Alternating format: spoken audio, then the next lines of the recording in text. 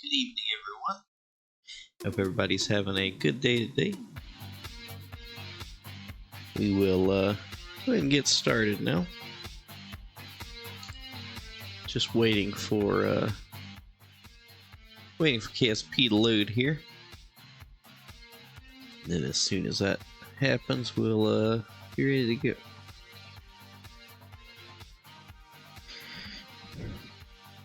So yeah, hope everybody's having a good evening today.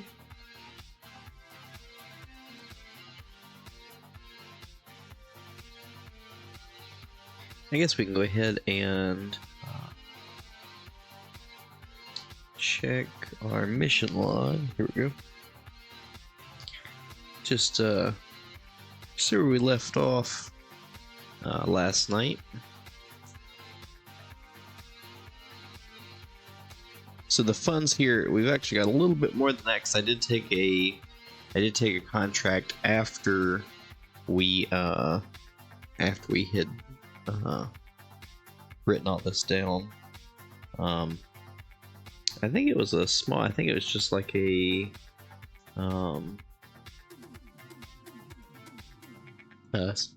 science around the mud or something like that. We'll take a look at it whenever it loads in.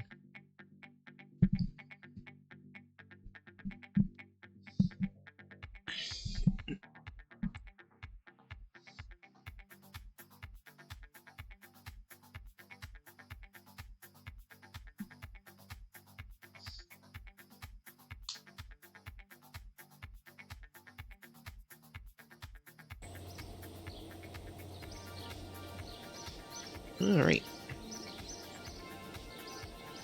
Here we are. Let's see.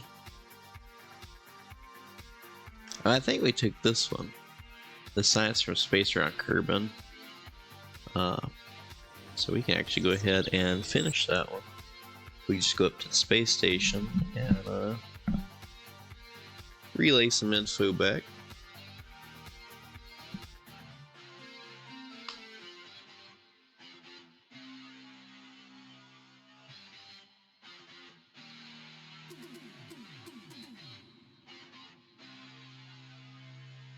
Alright, getting a little bit of yellow clock there, so that's not great. I think it's probably just the part count here. Okay, so we did just transfer all that down right before we saved last night, so we'll just send that back, and there's that contract complete already. Like I said, you know, thinking about the future of the station, you know, I was kind of thinking we could get rid of this first section here. But it does seem like kind of a waste, because, you know, that was our first section. I thought alternatively, which I don't know how well it would work, but since these are direct copies of each other, I thought about undocking from the front of this module and actually sticking it on the bottom here. But we would have to be careful with the solar panels and everything. Like I said, that's not a necessary move, but you know, it would shorten the station up here some, and you know, we would keep that functionality, but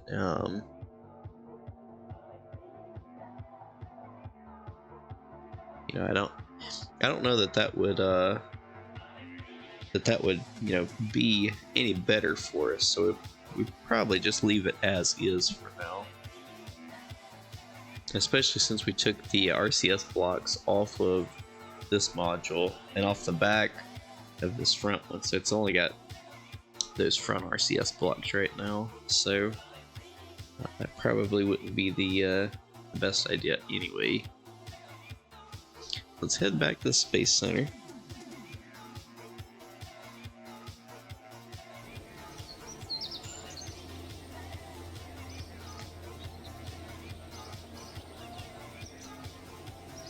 Alright, fast forward a little bit.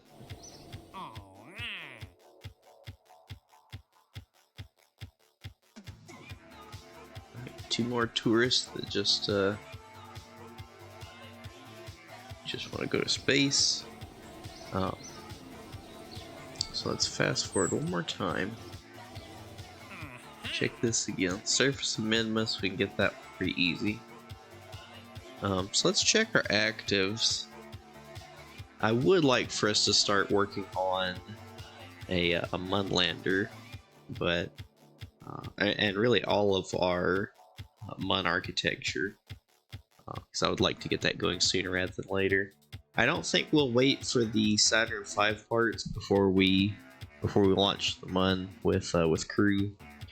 I'm kind of thinking what I've done in the past is, rather than wait for the 3.75 meter or 5 meter parts, launch some 2.5 meter rockets like Omega, but send the capsule and the command service module out with one mission, and then send the lander out with another.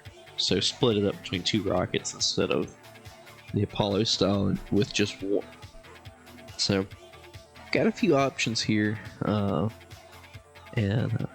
so we'll see what we can come up with. So I think for right now, I'll actually put us in engineering mode, and let's go in here and start building out our Apollo style architecture. So I think actually I would like to start off from an Ares.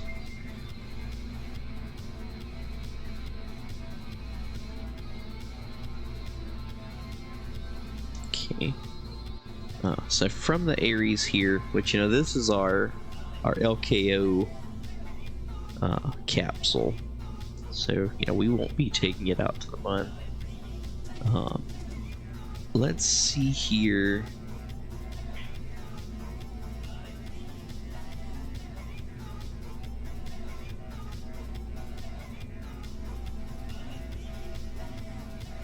So this is Ares, you know, the one that we've named our LKO orbiter off of.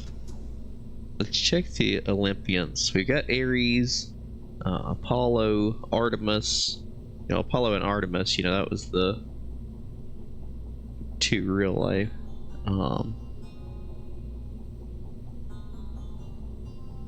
So, you know, I would like to pull from these. We could go Zeus, but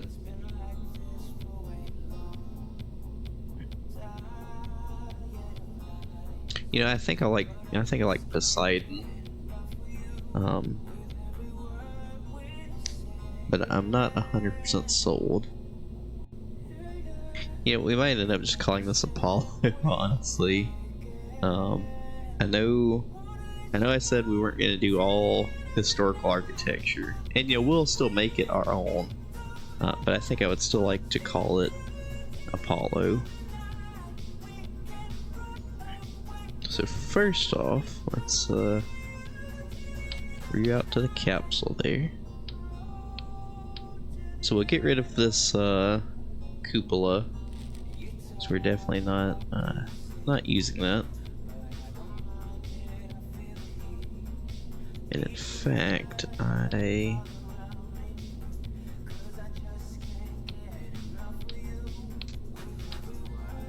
just want to take that one part off of. Yeah, never mind.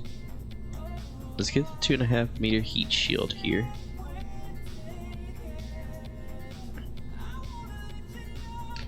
Okay. Let's take that section off. And you know, honestly, I kind of like this front segment, because it gives us, it gives you a bit more functionality there. Now, we'll never be sending more than 3 Kerbals on an Apollo mission. I don't foresee. We could send 5 out with this design. but I don't think we will. You know, at least the first few will be a crew of 3. But otherwise, I think I like this. Yeah, I guess we could double up on our heat shield just to make sure, but I don't think that's necessary. So let's see. Removing that cupola, we do lose our high gain antenna. So let's make sure to, and actually we'll add that to the command service module.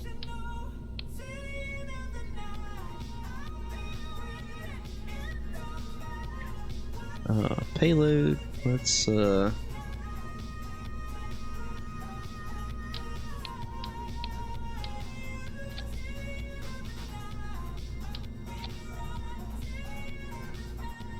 I don't think we need a I don't think we need a section this big. But we are going to be up there for a while, so you know, it would be useful, but we still don't have the 2.5 unlocked.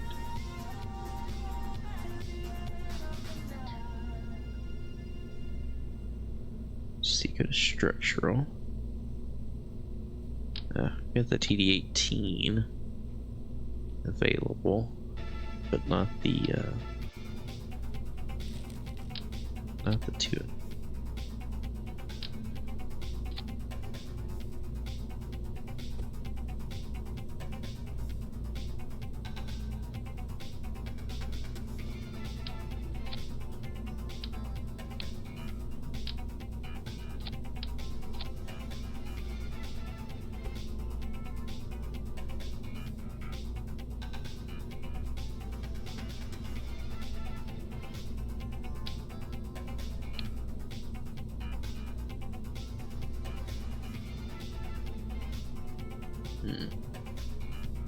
I don't like it going in and then right back out.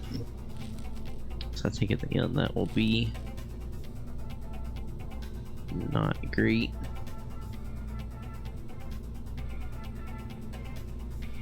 But I would have liked some type of segment there. And like I said, we could do the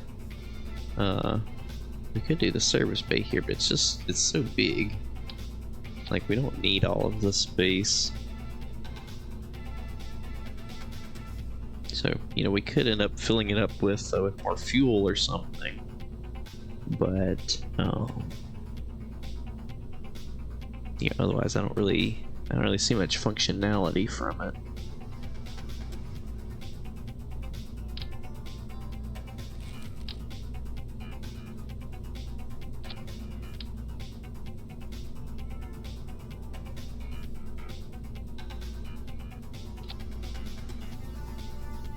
Yeah, we could do something like that and build around it, but you know, we could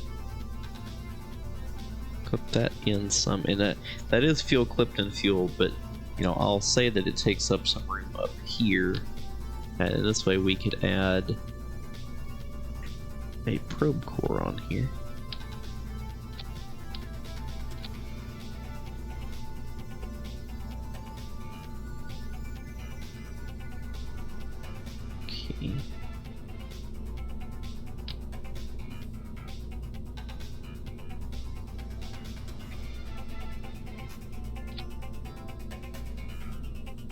Let's go to batteries.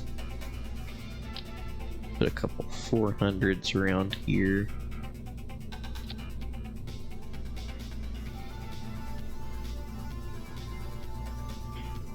And then, like I said, we can always move this fuel tank back up. Now that, hello Sam.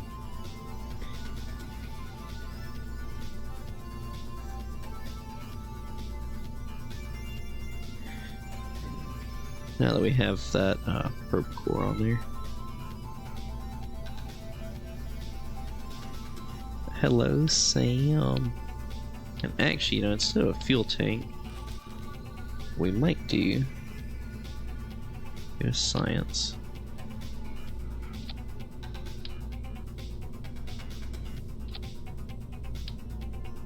Okay. And I definitely don't care about clipping it in.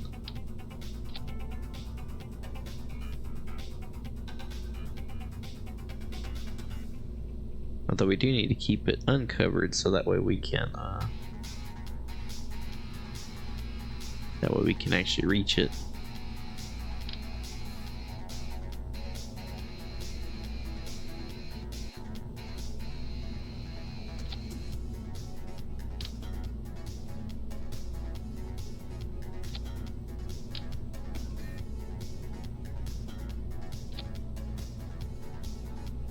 Okay, let's go to electrical.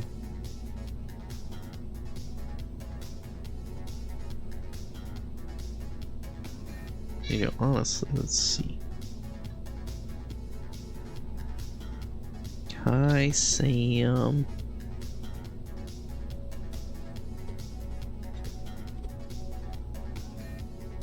What is wrong? Are you yelling just to yell? Oh, you are. I will say, you know, there's enough room in here that, you know, technically there's plenty of volume. It doesn't... It's not like it's losing anything there.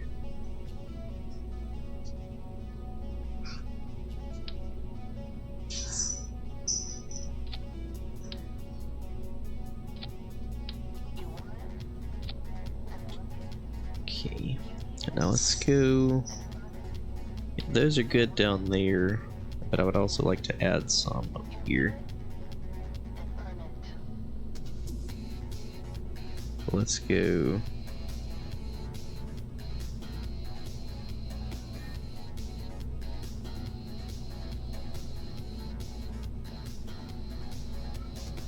Oh, they're gonna end up at a weird angle.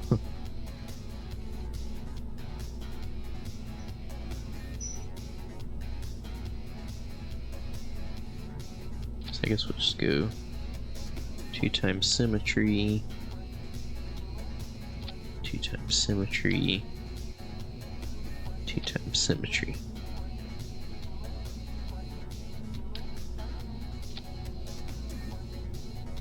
Make sure we're not connecting to anything there.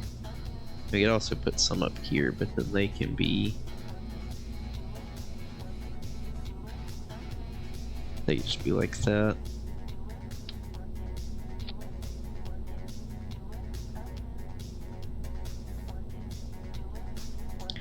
Let's move that around there. And then, unlike the Apollo missions, I think we're gonna add a couple solar panels on here, just to give us some, just to give us a bit more. Actually, do we? Okay. So we need to rotate that 90 degrees. There we go. So yeah, it'll just give us a bit more range and everything. Hey, welcome in. How's it going?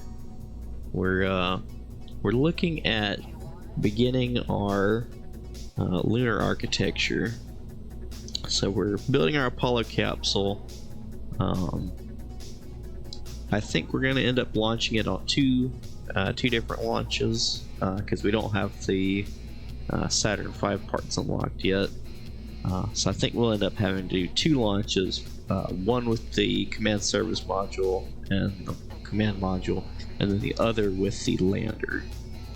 But for right now, we're just trying to put together something here, and kind of figure out what we have, what we need.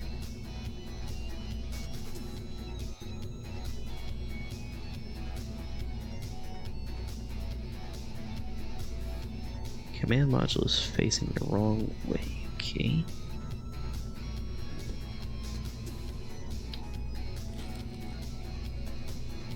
So grab the command module there.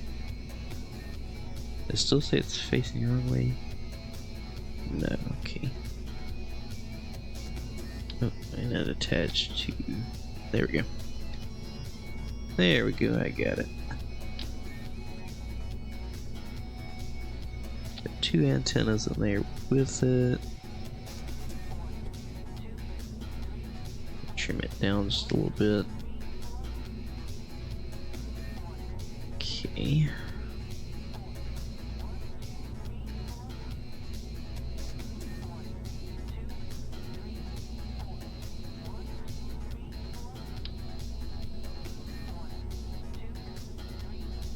Put that in the back.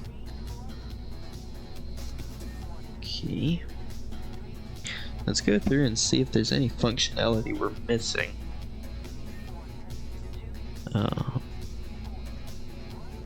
I would like to add a couple of these in here.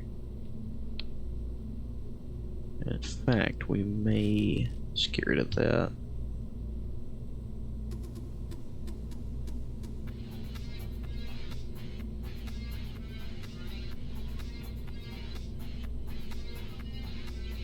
So let's put those in there. Let's definitely bring those in.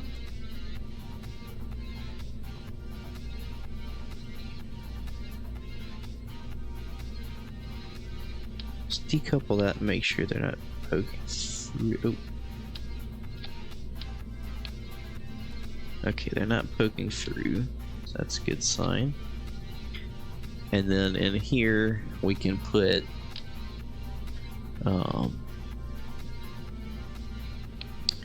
some EVA experiments just in case we forget them on the lander, and then an extra EVA fuel cylinder, and in this one we'll put a couple EVA repair kits,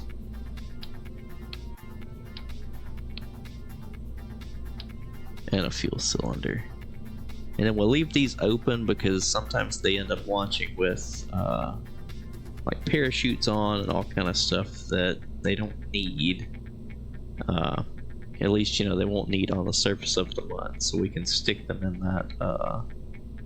that cargo bay. Science, I think we got all the pieces of science available. Batteries, we got. Have we added batteries to this? I think we did around there. But just for some increased functionality, I think I would like to add some up here as well.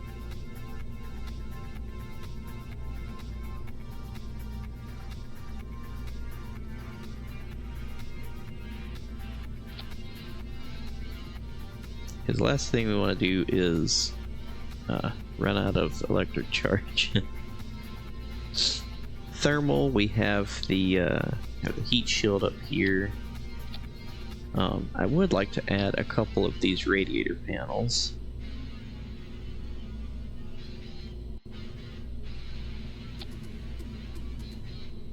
They're not 100% necessary, but I would like to have them on there just to help flux some heat.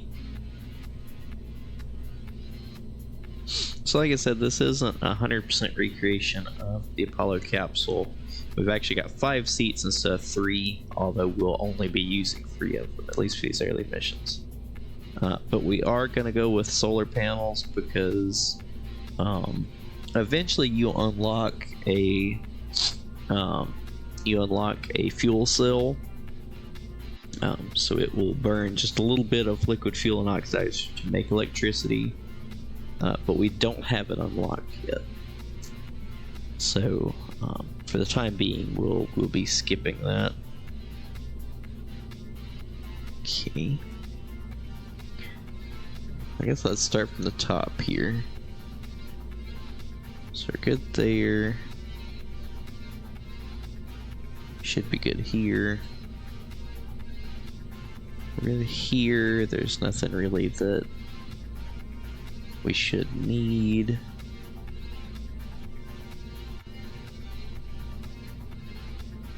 We do need to auto strut. That's one thing we do need to do.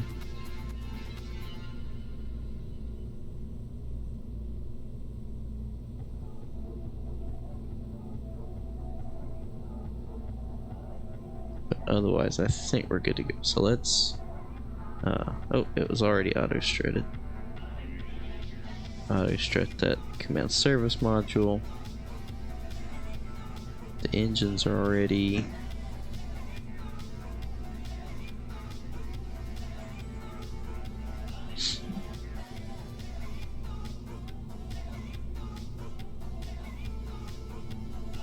alright. We might see we don't have the Apollo style command service engine quite yet, so we'll just stick with this one for the time being.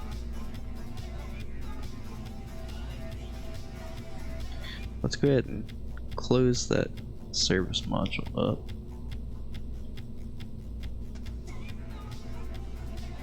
Launch.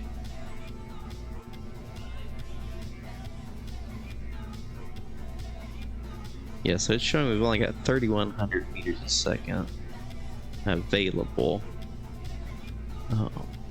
So it looks like we're definitely going to have to launch with some SRBs in 2.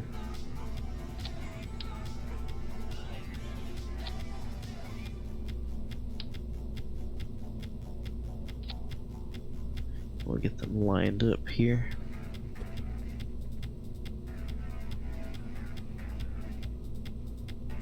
I wish there was a way to lock the camera to like perfectly flat, that way you didn't have to kind of guess.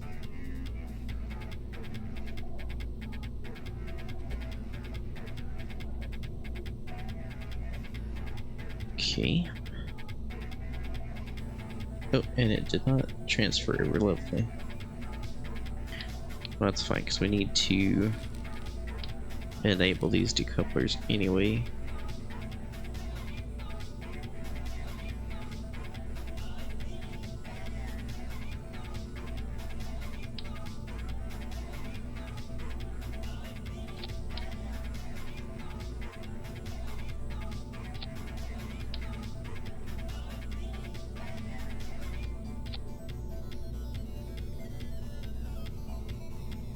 Oh.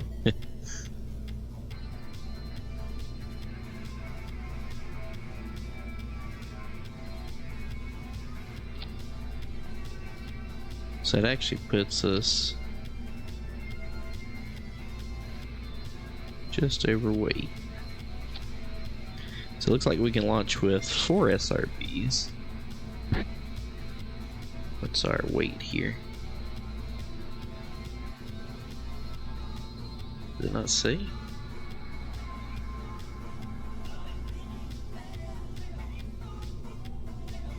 Oh, here we go. 138 tons. So let's turn that off. Get rid of that.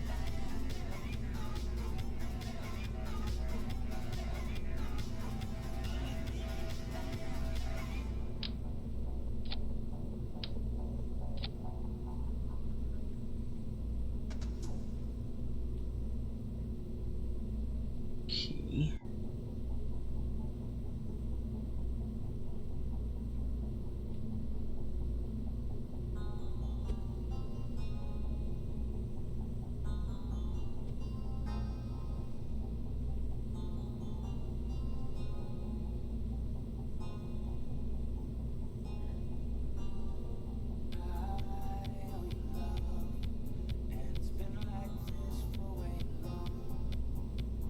So we could actually turn the thrust limiters down here to like 60% or so.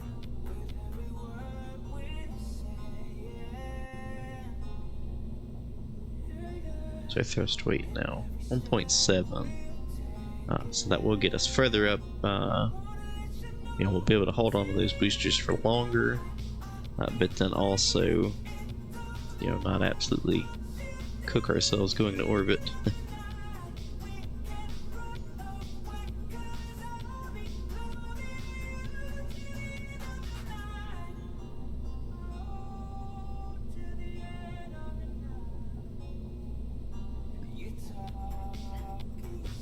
Yeah, I don't know about that. I think we might have to end up waiting for once we get some better rockets. So for the time being, let's just save that. And let's go ahead and start working on our Munner lander. So we do need to get that into development. Not necessarily production, because there's still going to be a lot changing and all, but we do need to start developing it.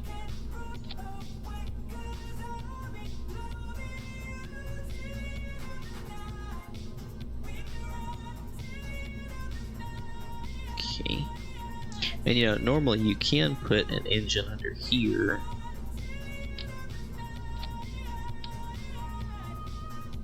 It's hard to get it to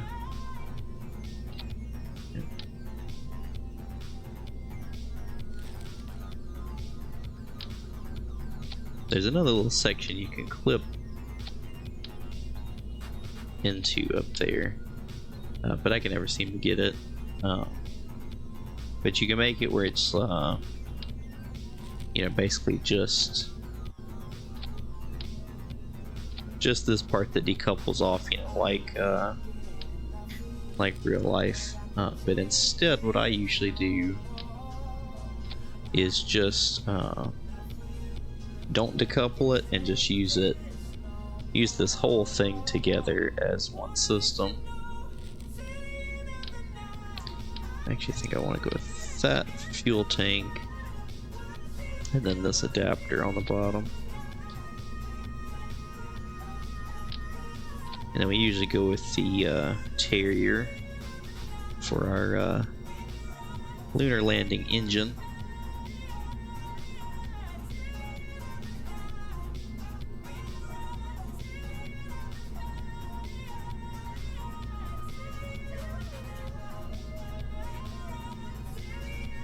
Let's check our landing gear out here.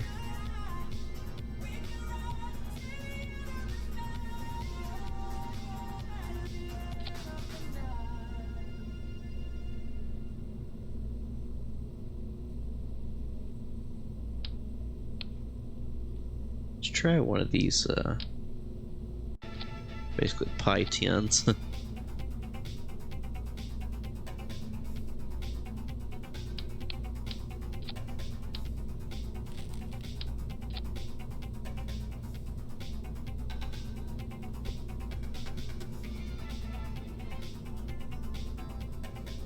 How do I add the music? I'm just playing it through like if I was listening to it on my computer. Is it too loud? I can turn it down if need be.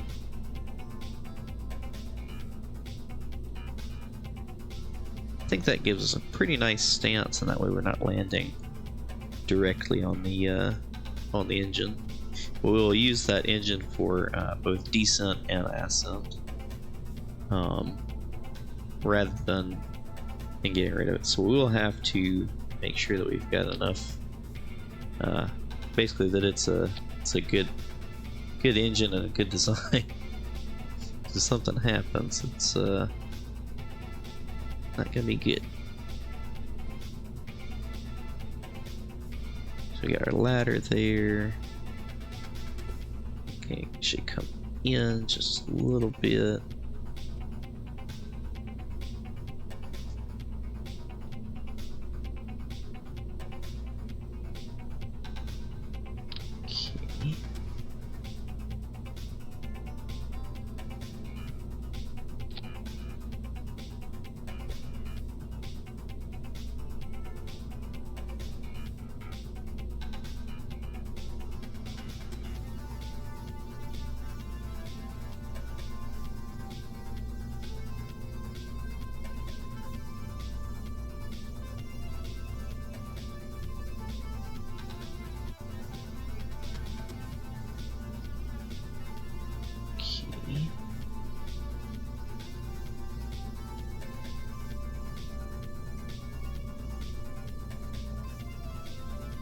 Yeah, that would interfere there.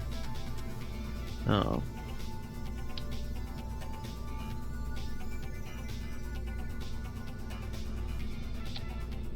Guess we'll go with something like that. I usually like putting one right there, but it kind of, I notice now it kind of doesn't go in great. Although that doesn't look too bad. It's just hard getting those parts lined up to look decent. I think we can go with that. So I would like to add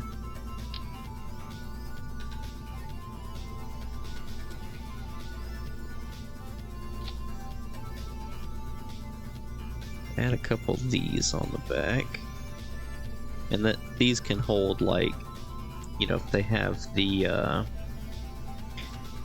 surface experiments or anything like that, which we do have the goo monitor, but we don't. Okay, yeah, we got the control station now. So they would need the control station, a solar panel to run it, another solar panel, the goo monitor, and that's all the surface samples we have unlocked right now. And we'll need some EVA experiments. And I guess we'll throw in an extra tank of oxygen there. So that'll fill those out. Let's see. A light, I want to add a light right above the door here.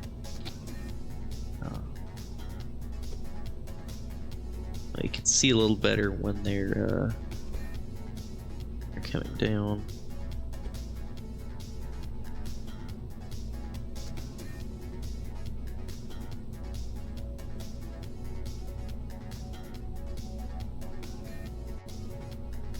A little bigger than I would like, but I think it'll be okay. Go to science. We're definitely gonna have to bring some science along with us here.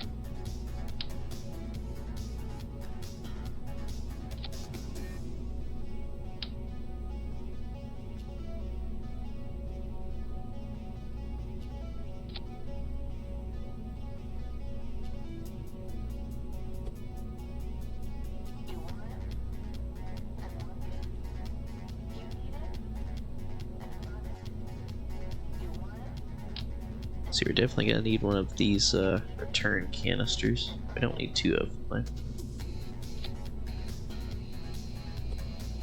So let's turn it sideways like that.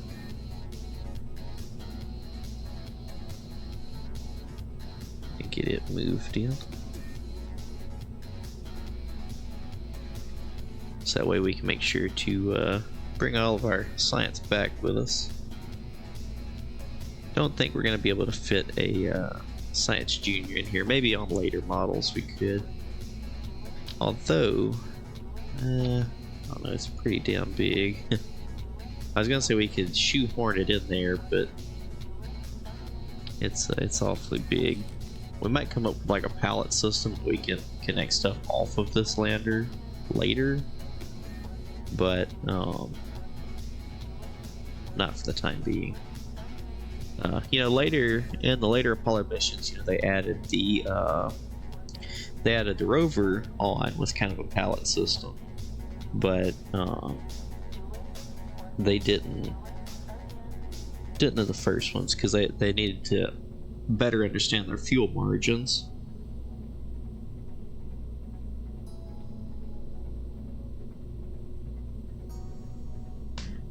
Okay. So we might could look at a pallet system where we could add the Science Junior and the and a rover later.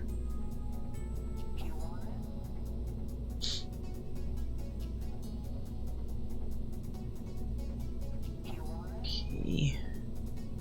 Utility, I think we're pretty good there. Science, we're good. Comms, let's see, we've got the one antenna there.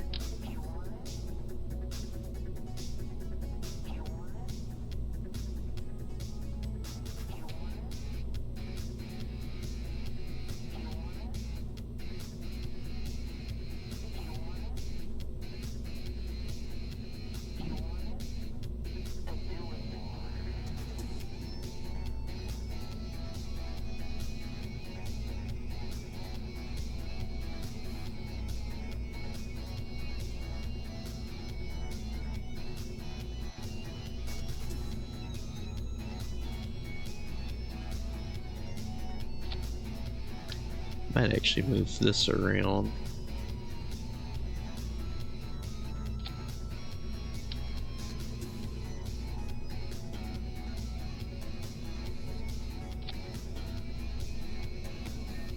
That's gonna block our coupling there.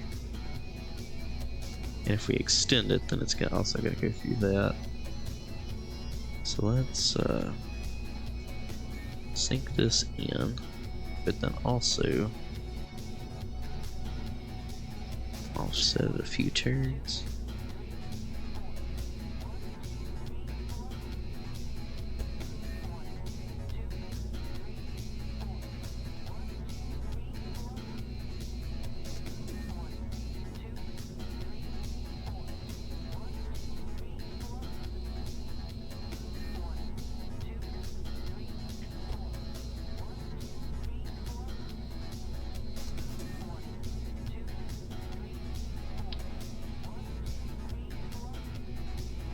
We'll attach that back there, and then when we extend this thing, it'll go out further and should be out of the way.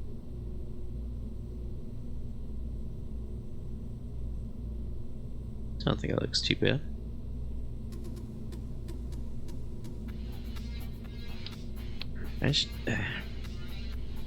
You know, like I said, I usually go with this adapter in there.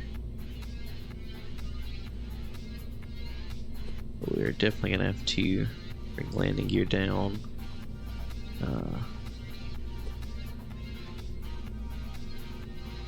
And I think the ladder would be maybe okay.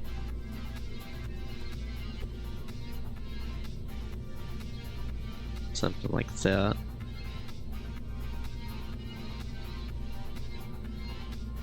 It just starts to get, you know, really tall.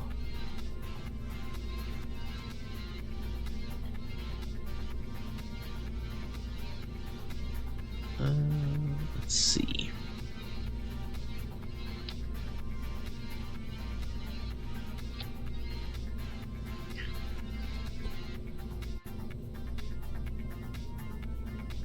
Yeah, we want to make sure we have plenty of comms. Definitely don't want to, you know, break an antenna or something. That'd be the end of our mission. That would be terrible.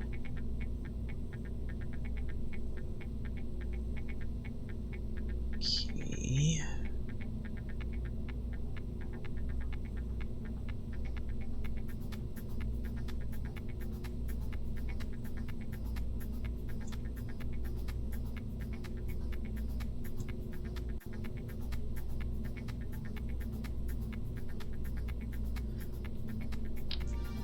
We got a couple of these radiators on here.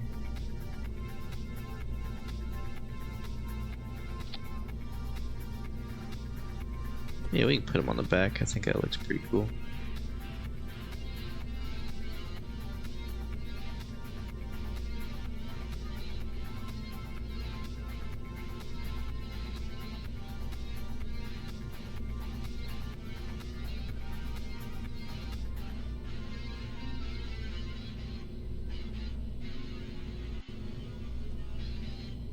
Alright, we can have some active cooling on here.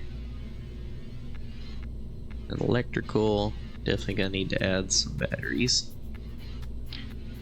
I think we can add some here in this shroud thing.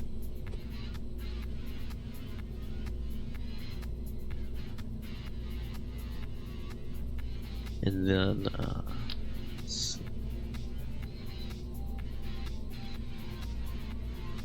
the real lander didn't have solar panels, but like I said, we don't have the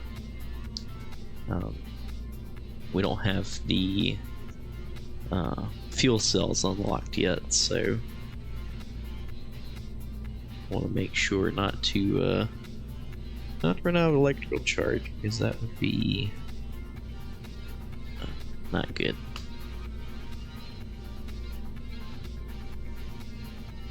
Alright, so I think let's Alright, we got 2 Kerbals in here. So let's go ahead, we're still in engineering mode, so we will revert, but let's go ahead and roll this out to the pad and just, you know, test everything, make sure everything works, make sure they can get out of the capsule, use the ladder, things of that nature. You know, because sometimes you can place a ladder, but for whatever reason they can't grab onto it or they fall off. You know, something along those lines. So she got out fine. Okay, she grabbed on the ladder, good. Okay. Walk around. Grab the ladder.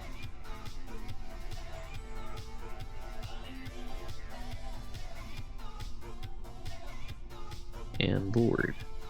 Okay, so that works good. Antenna's out and working. I do want to add some more science experiments on this side. Radiators work.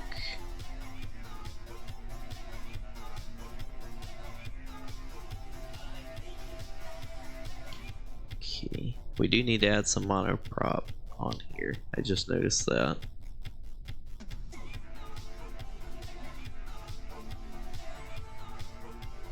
Okay, let's turn the lights on.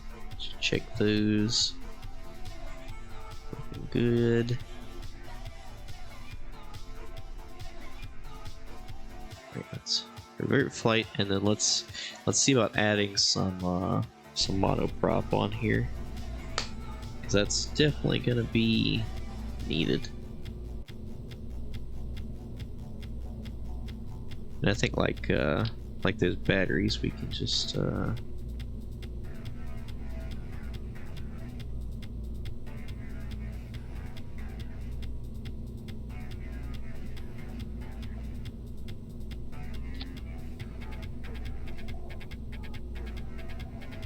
actually, let's see.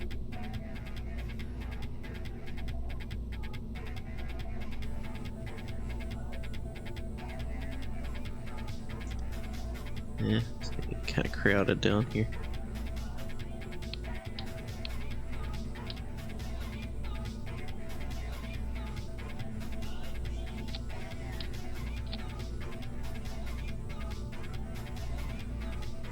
Yeah, we can put a few down there, and then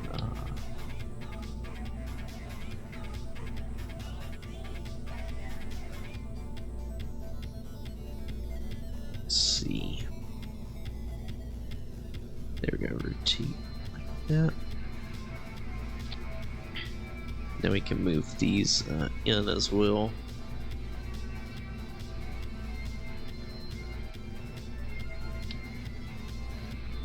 Okay. Move these in and up a little bit.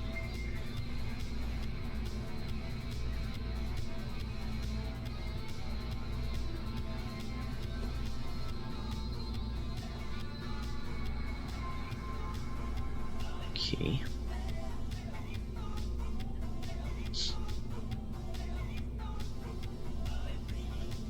Let's retract that. That. Retract those.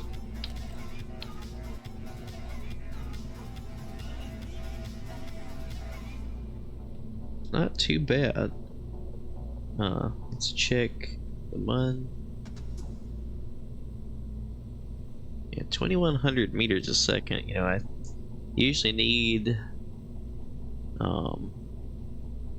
Let's look it up. I want to make sure. Delta V. Land on MUN.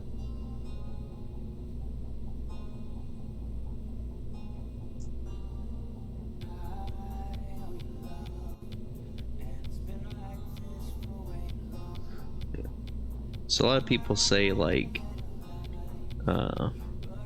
800 or so to land, 600, so you're looking at around 1400 at minimum, and we've got 2100, so got a pretty good fuel margin there. So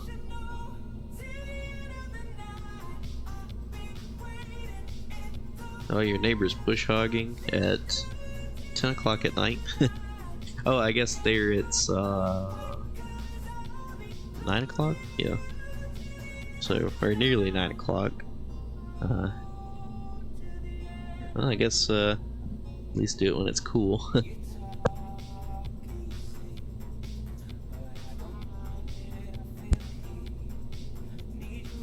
Alright. Yeah, definitely dark. So we're only at 7.7 tons here. Honestly, I thought this thing would weigh a good bit more than that.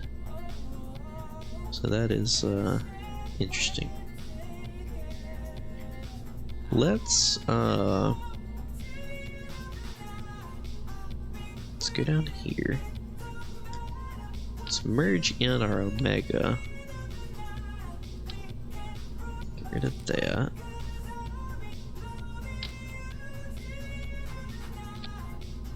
Oh, and it will actually, nice. So let's add a decoupler down here.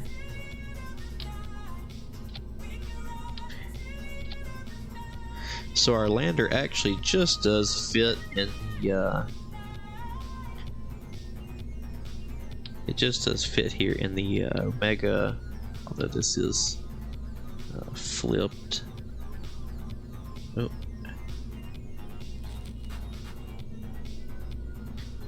Let me grab this whole thing. There we go.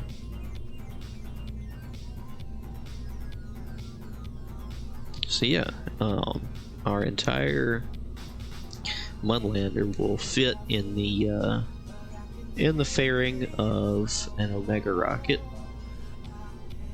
Let's check our staging here, just to make sure we're getting a correct reading.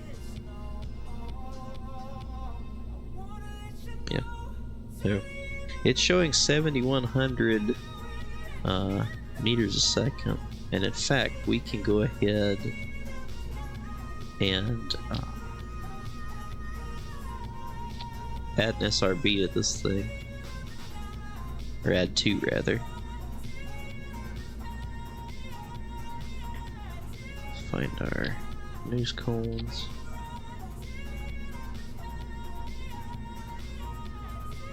Auto strut those.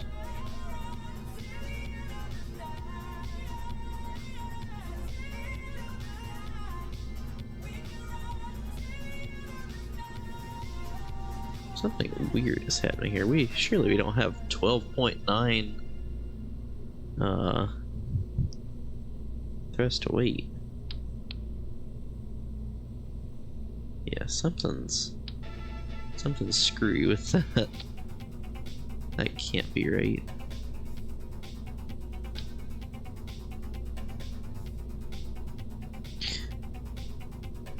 Oh yeah, I don't figure that would be very pleasant at all.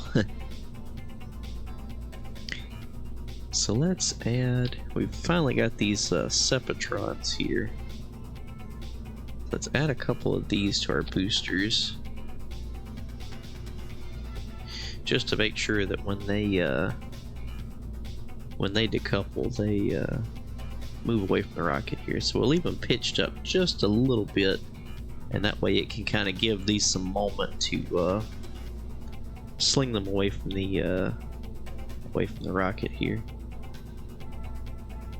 Got those. Ah, that's why our thrust to weight's so weird.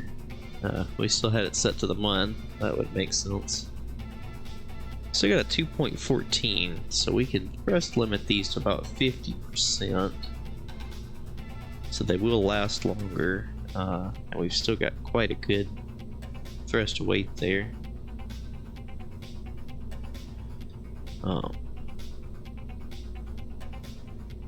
So yeah, I think our first mission today might be sending this lander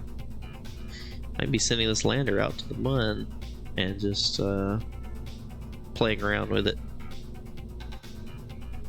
So let's go in here, the mission log. Let's see. This is episode 8.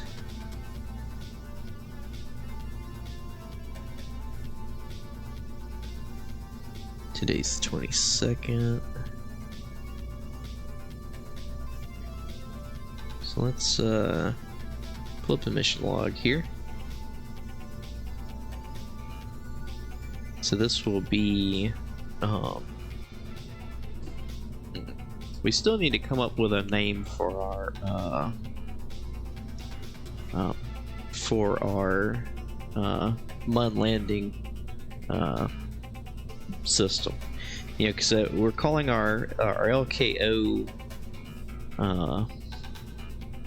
program, I guess you will, Ares. So I was thinking earlier, you know, because we could call it Apollo, but I'm thinking since we're making this our own, you know, we need to name it different. I think before I have called it Dionysus, but I don't remember. But I'm actually thinking Poseidon. So that's copy this so I make sure I spell it right. Okay. Oh. I'm looking at it and still spelled it wrong. But I kind of would, you know, prefer that we make our own launch vehicle for Poseidon. So let's go ahead and just call that Poseidon 1. Lunar lander test launch. But for the time being, let's and it will definitely be uncrewed. So for right now, because I know we have the Omega rocket and it's doing well, but I think I would like to design some new architecture for our mission here. And you know what? Let's see. Let's go into research and development here and see where the 2.5 meter fairing is. Okay, so it's in specialized construction here. Although I was wanting to go ahead and unlock this at the Mark III part so we can start building ships, but I think if we had that 2.5 meter fairing, then it would open up.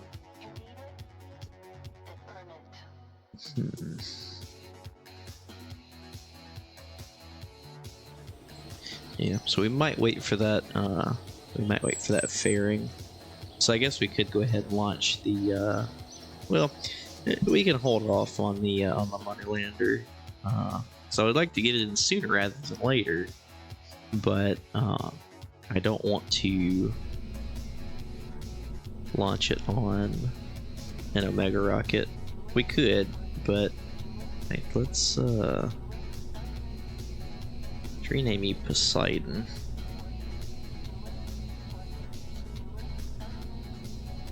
Command module. Okay.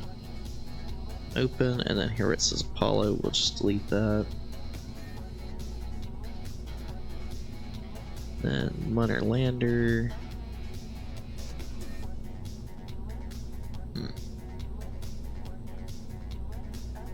We can leave it on here for now, but I would eventually like to build a new rocket for that. So let's swap out of engineering mode here and go ahead and start running a few missions this evening. We're still doing quite well on money, but I still want to get some more missions under our belt and get going on that part. says new orbital station around Kerbin. Viewing cupola. So if we launched our normal Ares, then this would work all except for it needs to support 9 Kerbals, and at the moment the Ares only supports 6. Now we had looked at last time making like an Ares XL version, and there's kind of 2 trains of thought there. We could either leave it like it was and put this module on the other side of the fairing, and so they could climb through the heat shield like it was the manned orbiting laboratory, or we could include it as part of the command module like it was a trunk almost, and do it that way.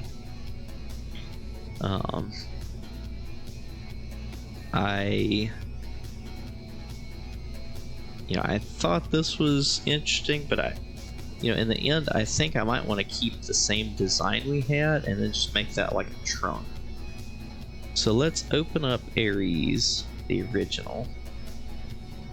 Let's rename this Ares XL to overwrite that old.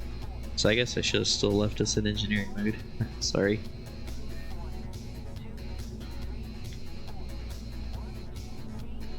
So all this will stay the same. And then we'll just add that section. There we go. And so once we deorbit, then we can just detach from that whole section. And so the actual capsule remains the same. We'll just say this is like the Gemini manned orbiting laboratory, and they can crawl through a hatch in the heat shield.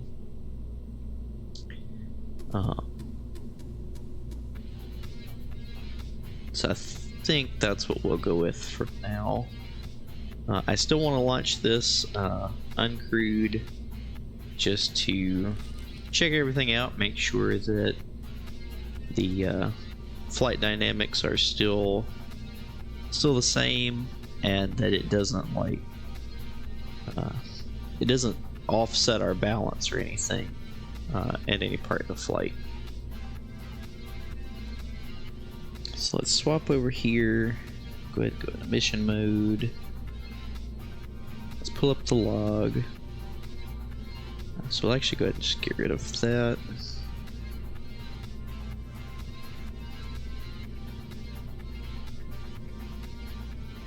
So we'll still call this Ares 7, even though it's an Ares XL.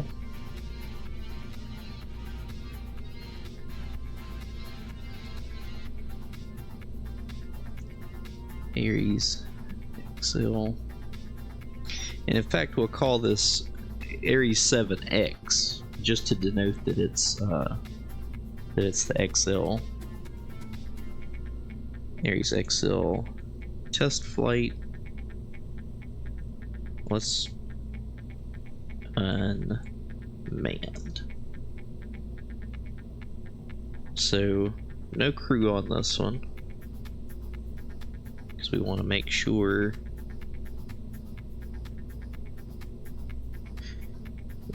that it flies correctly and everything. Let's go in here, make sure nobody's in it, save, and then launch it.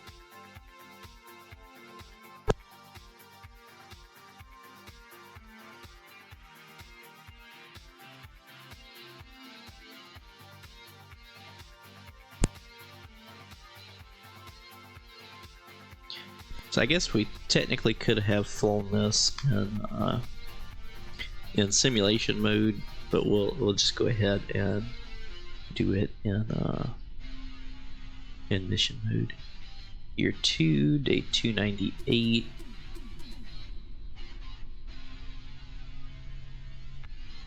We'll be launching at 4:35 as usual. Never fails. Check our staging one more time, make sure we're still good there. Everything looks good.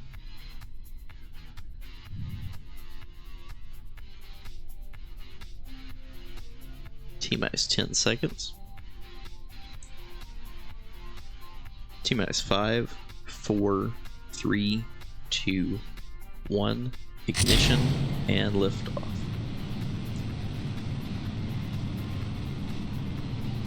So we can immediately go ahead and throttle back just a little bit. There's no need in pushing too hard yet, as we're still super low in the atmosphere.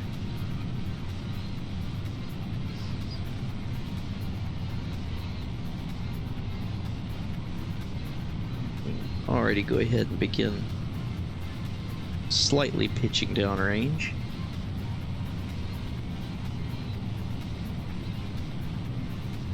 Yeah, our clock is always running here. I usually, so there's two clocks you can use. There's the actual mission duration time, and then there is like the actual year date time. So we always make sure to denote what day things were launched and when they returned, things of that nature, so that we can keep track of everything. And I guess we could do different callouts for different rockets.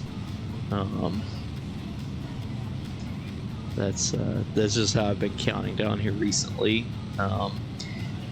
There are mods you can get for KSP that like actually do a little countdown for you, but since we're playing completely stock, then I think we're gonna not get that one for now. Although, you know, the only mod we are gonna add eventually, and not at the moment, but you know, at some point, I want to add KRPC, which it's basically just a plugin for KSP, and it allows you to program flight computers, basically. So, you know, just like a real rocket, you know, it's not flown by hand. In certain parts of the mission it can be, depending on what's going on and what's needed, but you know, for the most part it's flown by the onboard systems. So eventually I want to incorporate that into our designs, and so like once we get a space shuttle, you know, I would like to automate its mission. And you know, it is a mod and we are playing completely stock, but it's really just a plug-in. That way we can, you know, we can program flight computers. Like, I don't get enough programming at work already, but I did think that would be a pretty cool project that we could do to test stuff like that out. And so you know, eventually once we get that one in, it does have where you can make it count down. You watch WKRP.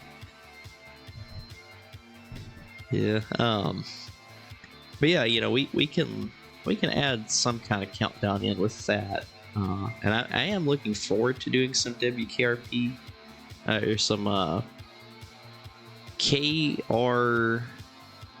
KRPC, I think it's called. I've got it written down. But yeah, it just allows your programming to interface with KSP itself. So that should be really cool. We hopefully will be able to program stuff like I said, like shuttle launches and landings. Once we start doing reusable boosters, you know, we should be able to have them fly themselves back and land.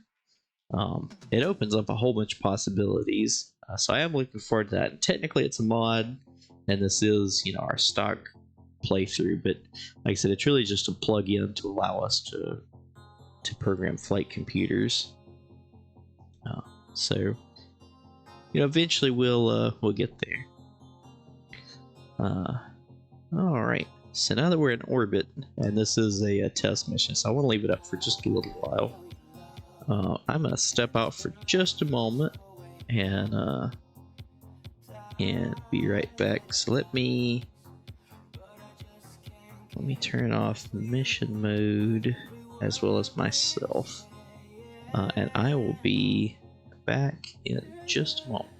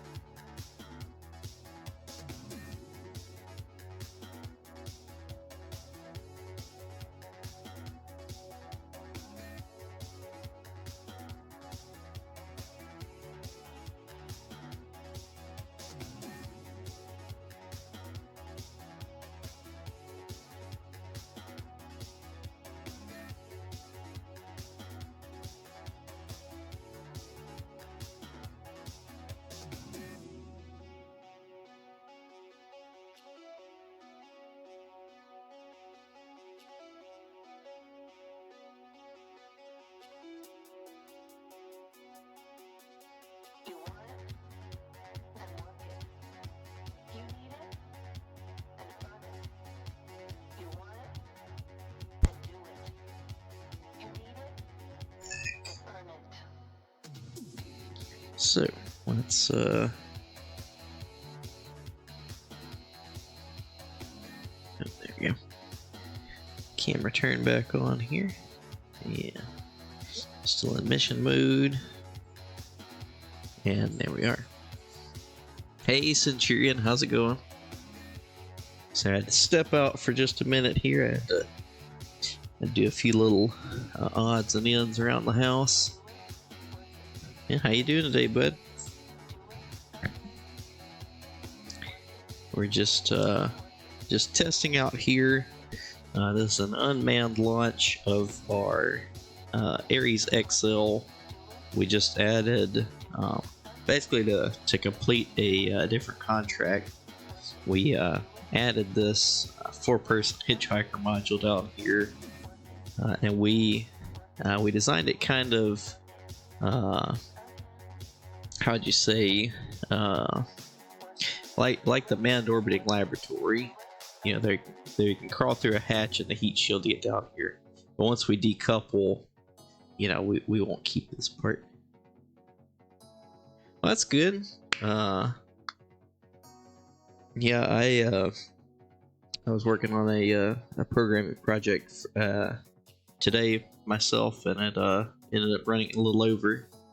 I always say, I don't know how it is for you, but like, I know when I get to programming, like, especially if I'm like deep in a problem, a lot of the time I have to just finish it right then, because otherwise if I put it down and come back to it later, I'm gonna be like, what was I doing here? I don't recognize any of this. So yeah, sometimes when I get, you know, like on a big project, I've gotta get it done. So let's write down 152,477. 52,477 by 112.874. Okay.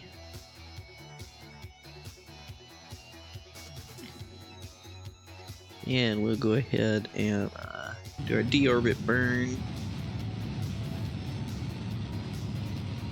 Get down about 30. 25 is fine. We'll go ahead and, oh, not the heat shield, decoupler. There we go. And decouple. So see, in the end, like the capsule itself hasn't changed. You know, it'll still be the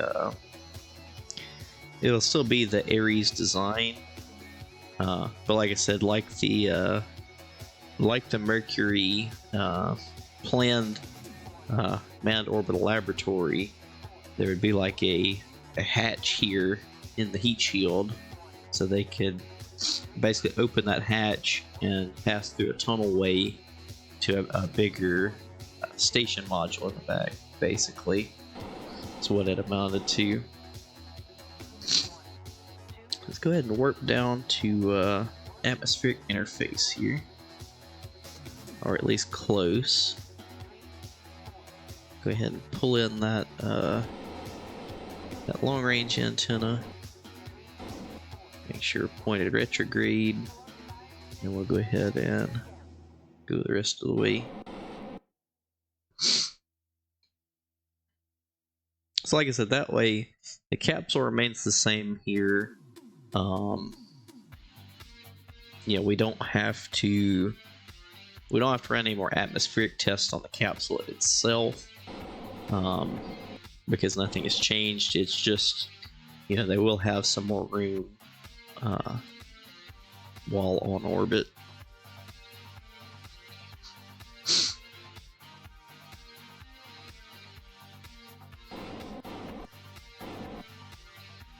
So like I said, once we get to this part of the mission, it's going to be pretty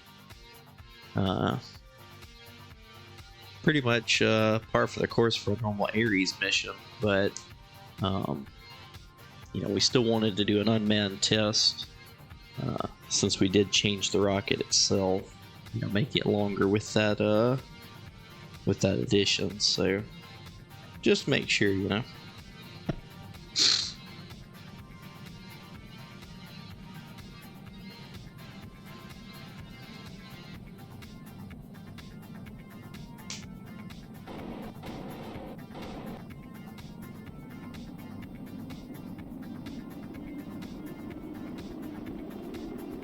And I guess I do need to, still link these parachutes to cut them with a button. One big advantage of clipping parts is better mass distribution. Return craft. Yeah, you know, like I said, I don't mind clipping parts unless it's fuel tanks. I don't clip fuel tanks just because you know, you can't put fuel inside of fuel. You know, but to me, there's a lot of unused space in this capsule. And, you know, if they'd have given us other 2.5 meter capsules, like, you know, like a Dragon style capsule where you could have, you know, up to 7 seats or something like that. Or, you know, maybe like Starliner with 4 seats, or, you know, however many Orion's supposed to have. If we had options here, you know, then I wouldn't be as inclined to do that. But since we only have 3 seats in here no matter what, you know, I'm okay with, you know, using some of that dead space to, you know, to add more functionality in. So like I said, as long as it's kind of feasible that there is, you know, enough room in here. And, you know, I feel like a capsule this big, you know, it wouldn't actually be, you know, somebody sitting down here in a cupola and 2 people in, you know, basically a Cessna rear cabin. You know, to me, it's saying that, you know, in this capsule, you know, its square footage basically, you know, there's room for 6 Kerbals to fit. And so as long as it's reasonable like that, and you know, somewhat realistic, at least as far as realism goes with little green plant guys. But, you know, as long as it's feasible, I'm okay with it. But like I said, I don't clip fuel tanks. That's the one thing that I... Now, like, if you've got an empty area and you add some RCS tanks or something, I don't mind clipping those in just a little bit. But I don't take, like, you know, 2.5 meter tank and put 4 around it and then clip them all into it, you know. Because you can't fit fuel inside fuel, you know. It's got to take up, you know, a certain amount of space. So that's the way I've always, you know, looked at that. Play with Rover Dudes, USI pack. It's a major issue. Yeah, that's one thing I wish the base game had, was, like, you know, actual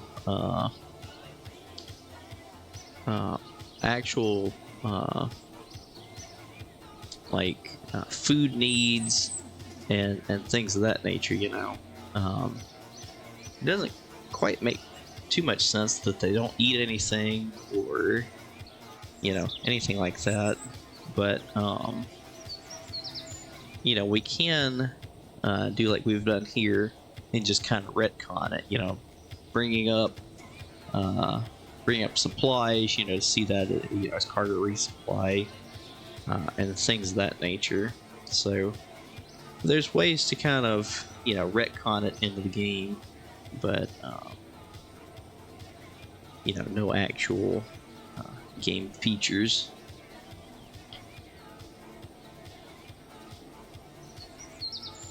I like the variety of life support ones. I like, what is the one I always used to use? I've tried all of them at one time or another. I'm trying to remember the name of the one I liked. Let me just look up life support mods KSP. Because I know the one I used to use all the time, but I can't visualize it.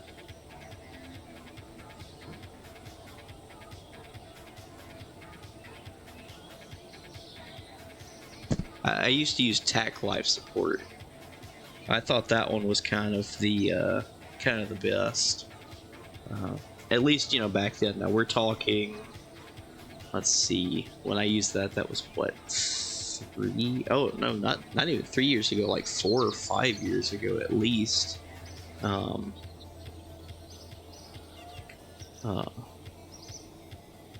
yeah, I really liked Tech Life Support, and used it back in the day. It was pretty neat.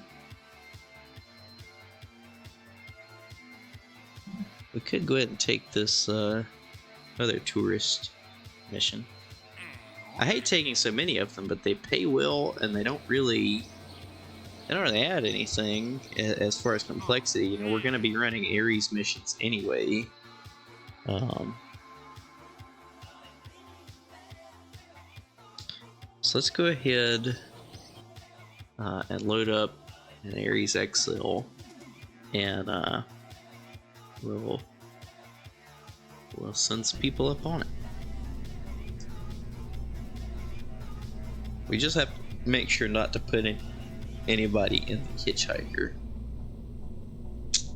So we'll put Munrig, and let's send Mitbley, just because she hasn't been to space yet.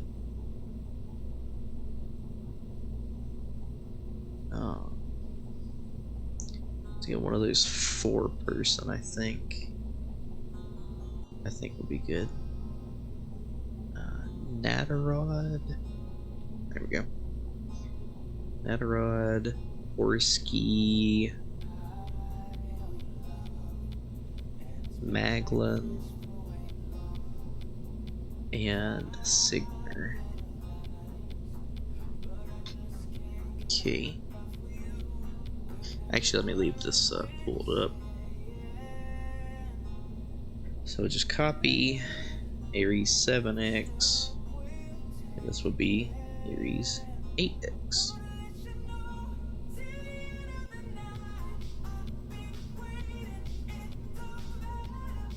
Ares XL, tourist mission. Ares XL.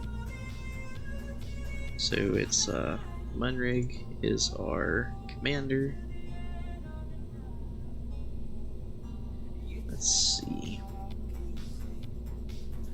Mitbley is scientist. Natarod,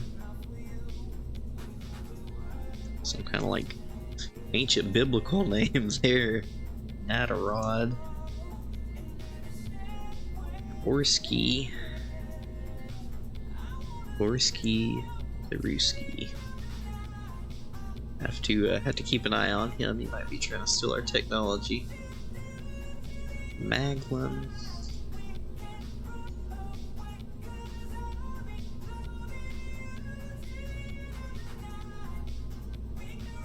Okay. And our 4th Kerbal is Signer. I thought it was Singer at first. I was like, oh, like the sewing machine. Save that, and then copy that. Place this section. This is our 15th orbital crew launch. Okay, we do need to back out and do our time warp. That way we give the pad at least a week to get turned around.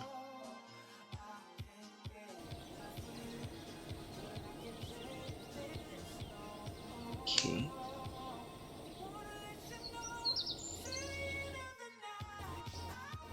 Alright, that'll do. Yeah, we'll make sure that everybody that's supposed to be on this mission is still on there. And we'll roll it out to the launch.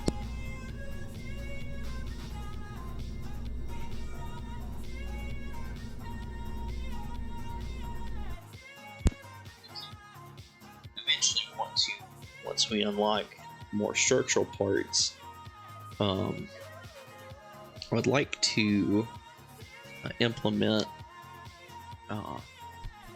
you know, some actual infrastructure, and so, you know, have our launch pad and everything, and actually drive the Kerbals maybe over from like the space plane hangar, and then, you know, they get on an elevator and ride up and actually get on the rocket. I think that would be pretty cool.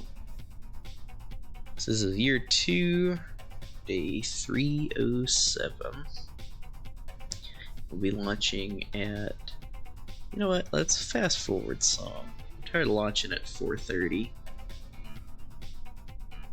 We'll launch at 5:23. How's that?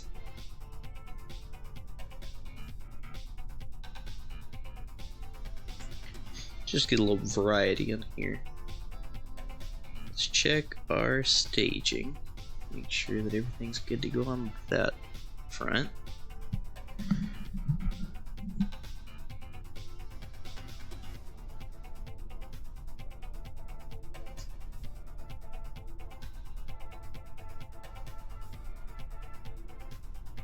Alright, T-minus 20 seconds.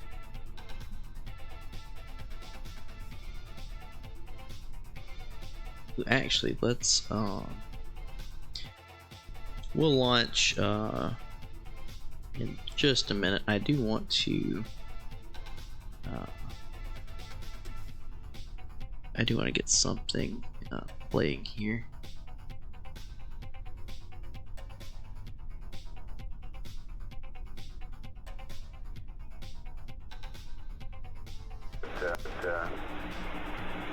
When you start talking. Okay.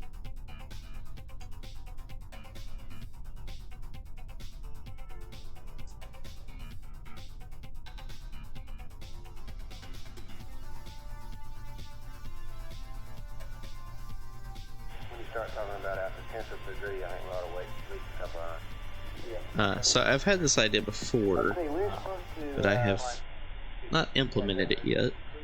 So I figured we would this evening. Using actual mission audio. So this is the from Apollo 11 with the website Apollo in Real Time. In fact, I will link it here. So you can check it out if you would like. You can listen along with any of the feeds that they had, because they recorded everything. So I did think that would be pretty cool. So I actually end up launching here at 5:25, which is fine. So we're not rendezvousing or anything. So T-minus 20 seconds.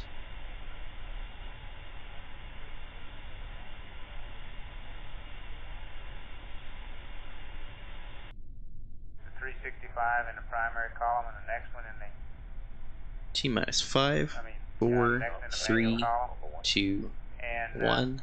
Ignition. Alright, thank you. Oh yeah, you watch them live too. Every year I watch them. Although it always seems like we have something going on around that time, and so I end up missing some of it. But yeah, I always try to watch on with them. I always at least watch 11. I do want to start watching 13 and 17. I've watched parts of them, but I always forget about them. I need to set a reminder, like on my calendar or something. As I mentioned earlier, the All-Star game was rained out. It's going to be played tomorrow. However, oh, you watched the missions live. Oh, nice. Yeah, check out. It's a Should be pretty nostalgic then. Apollo in real time, the website as a whole. This, and I think they did it just as like a project. You know, they didn't get paid for it or anything. But basically, a couple guys just got together all of the recordings and all the footage and everything they could from Apollo 11 and put it together in this website. As soon as we get to orbit here, I'll show you the website. You can listen to Apollo 11, 13, or 17. And you can like follow along live as they happen. It's pretty neat. I try to make an effort to watch 11 each year. The House Ways and Means Committee agreed to tax changes affecting oil companies, banks, and utilities that could add nearly $2 billion a year to federal revenues. And also today, NASA a large orbital workshop in 1972 with a cut-down version of the Saturn V. And your television pictures attracted a lot of interest. They were shown live throughout just about the whole world. And but we're expecting hundreds of telephone calls from others all over the world complaining that their youngsters are trying to drink milk from spoons.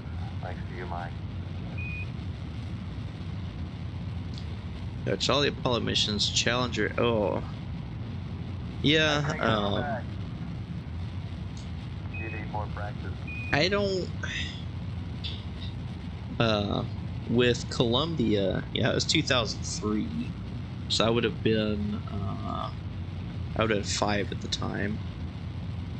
It seems like I remember them saying something about it on the news, but you know, I don't recall a lot of it.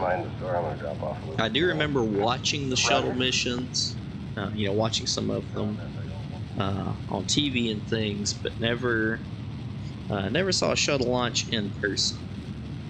The first launch I ever saw in person was I drove over from Mississippi. It was the SpaceX Flight Demo 2, the first crewed launch from U.S. soil with astronauts on it since the last shuttle mission in 2011. And let's see, it was on a Wednesday. They tried to launch and it scrubbed. And the whole time I was kicking myself. This was 2020. The whole time I was kicking myself that I should have drove over and seen this, because this is, you know, a historic event, and it got scrubbed that day. I don't even remember what it got scrubbed for. But right then I made the decision to drive, and so on a whim, you know, on a Wednesday at 3 in the afternoon, I just threw some clothes into my truck and drove all the way over here, and got to see the mission on Friday. So that was the first one I ever saw in person. And now that we live here in Cape Canaveral, I've seen I think I've seen about half a dozen so far from my front yard. As much we could see the latter Apollo missions. Apollo 17, it was getting routine. Yeah, that's like the weird thing to me. It is like one of the reasons that, you know, Congress kind of canceled the Apollo program. For one, was they were like, oh, we're just spending this money and we can't shoot it at anybody. But the other was, you know, I've read a good bit about that, you know, the public's view on Apollo, they were, you know, it became old hat. They were just like, oh, okay, yeah, landed on the moon again.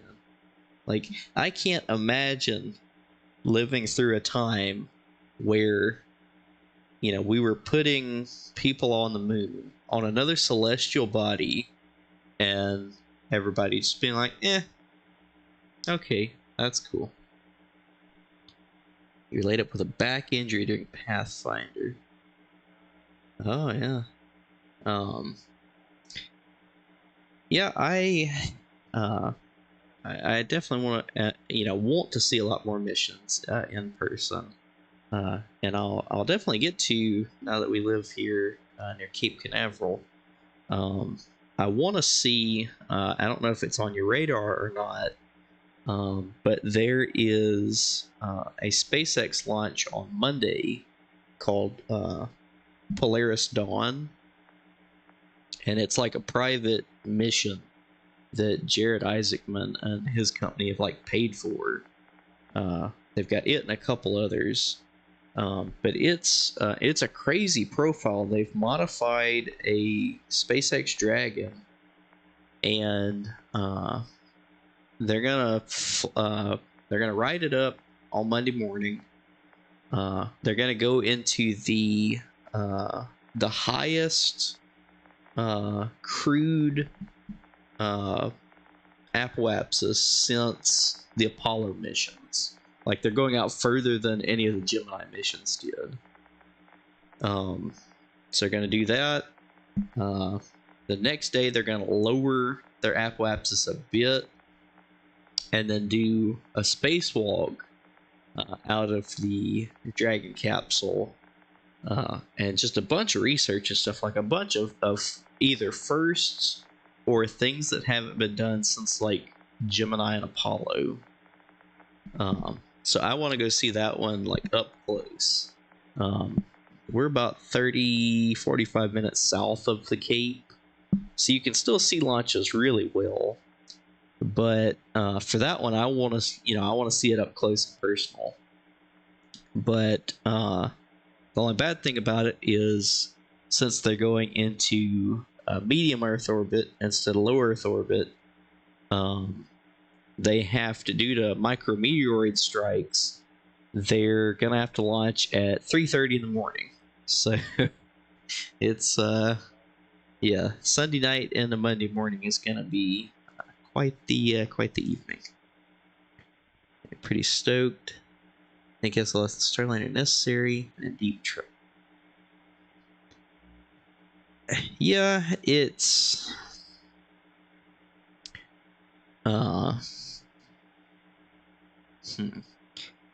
like, as an aerospace engineer, I've got some feelings about it as to them still being necessary, but the whole way we do things with NASA and Boeing need a complete overhaul. Yeah, just some feelings.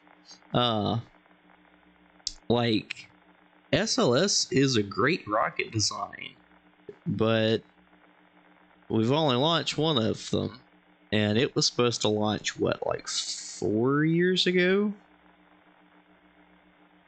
so it was like a couple years behind. We were supposed to be back to the moon like this year, and they just said the other day it's going to be like 2 or 3 more years before Artemis 2 launches. And they had heat shield issues coming back from the moon, which, granted, going out to the moon and coming back, that's a lot of energy to lose via re-entry and with a heat shield. But they still should have tested that. My biggest thing with SLS, we've already paid for it. We're already in this far, so we might as well use it. We don't have the right upper stage for it. And we're just not flying it. So, like, of course you're going to find issues with it, because if you haven't flown the damn thing, you can do all the testing on the ground you want, but, until you actually fly it out to the moon and back a couple times, you're never going to understand, every flight regime with it. And, so they could have found that heat shield issue earlier. But, I think the heat shield, yes, it had some pieces kind of chip off of it that were bigger than they should have been. I'm sure if they haven't already, that they'll be able to figure that out quickly. The thing I'm jubilous on Artemis 2 is, it's going to be crewed. You know, they're going to send people out around the moon for the first time since the Apollo missions. But on Artemis 1, they did not test the life support systems. See, the capsule was basically just a boilerplate. They didn't pressurize it, you know, they didn't run any of the life support systems. So now, you know, once we finally get to Artemis 2, you're going to have a crewed mission that goes out to the moon and back. So, you know, that's going to take several days. And you haven't tested the life support system yet at all on these capsules. Yeah, nothing like a live test. Yeah, so just sorry guys, something's wrong with the life support system. Y'all just take short breaths for the next 3 days. Like, you know, I feel like, you know, the life support systems, the heat shield, like the things that actually keep the squishy things in the capsule alive, you know, I feel like those should have probably taken the highest priority. Yeah, lowest bidder. And then NASA themselves actually released a study the other day that was saying that Artemis is going to be delayed even further by a couple years because Boeing's people at Michoud aren't, like, you know, where they're producing the actual sections of the SLS rocket, the pieces keep failing inspections because the people making the parts aren't certified and haven't been properly trained on how to make the rocket parts, like on how to make the fuel tanks and everything. Like the welds on them and stuff keep failing, and that's because nobody's been trained on how to do it. And NASA themselves said, hey, we know this is an issue with Boeing. We found this through what we saw. None of their people are trained on how to do this stuff, and we don't have anybody trained to do this stuff. But then in the same article, NASA, you know, they were like, all right, well, what can we do to, you know, kind of penalize Boeing or say, hey, y'all need to get this stuff together? And they said that they did not recommend a monetary fine. So Boeing's looking at it like, well, we got this big contract, and we just told them that we're going to need like $2 billion more for SLS. But also, we fired all the people that knew how to do this stuff back around the shuttle program. So nobody's actually certified in anything. Nobody knows how to do this stuff. But also, NASA's not getting onto us or anything. So this is free money. Like, all right, they said, oh, you know, Boeing's doing a bad job, but there are no consequences. So, you know, until NASA puts their foot down and says, all right, Boeing, you know, enough's enough. There have been overruns. You know, now you're already over budget. Now you're asking for $2 billion more. And you can't build the damn thing because nobody's certified to do it. Nobody knows what they're doing. Y'all have got to train some people. You've got to get, you know, some more procedures in line to actually build this fucking rocket so we can use it.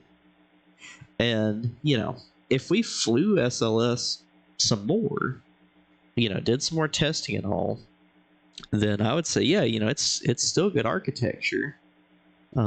But we need the right upper stage for it, because the one that's on there right now is underpowered as shit.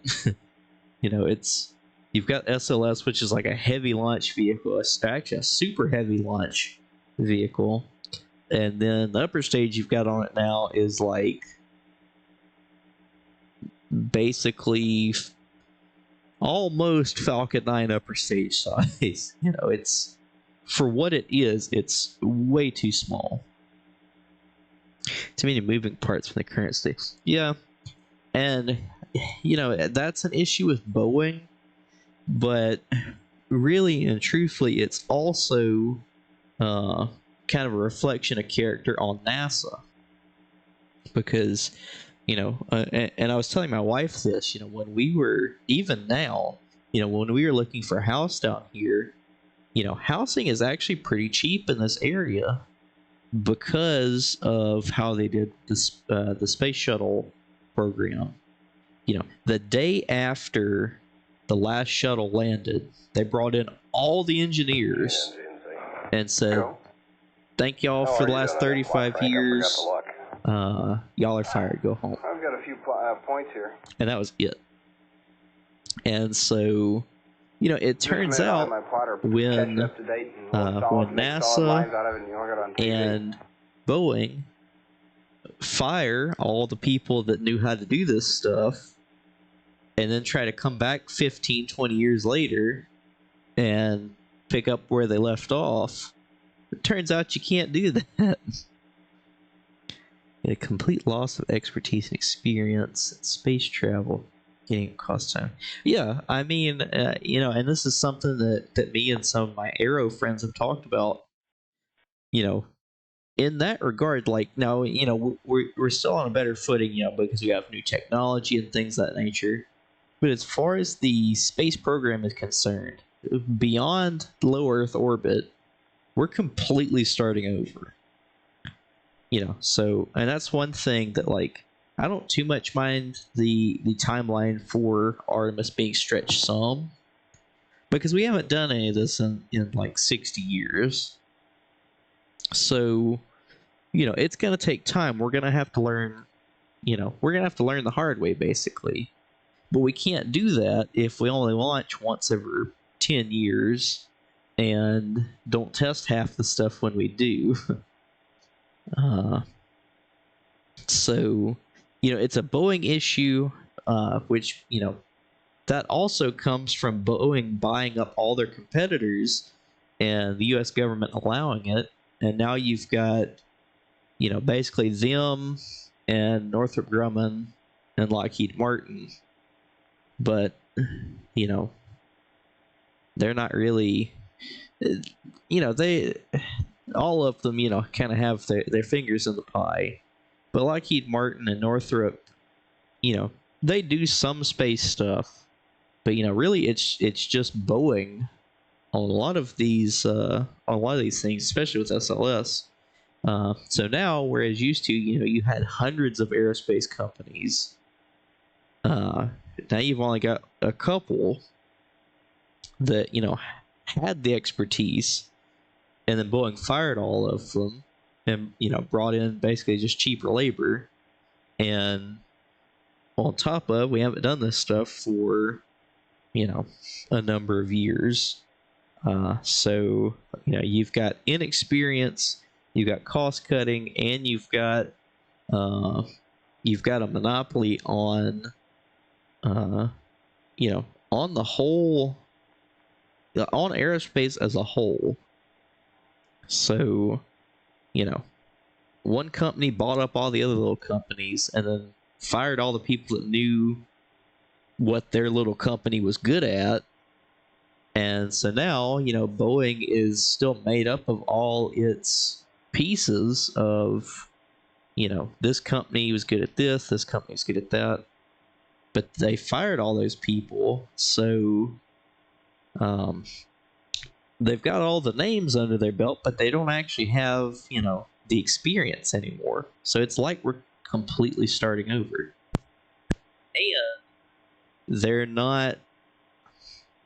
Basically, they're just getting free money right now. Because nobody... Even though they know they're fucking up SLS, and like they keep making all these parts that just have to be thrown away because they're not up to standard, they know they're not going to get in trouble, so they're like, why should we change what we're doing? Like, NASA's going to keep paying us regardless, and we can just keep saying that the price is going up. It's not really affecting us. We're getting paid either way. So that's basically how they're looking at it at the moment.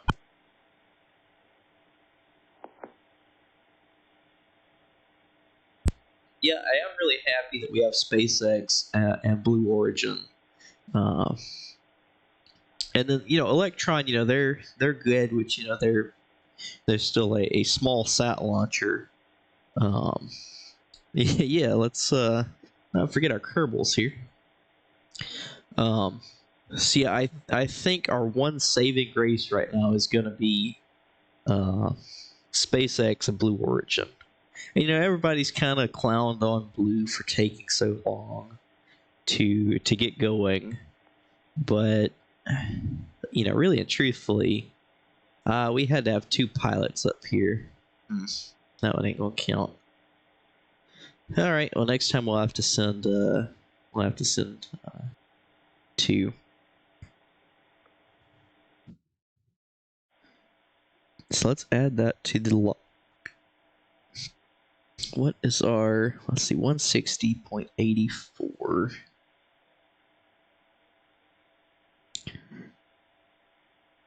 By 95.372.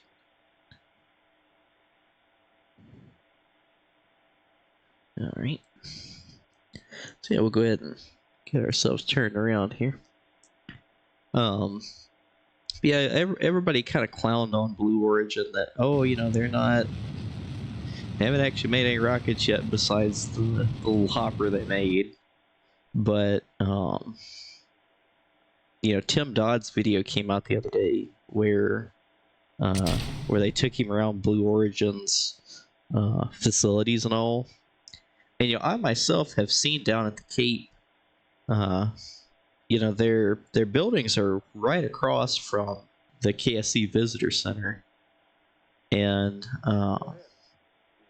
they've got a lot of rockets in the pipeline, and they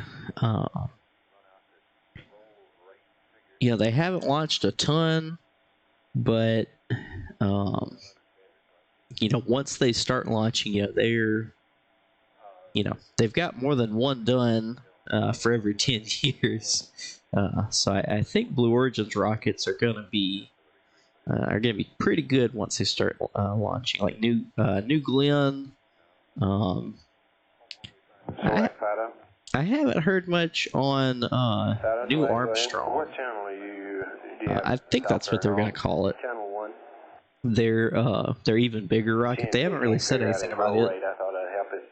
recently. Okay, now we're getting the point of this every minute. But I forgot to show you the Apollo in real time every minute and website. 30 seconds, huh? Roger, we get one. Once we land, I'll pull it up. But yeah, Blue's got some good stuff going, and I feel like in the next year or two they're really going to be ramping up. And then obviously SpaceX, Falcon 9 is pretty bulletproof right now. I saw the other day that one of their boosters had flown for like the 23rd time. So, pretty good return on investment there for SpaceX. And then obviously their Starship is really coming along quite well.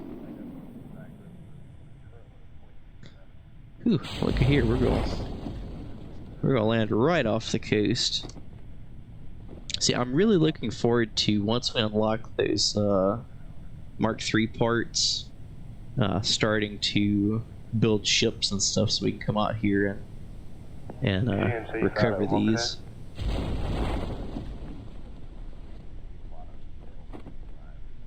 That one, and that one. Cut. I still need to add that to a quick key. Alright, go ahead and float down here. So yeah, I forgot we had to have 2 pilots on the station to finish that one mission, but we're about 4 degrees out. Right no now. matter, we can launch another one soon, because we've got plenty of tourist contracts to finish. Looks like our heat shield got a little charred here. Not too bad. That's the only thing that goes with that flight's the recommendation. It's probably a good PTC. What are we up to, 4 degrees? Yeah, I can't wait till we can actually come out and recover these. Yes, just slightly over 4. It's gonna be quite the mission. You wish the pod continued? You got anything else to do back there? Yeah, I'd like to see it, but I don't want to interfere with other things if you feel they're more important. Well, we'll probably pick it up later then and bring it up to date a little bit more. There are some other things that they're doing back there, like counting jet firings. Alright, now we Okay, well, if you can feel like that would interfere with something you'd rather have do. swap back over to mission log here, and we can actually look at. it. So here's their website. Like I said, this was just made by a couple people, I think kind of as a volunteer project. But you know, NASA had to record everything from these missions. And some of the data has been lost, but luckily they were able to find all of this for the Apollo 11, Apollo 13, and Apollo 17. I think they were going to look at doing the other missions, but they wanted to get, you know, the first, the last, and then, you know, 13 had the issues, so they want to get those. But yeah, you can listen in to any of these feeds, because each feed was recorded independently. So you can listen into the mission director, although they're not saying anything right now. You can listen to retro. That's right. Like, you know, you can listen to any of these, and you know, you'll hear some interesting stuff happen in here.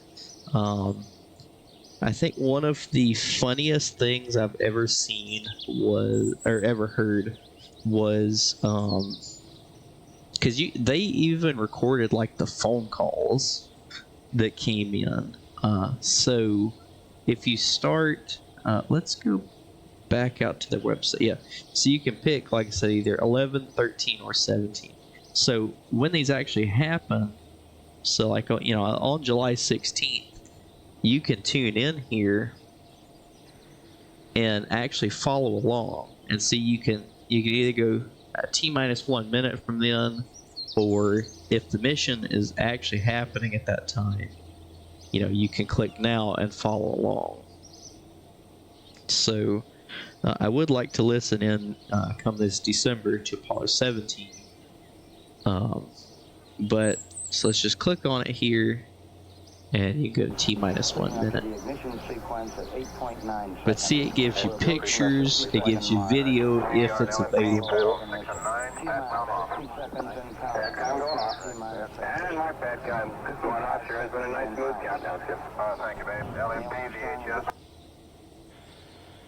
At the 50-second mark. Power transfer is complete. We're on incoming.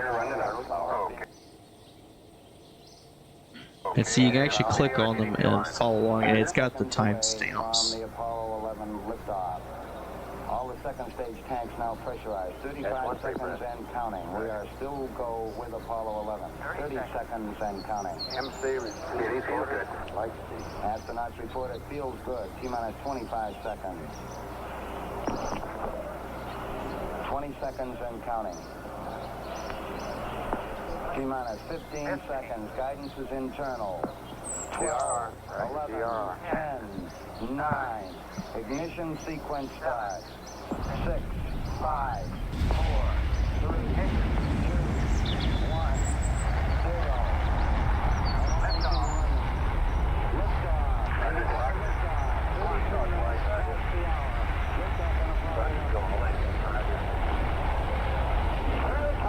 Roger, tower.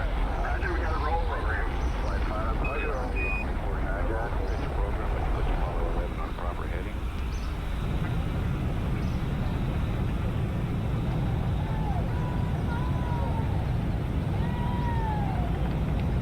Plus 30 seconds.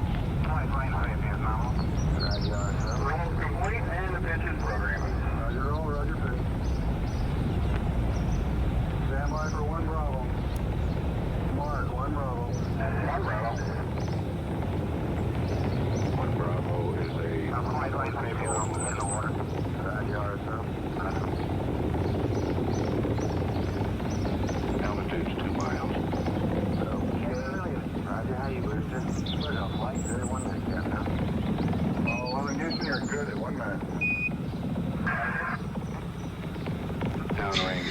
it is crazy that this thing worked.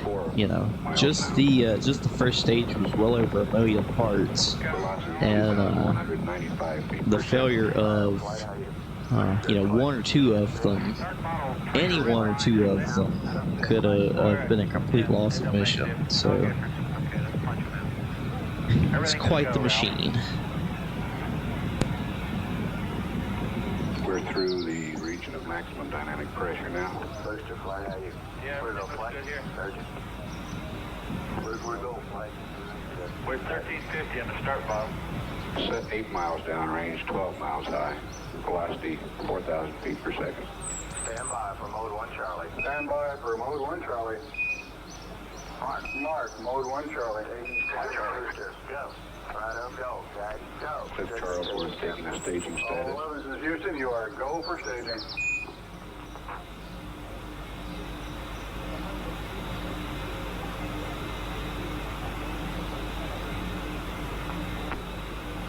Inboard cutoff. Inboard engines in. Confirm inboard cutoff. Confirm inboard. Roger.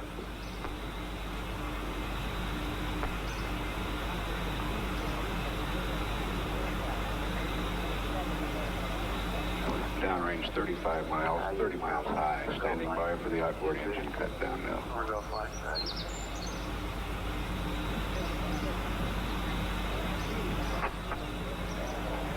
Staging. And ignition. Cut off. Ignition. Roger. Trajectory verified. Thrusters go all engines. Looks good. 11 Houston, thrusters go all engines. You're looking good. Alright, Roger. You're loud and clear, Houston. At 3 minutes, downrange 70 miles, 43 miles high, velocity 9,300 feet per second. We got third step. Roger, we confirm third step. Roger. Tower's gone. Roger, tower. Adam. Neil Armstrong confirming both the engine skirt separation and the launch escape tower separation. Houston, be advised the visual is go today. This is Houston, Roger out. Let me know when it conveys, guys. Yeah, I can watch this all day. But yeah, the whole mission, and you can. Let's just let's see. You can kind of fast forward around here, but you can listen, like I said, to any of the feeds. So you can listen to Guido, you can listen to the booster crew, and then it'll, you know, it'll give you data over here, like what day of the mission it is, where the crew is, their speed, their distance from Earth. You know, it's full of data. I think one of the funniest interactions you can hear on there, and I don't remember exactly where it is, but I know it's before the launch, so you have to watch it live, you know, to get that. But the one of the flight controllers calls somebody had overslept, like one of the people at one of the stations had overslept, and he was late, but he wasn't late for the launch or anything. But you can hear the guy in mission control pick up the phone and, you know, use the spin dial, and it rings, and you hear a woman pick up, and she's like, "Hello," and he's like, "Oh, hey," whatever the wife's name was. "Can I talk to Bob?" Or, you know, whatever his name was. And she said, "Oh yeah, I'll get him. He's getting dressed. He overslept some. He'll be there in a few minutes." And the guy picks up the phone, and you know, he had overslept. And the guy in mission control was like, "Hey man, you missed the launch. It was great. I can't believe you missed it. Yeah, that's really a shame. But yeah, everything went off really well. It looked great." And the guy was like, oh shit, then he checked his watch. He's like, oh, come on. I didn't miss it. I'll be there in a few minutes. But yeah, you can hear, and like, you know, because each line was recorded, like I said, like you can hear guys just like shooting the shit. Just like, you know, sometimes in the middle of the night, like whichever crew they had, you know, like, you know, during crew change off, because they had 3 different sets of mission control teams, you know, so they would only do 8 hours a day. You know, there was a little bit of an overlap, so they could swap over, you know, say, all right, this is what's going on, you know, this is everything happening. And you know, after all of that info was exchanged, you know, some of it's just them, you know, all right, what are you gonna do this weekend? What do you think about this baseball game? And stuff like that. And it's, I think it's really cool to kind of, you know, it gives us a look into the lives of not just the astronauts, but, you know, everybody involved in the program. It's a pretty cool site. Like I said, I try to follow along every year. Let's go ahead, warp forward a few days.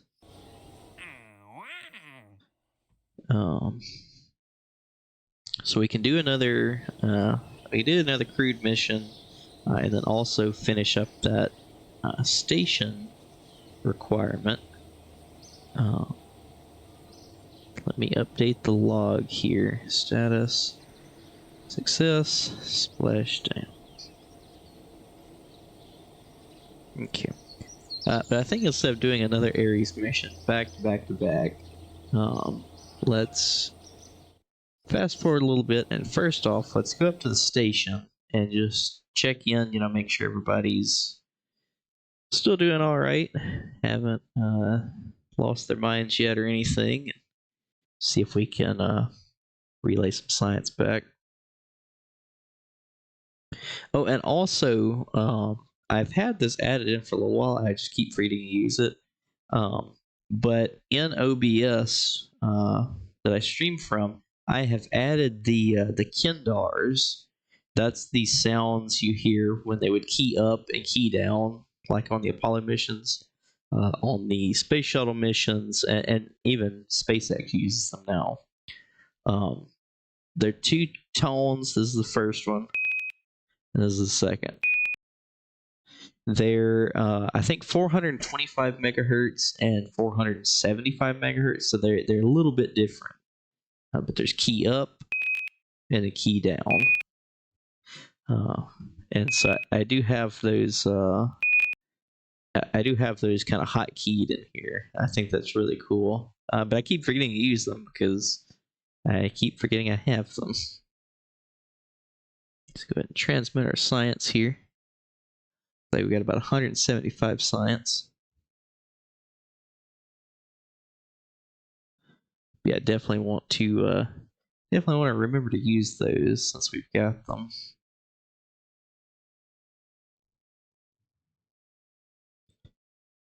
In fact, let's Quit messing with it. Quit messing with it. That's good. All right, there we go. 174 science. And we have to return this crew before day 351. So we are going to have to keep an eye on that. Do not mess with the iris settings and all that.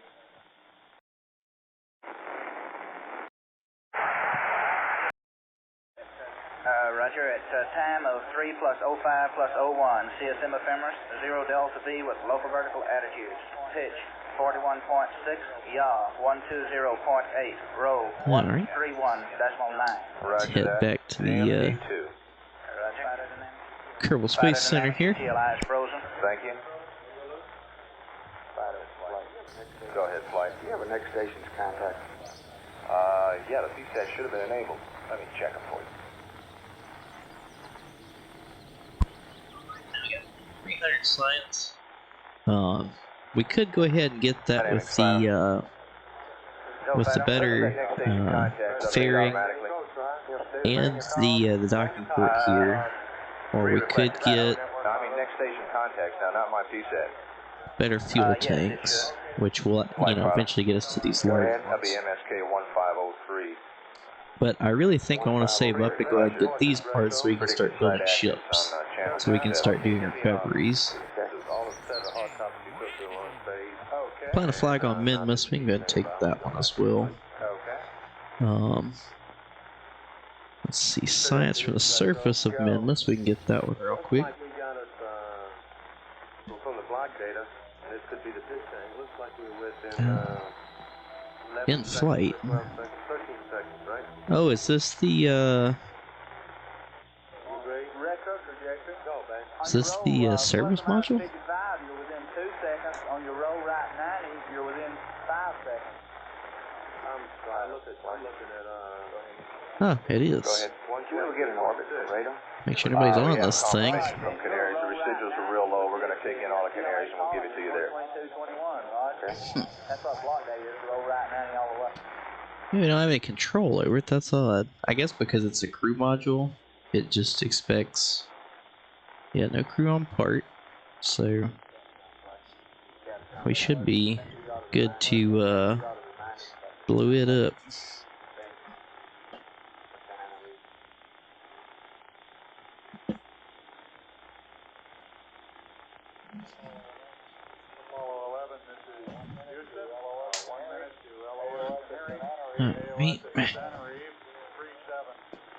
Oh, there we go, on suborbital trajectory. So you just go ahead and terminate it. At a time of 3 hours, 15 minutes, 01 second. Input of maneuvers specifying gimbal angles as follows. Pitch gimbal, 106.9. Oh, here we go, landed at Minmus. That's what we're looking for.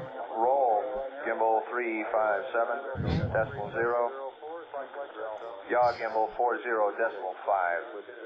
That'll be an RCS maneuver plus X for jet. Burn time 3 seconds. Yeah, the math behind this, behind the whole Apollo program, you know, you could hear them talking about like thruster firings. So, you know, even when they used RCS, you know, they had it, even it calculated down the T of, you know, all right, we're gonna burn.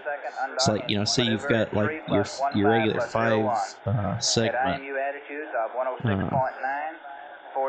5 segment RCS block. You know, they would say, all right, we're gonna fire the up engine on it for 2.3 seconds, and like they would track it, you know. All I want to do is just because, you know, obviously on a spacecraft you don't have a fuel gauge, so they, you know, they did the math all by hand, you know, and tracked every drop of fuel on that mission. And you can hear a lot. I think it was around day 2. You hear some big arguments. Okay. Let me see if I can turn it down a little.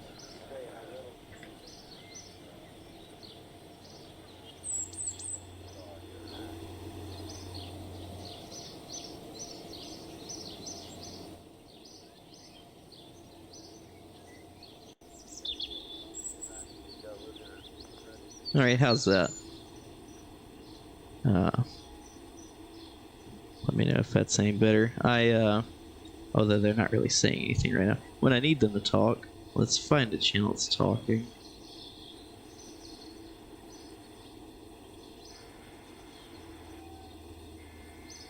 Well, hello? Does anybody want to talk? There we go. How's that?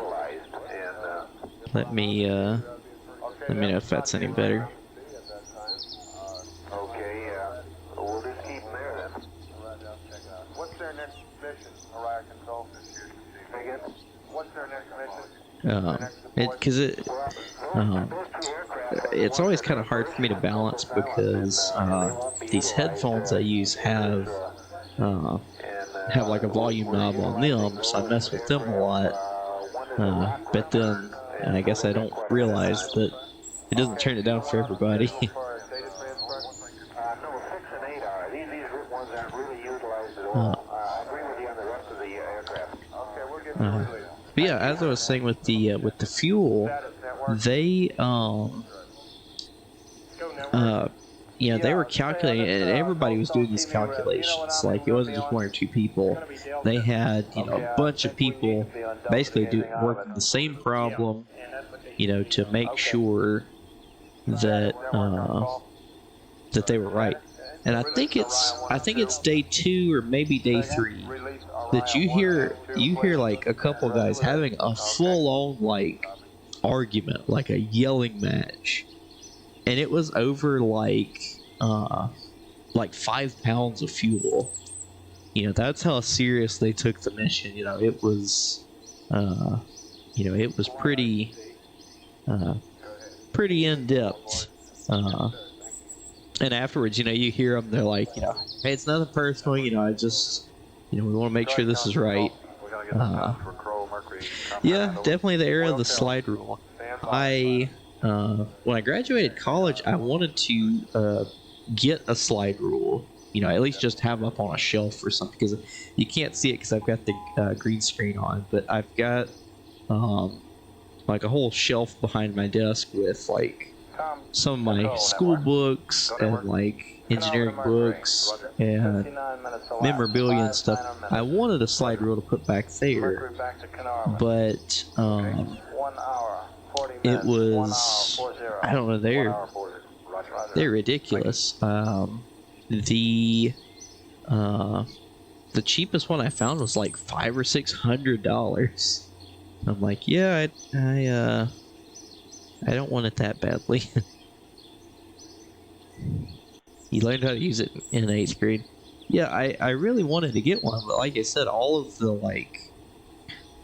Apollo era, you know, actual ones that existed, and I haven't looked in a few years, but you know, at the time, like I said, they were easily like $500-600. Oh, you still got yours? Oh. I've always wanted to get one just to see if I could use it. You know, if I could figure out how to use it and then actually, you know, implement it. So I think, especially once we start getting like KRPC, it would be cool to actually do a mission where we track it like that. Like, if we get some Apollo architecture made, you know, it'd be really cool to, once we get to the 11th mission, to Apollo 11, actually do like a super long stream and do like the entire Apollo 11 mission. Now, obviously, it would be shorter in KSP, but you know, do all the calculations by hand and everything, and like live stream the whole mission. I think that would be pretty cool. The teacher had one 6 feet long that could hang. Oh, good lord. Yeah, all the ones I've seen are like the little like pocket ones. I've never seen one that big. I guess it would be a lot easier to teach people with a big one like that. Okay, were we on the satellite during the fast? That's affirmative. Okay, why did we go back off the subcable with the flash? Science for space around Minmus. Alright. That one might be a little... Normal, that's his normal route, is the satellite, and he went back to normal. I don't know that we have anything with a piece of science around Minmus. I think they're all just relays. The Mun, Kerbin, landed at Minmus, relays, relays. Okay, that's good. Interesting. Okay, that's good. Alright, well, we don't have anything in, well, we've got things in orbit of Minmus, but none of them have any science instruments on them. Oh, the KSC flooded there for just a second. That bug's always weird. I don't know what causes it.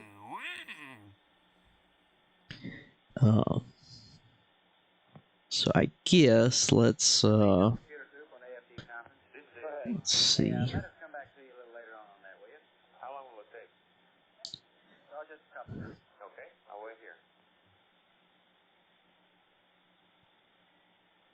Okay.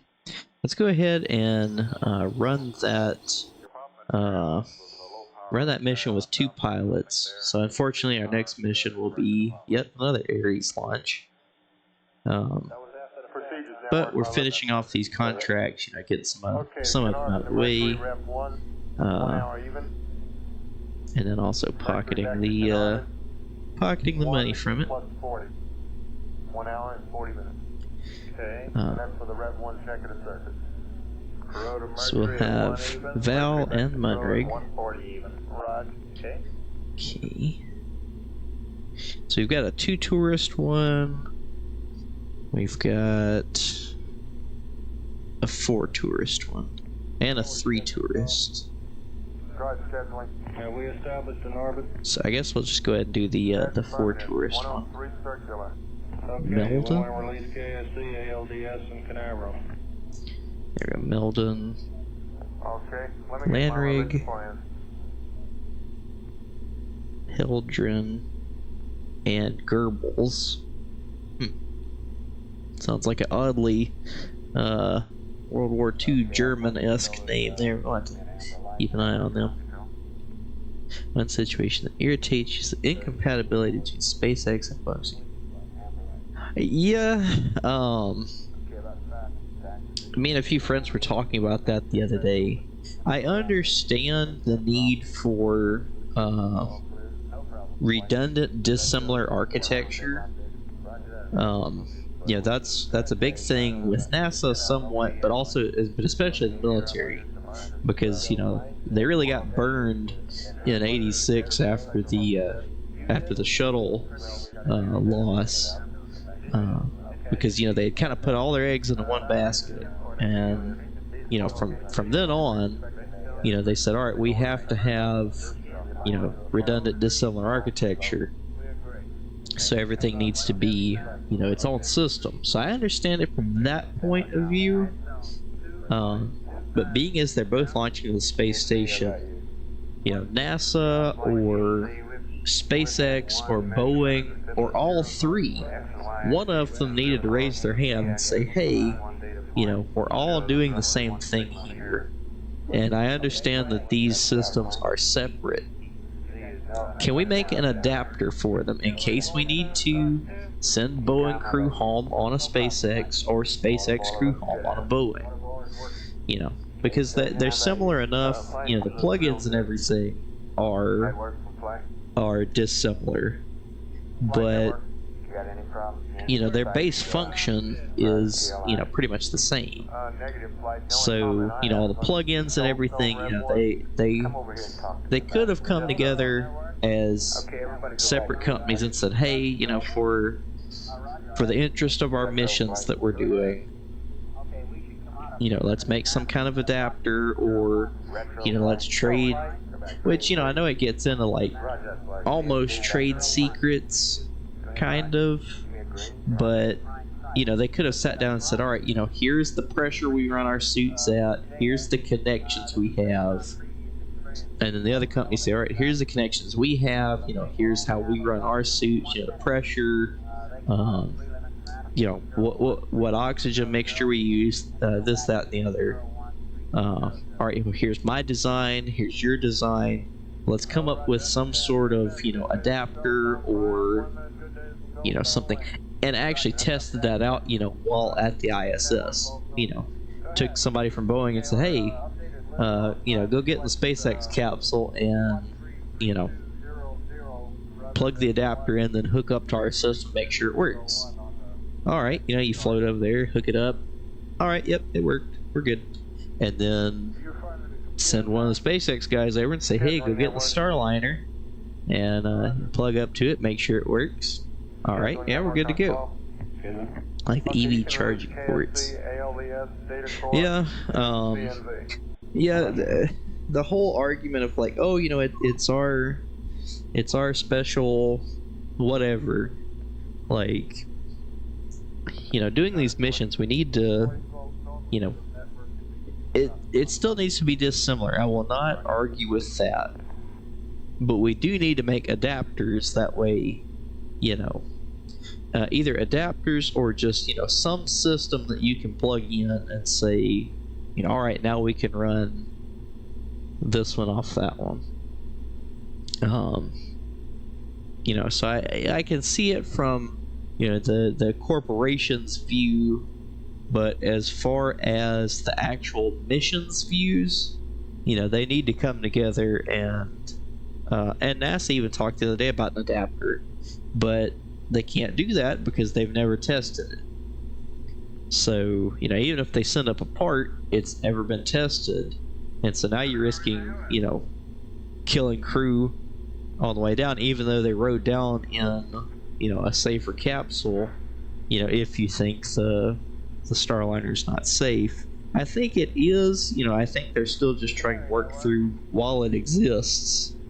You know, looking into what's going on with it, but you know, they can't use that adapter yet because it's never been tested. So, you know, you're taking an even bigger risk there. Although I did hear one of their contingency plans was for Butch and Sunny to ride down in a SpaceX capsule with no suit on, like just in plain clothes. I'm like, well, there's a terrible fucking idea. I guess you could, but if anything goes wrong, you're screwed. So, you know, yes, it's bad for Boeing, but, you know, this was a test mission, so they knew, you know, things could go wrong. So I will give them that. But really, it looks bad on them and NASA, you know. You know, nobody sat down and said, hey, in case something goes wrong, what are our plans? They were just kind of like, oh shit, we haven't thought this far along. It's like, why didn't you think of this? Like, you know, and I know we talked about the other day, there's unknown unknowns, but like, you can still kind of plan for stuff, like, you know, your capsule having an issue and then having to either stay up there or, you know, find another ride home, and then, oh, now we can't plug our stuff in because it's all different. Like, who's running this? Like, there's so much inexperience happening. It's just like, you know, somebody's gonna have to step up and say, hey, you know, I messed this up, I made this decision, or something. You know, somebody's gonna have to stand on the carpet, if you will. Roger, 11. This is Houston. We're reading you loud and fairly clearly. For your information, Canary radar shows you in a 103.0 by 103.0 orbit. So you got Val and Munrick on here, Roger, and Meldon. Guidance, Fido. Go, channel 28. 28, that's your first guess. What is that? The text? That's your Okay. There out there. Okay. 56. We got Landrig.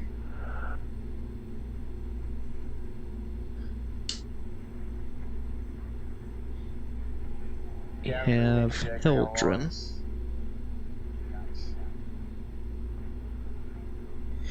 And we have Goebbels. Sounds too close to Goebbels. I'm not exactly comfy with that. Go, guys. Alright. We have two pilots, correct. Okay. Roll this out to the pad. What's September 25? Canary. Okay. But yeah, the whole Doesn't look too bad. Boeing thing, and like, you know, like I said, it's a test flight. You know, I'd rather them find issues now where there's two people on it and they're already at the station, you know. So if something happens to it, like, you know, if right now they're like, oh, Starliner's dead, it won't even turn on, you know, they could decouple it and, you know, basically just let it float away from the ISS. Like, you know, nothing's lost, you know, the astronauts are safe. I would much rather them find an issue now versus, if they've got 4 people on it, floating out somewhere either in Leo or Mio trying to do a mission, and then, oh shit, now we don't have any thrusters or anything. I'd rather them find it now, but some people in EJ's chat the other day found some documentation going back, because the thrusters that Starliner are using are like the same thrusters they used on the space shuttle. And basically what's happened is if some of those thrusters are on the sun side, then they're overheating. It turns out if you're in space and the sun's hitting you, you already got a few hundred degrees of temperature there, and then also you're firing a rocket engine which produces its own heat, and so these thruster blocks are overheating. And there's a paper, there was one from the 2000s and one all the way back to like the early 90s that knew this was an issue, and like the shuttle solution was just don't burn those booster engines for too long. Like, make your correction or whatever, but then don't do any prolonged burns or anything with RCS blocks. And so their solution was just kind of, don't do it. But because everybody working on the program now is new and has never done this stuff, they overlooked all that. And so now your thrusters are melting themselves. And they're like, hey, we didn't know this would happen. So it's just, it's getting a little ridiculous. So we'll launch at 4:37 here, so we got about T minus 30 seconds left.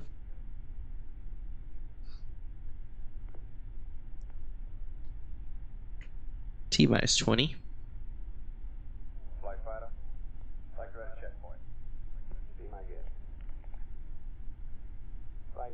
T minus 10. T minus 5, 4, 3, 2, 1.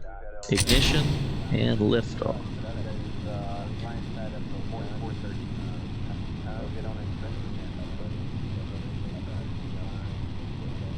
Go ahead and throttle down here.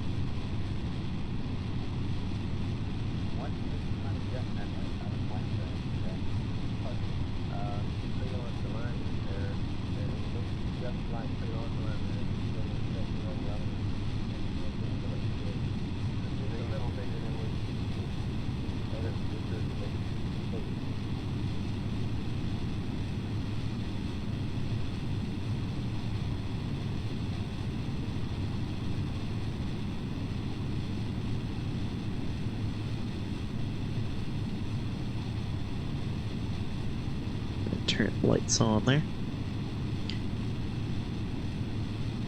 I guess technically we haven't had a Kerbal actually try out the rear section there. Ooh, so we actually got a little squirrely here. I guess we should have throttled down a little bit more. We kind of blew through max Q there quicker than we normally do.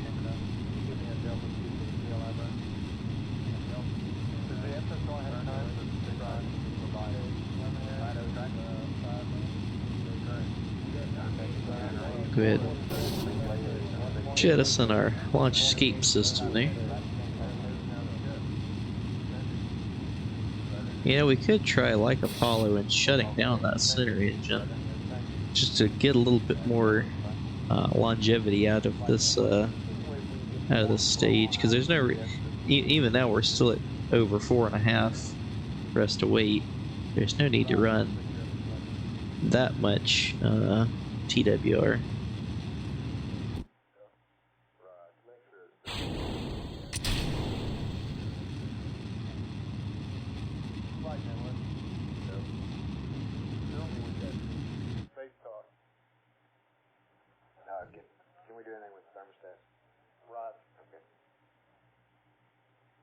Alright, we'll float up to Apoapsis here. Yep, a little past. No worries. Network procedures on call. No. Yeah. We have our checkpoint. Go ahead. Confirm the consideration suspected. That's the best thing we've got right now. So we should have an out of plane and we're going to check. We have some.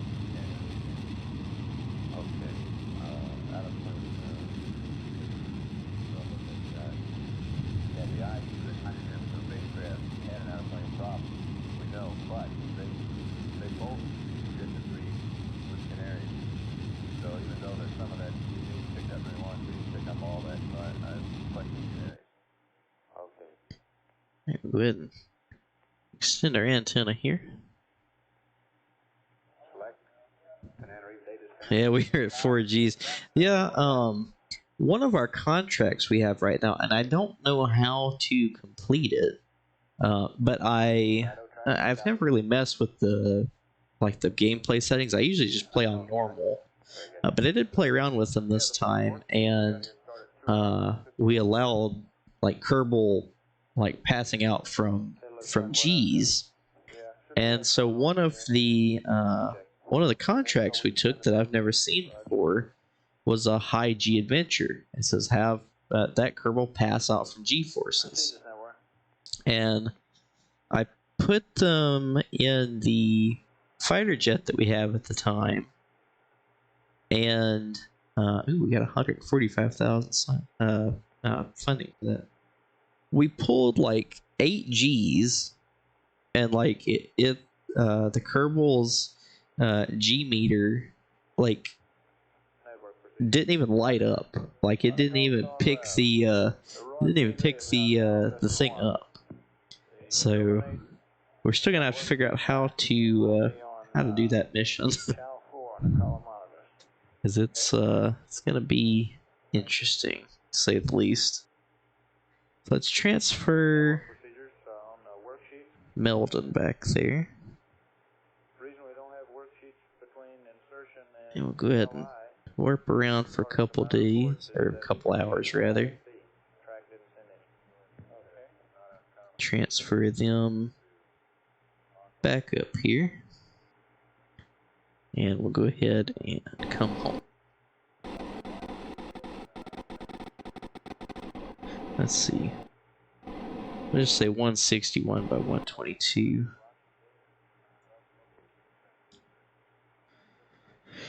Rather than putting it down to the minor details. After that decoupling incident the other day, we do have this decoupler disabled from staging, but we can still... Let's first make sure nobody's on that part. Okay. And then we can just right click on it, decouple.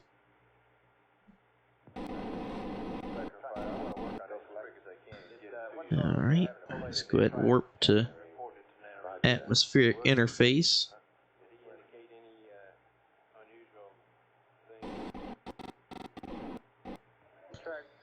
Go ahead and pull our antenna in, and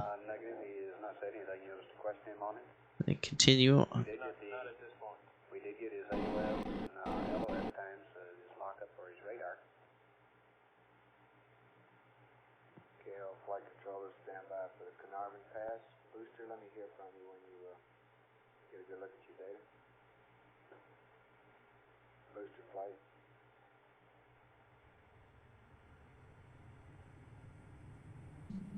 Booster flight. Carnarvon, Houston, contact net 2.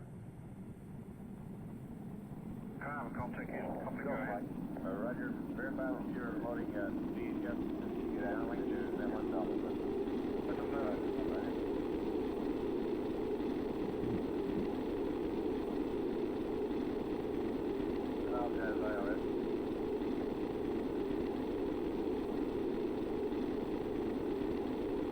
Looks like luckily we'll have a another splashdown here. I'd have to go back and check, but I think we've only landed this on land one time. Which, you know, it's kind of designed for a for water landings, so not too bad.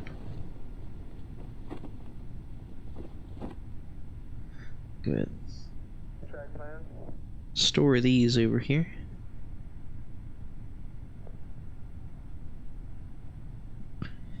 Good. Continue to warp down here. You see the IU downlink? Right out there. Thank you. Carnarvon, go for command, CSM, IU. Alright, Carnarvon, go for command, all vehicles. Follow control at 52 minutes. And the station at Carnarvon. Roger, Carnarvon. Go for command. Both vehicles. Roger, Carnarvon. Carnarvon, go for command, both. Roger, Carnarvon. Carnarvon, go for command, both vehicles. Roger. Alright. Good. Float the rest of the way down here.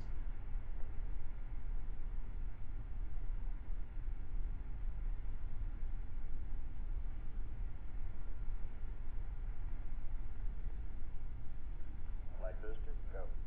We're go. Okay. GNC, how are you? Looks good, Mike. You can? Looks good, Mike. Alright. That was at 1:44:15. Go ahead and recover. So yeah, once we I think once we get one or two more pieces of science, we'll be able to unlock those Mark III parts and start building us some ships. Roger 11, we're reading you the same. Both the booster and the spacecraft are looking good to us, over.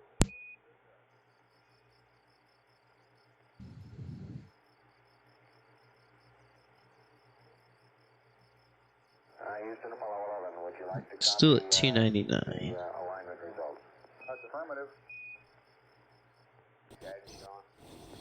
Okay, now, Okay. 71, we use A single VIP. 37, Orbit and suborbital. 1, Take that. 93 plus. New orbital station on Kerbal. Now see, this is one of those that are just stupid and I never take. 4,000 units of liquid fuel? Like, what are we launching? 004815. Like, let's just go take a look and see how much fuel that would actually be on its own. Check star 34. Roger, we copy, and the angles look good. Tell Glenn Parker down at the Cape that he lucked out. Heck. Tell Glenn Parker you lucked out. So 4,000 units of liquid fuel. So this thing's got 1,400. 2880. So, you know, you got. And let's try to get it as close as we can. Okay, so that's 4,320. And what do we need? Like, 6,000?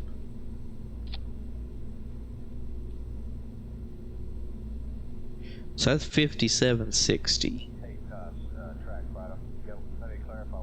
So we still need 240.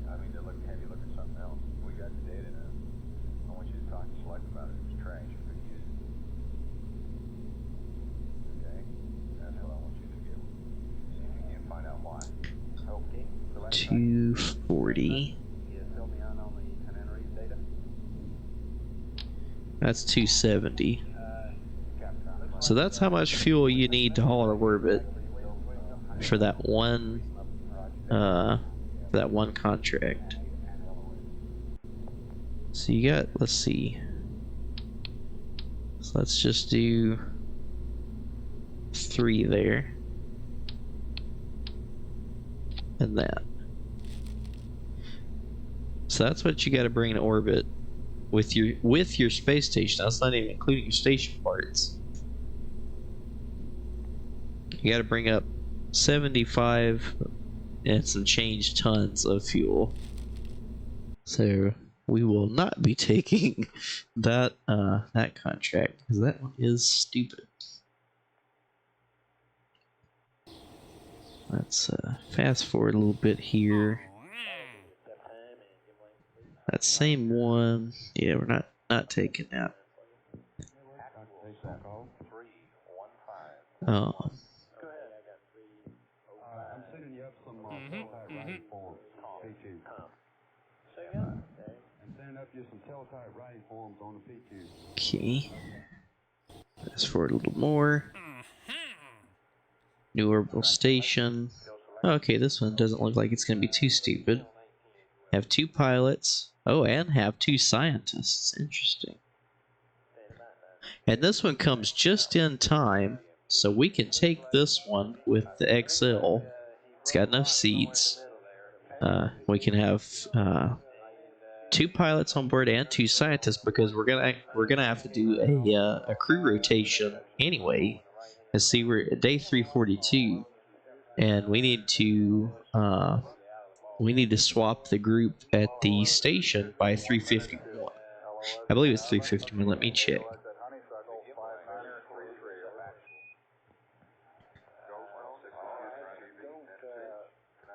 Yeah, by day 351. I'm actually gonna turn that off. I'm getting a bit of a headache from it. So, but we'll go ahead and take this one because this is basically gonna pay for our mission up to the station and more. So let's go up to the station right now and see if we can radio back any more science, just so we can go ahead and unlock that that tech node. Although, you know, the more I think about it, you know, I really want to get our MUN architecture going, but so you know, we could try we could try something else here. We'll have to check here in a minute.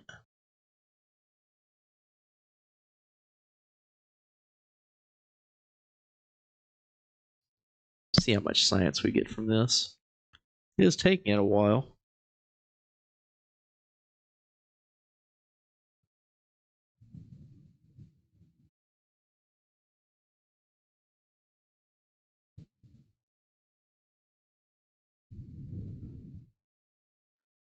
Alright, 157 science. Not too bad. So let's I guess let's get some music going here.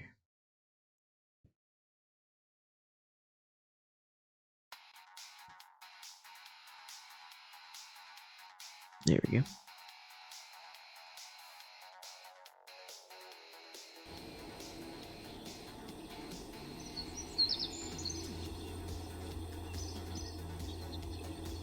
Okay. So now we got 456 science.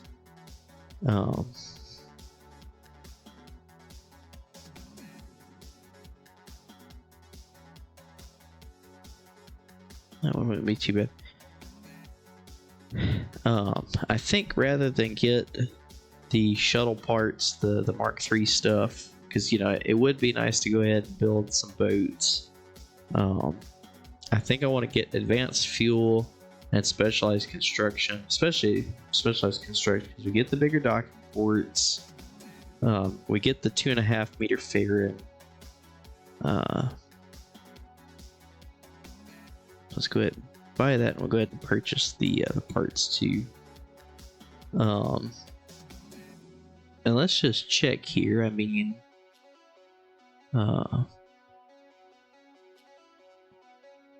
we could go ahead and get the smaller architecture here.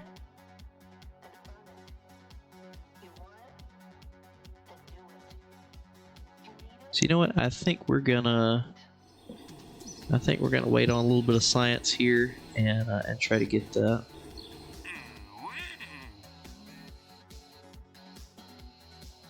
And you know, this space around Minmus. I think I have an idea for that. Let's go.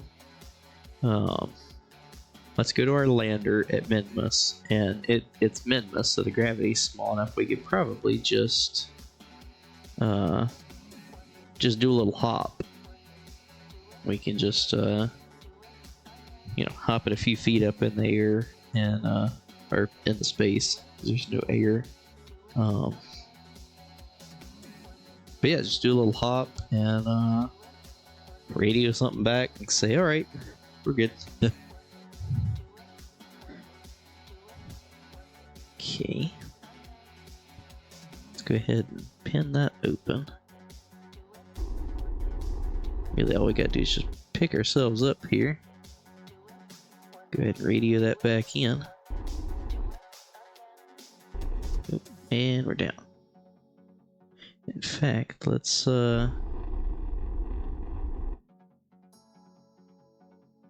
ahead and radio that part back too, why not?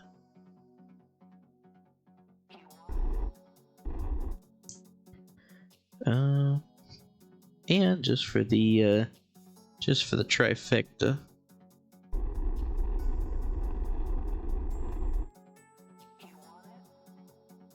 That works. A little cheesy, but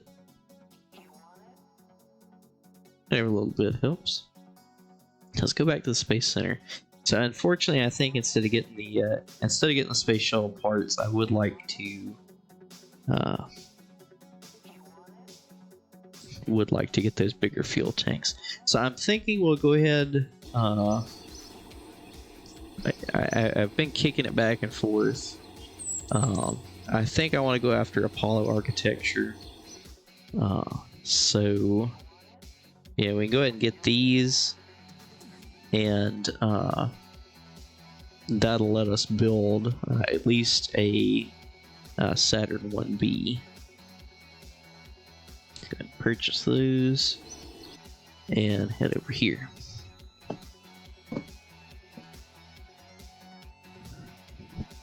And I guess I need to swap us over to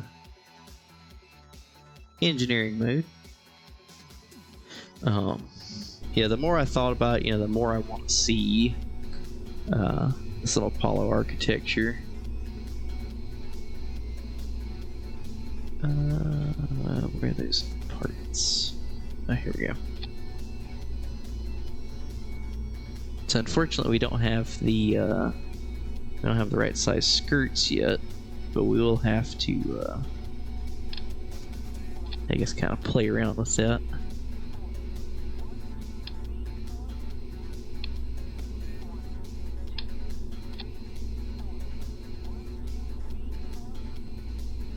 So you're just, okay. Go ahead and auto strut it. Okay.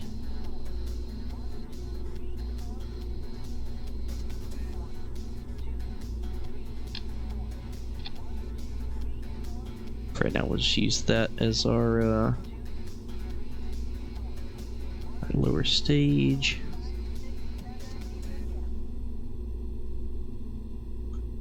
Then if we take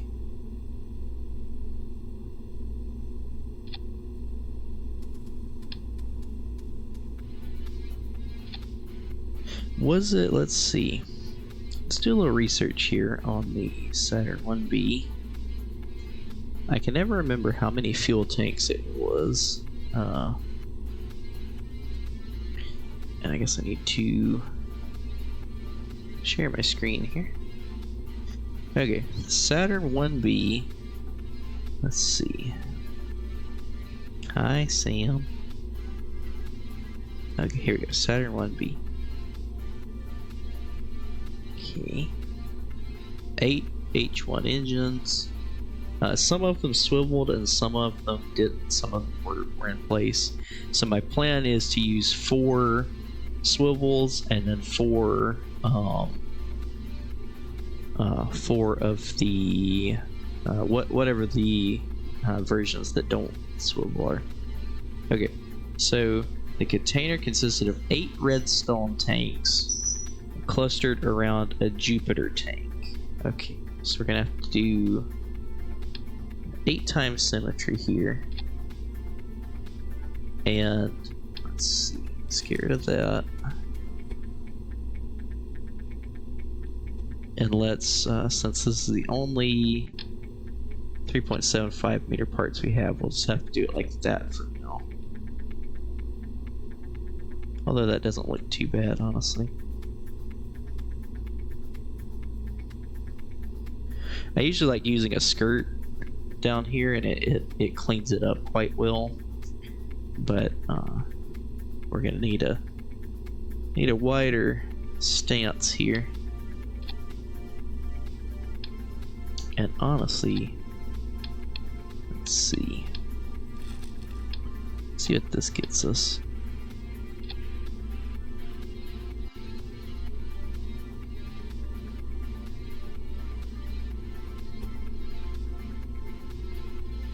Okay.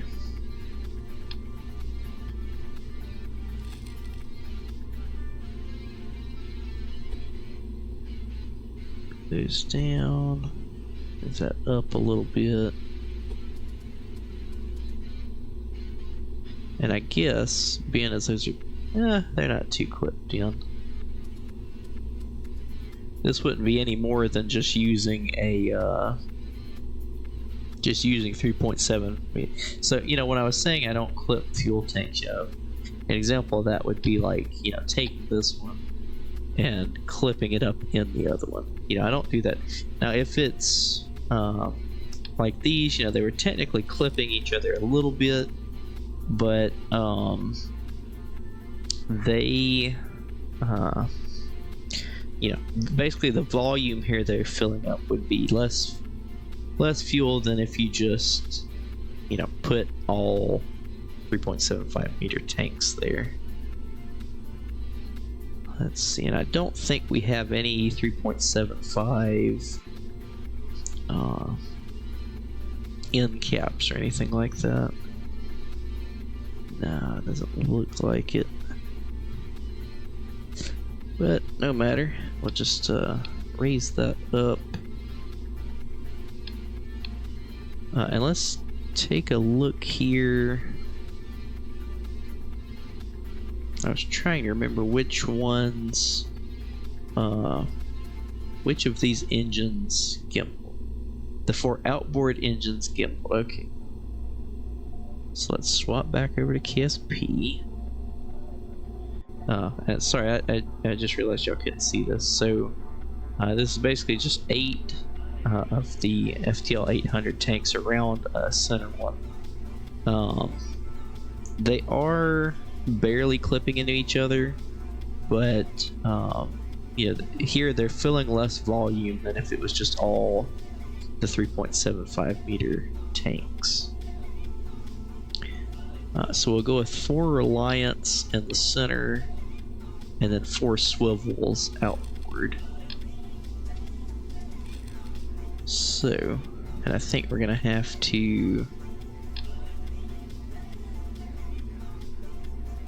lock that. Oh, we're already over on weight. We'll have to give the VAB an upgrade. So yeah, it's 4 Reliant engines in the center.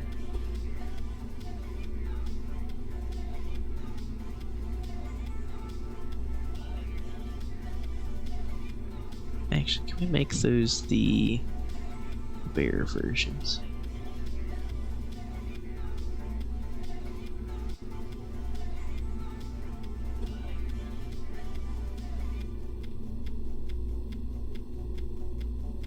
Okay. I don't really like the Bear tank look there, but we don't have any we don't have any of the 3.75 meter things there, so it's not too big of a deal. Then 4 swivels outboard.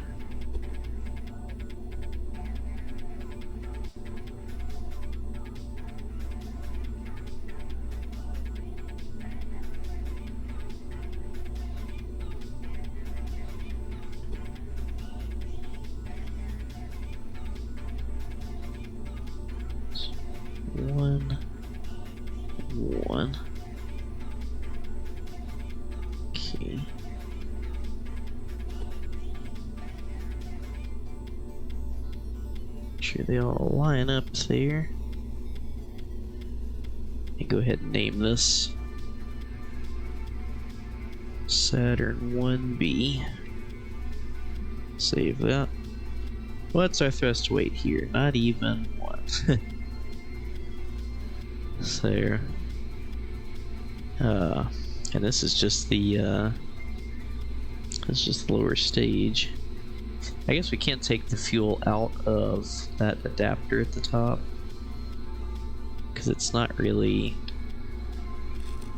I guess really and truthfully it's not accurate, because the as we saw from that picture, the S4B and Saturn 1B are the same diameter. Try to do this with one engine. Doing with 8. Oh, thanks. Yeah, oh shit! Didn't mean to do that. I like to, you know, like, oh, those are terribly off center. Like I said, I don't want to do only historic rockets, but you know, if we're gonna do historic rockets, I want to make sure that they're done correctly. So we honestly might have to swap out those Reliance for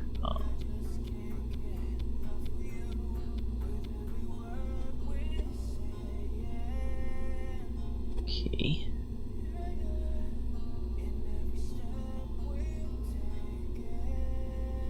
Now you go that way? Oh man. Okay.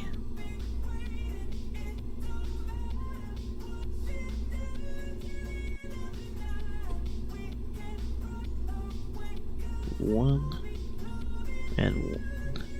Is that still lined up? 1 and 1. Let's switch editors here. Oh. Where the hell did my rocket go? Okay. Let's bring you back down to Earth. I guess I can just do it in here. So yeah, that still looks to be in line. But yeah, I don't want to make all historical rockets, but I do want to make them look right.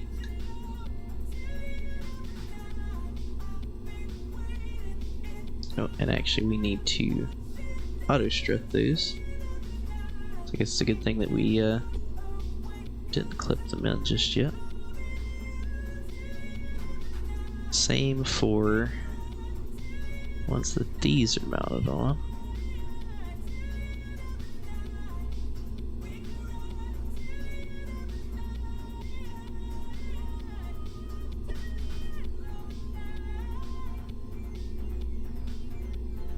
Oh, those are actually lined up pretty well.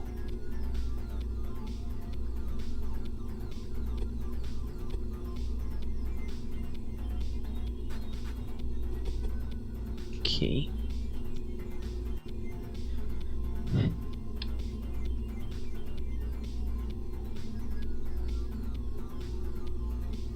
There we go. So yeah, still only 1.11. Honestly, we can probably, if I can find it. Big question of if. Oh, here we go.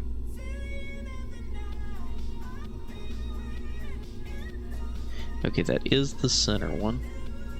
So we'll drain these center tanks.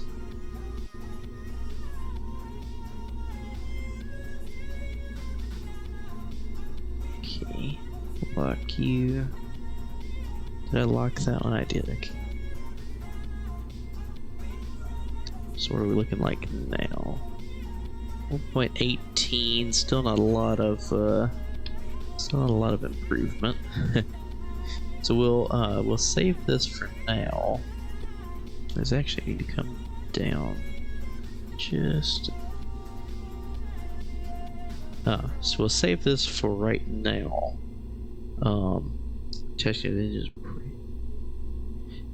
What are you attaching the engines to? I just took four of the small little bitty tanks and used them as kind of engine mounts. That way they had something to attach to. Because I wish you could just like radially attach these engines, but you can't. So let's go to a different file. And I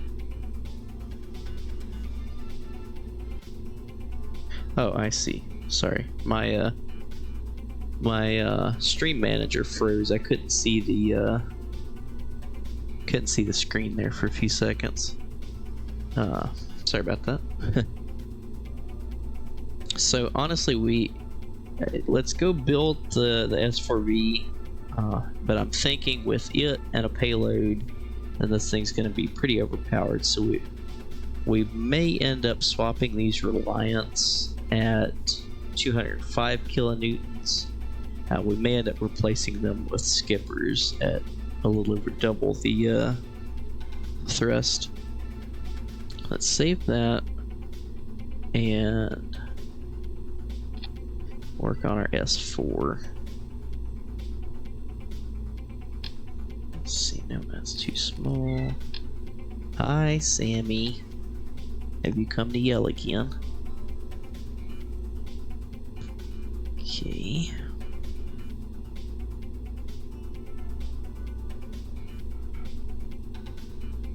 Yes, ma'am.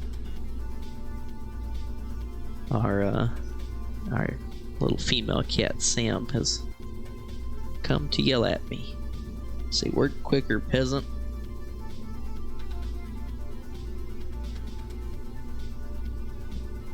Very pushy.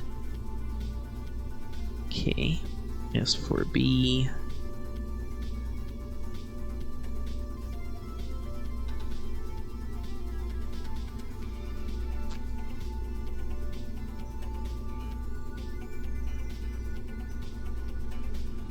Here we go, the main article. See, this will look a lot better once we get actual fairings that are correctly sized and all. So I know this one for right now we're gonna have to go with a skipper. I would like to use the J2 engine as soon as we unlock it, but until we do, it will be this one.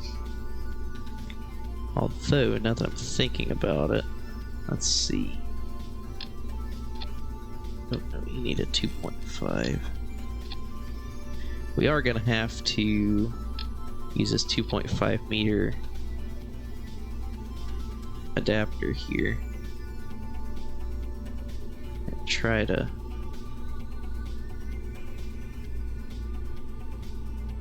do something like that.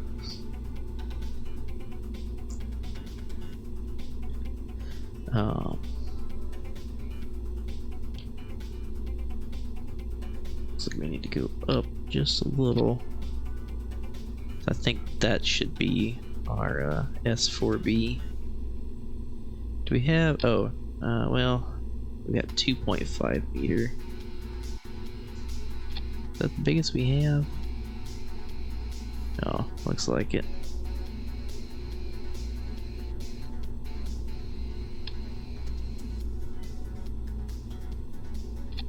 Let's put it up there. And we can always, we need 2 of them. Set flag. I wish they were red.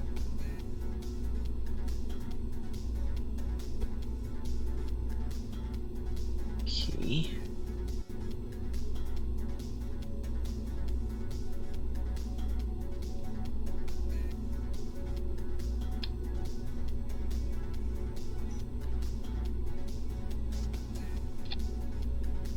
Set flag. Yes. Bring it out.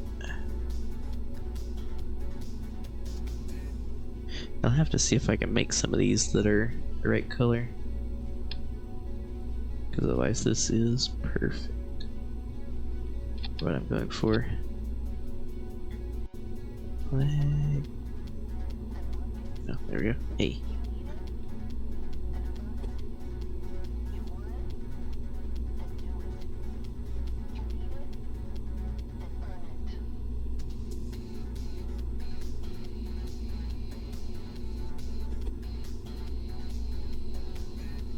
And I guess they are technically floating off here, so I need to bring those in. I guess it was mainly just that one. Okay.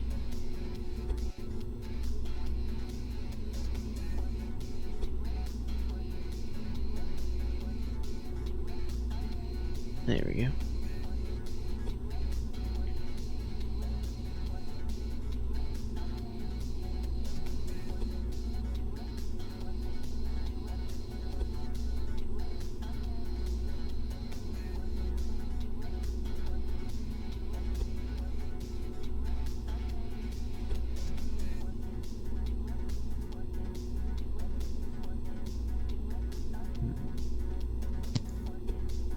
I think I liked it when it was aligned with this stripe better.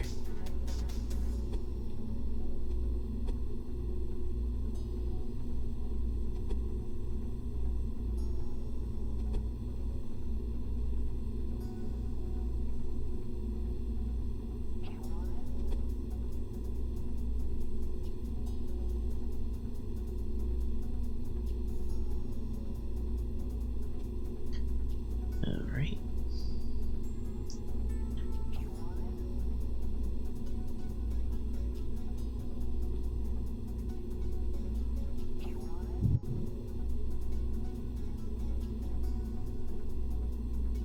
And that is not staged. Okay. And now, let's see. Coupling. Nope, payload.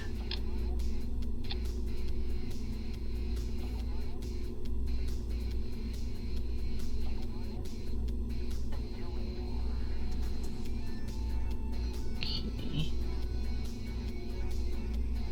Actually, let's flip that around.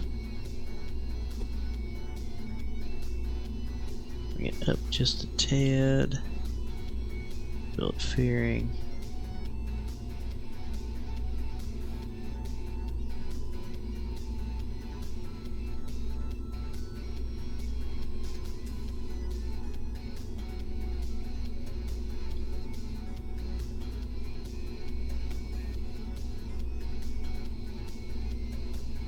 Okay. Lock that. It's not staged. And then we can build whatever we need up here.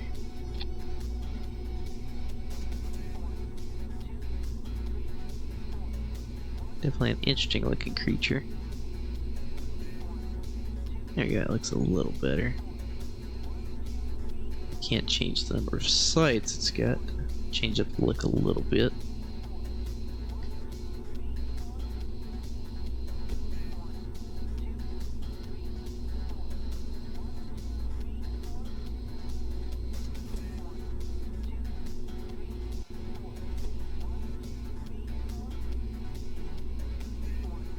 Okay. S4B. Save that. Let's reroute to the bottom there. All this be Saturn 1B. Oh, no, can't do that. Okay. Down here. Saturn 1B. Merge.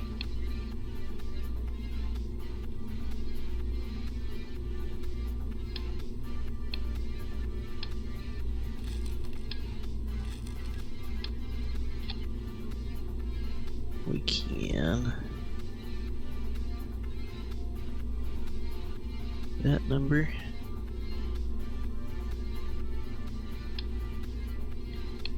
Okay. What are we looking at here? 193 tons. That up there. That with that.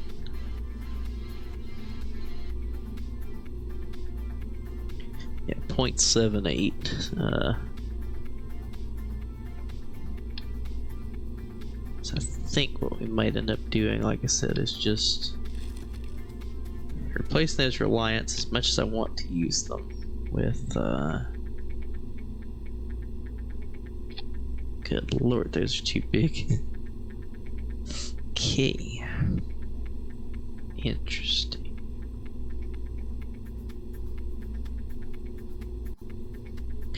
So those have 205.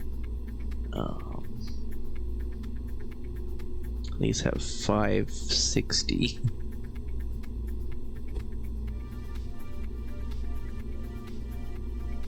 So now we could do like that, but at that point, yeah, they're way bigger than what they should.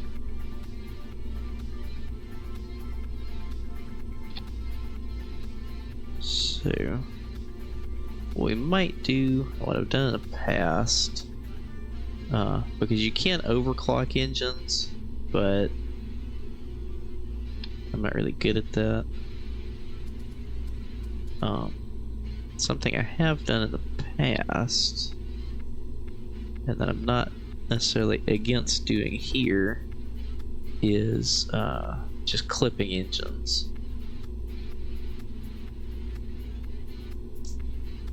That doesn't look too bad. So the number of engines won't actually be accurate, you know, if you're looking at the readout. But we're still underpowered.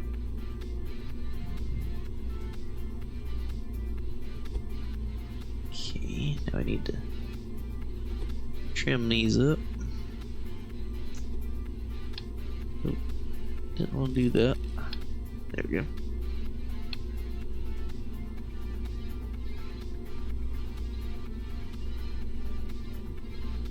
It actually seems to be pretty close.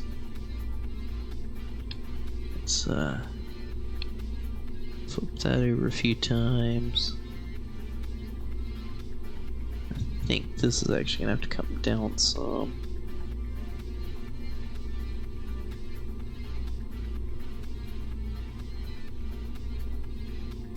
So let's reroute somewhere up there. And I actually move that down. Edit fairing.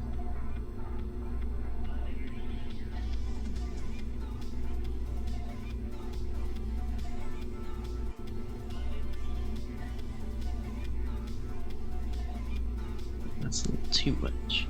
Okay.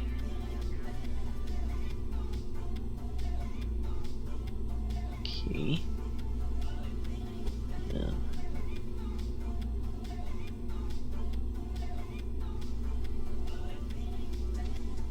Okay.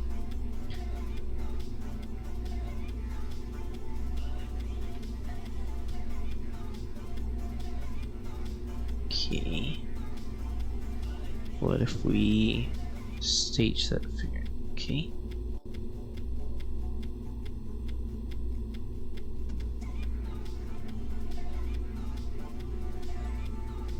So we're looking at 1.17 thrust weight, and that's before we have payload on here. So she's definitely definitely a heavy payload. Although we do have 6,000 or almost 7,000 meters a second of delta V. So she is quite capable. In fact, we could probably drain this top fuel tank and lock it out. Wait, did our...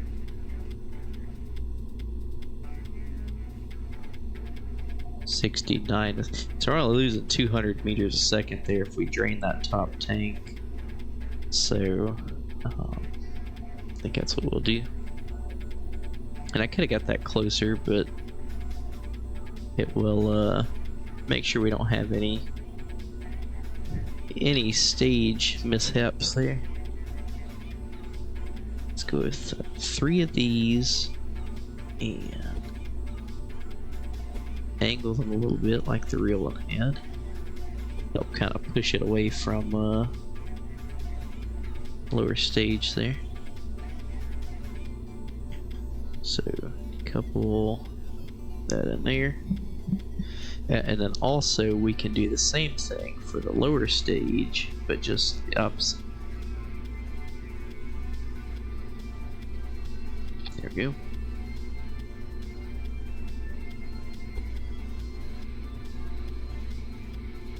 Okay. And that will just help us with separation.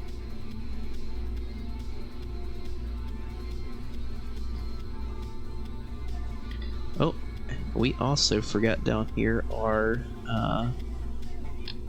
winglets.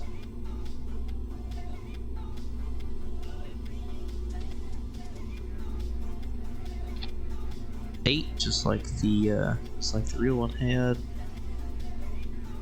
Let's add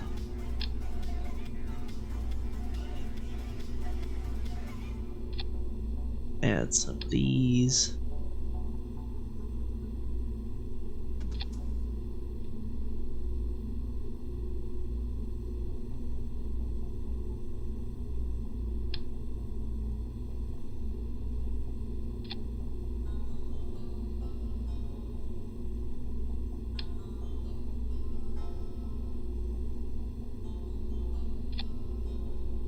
Okay.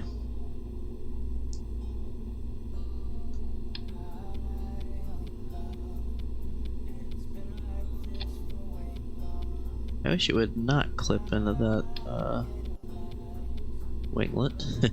That would be great. In fact, I think we'll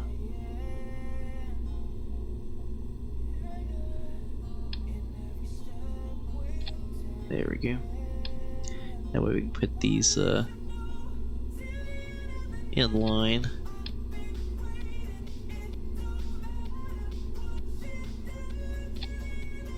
There we go.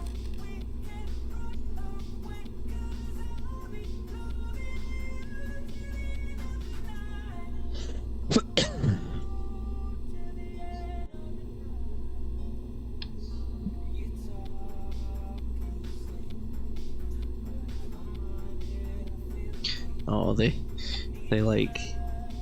don't quite clip correctly into the paint scheme there.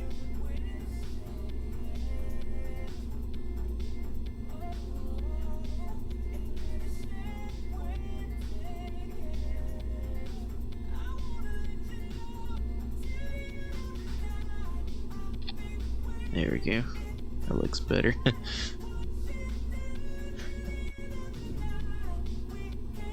So I guess for now, let's save this and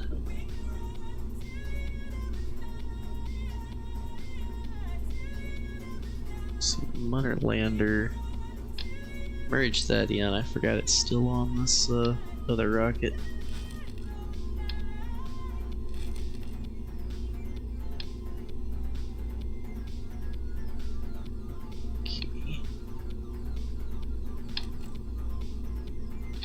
Yeah.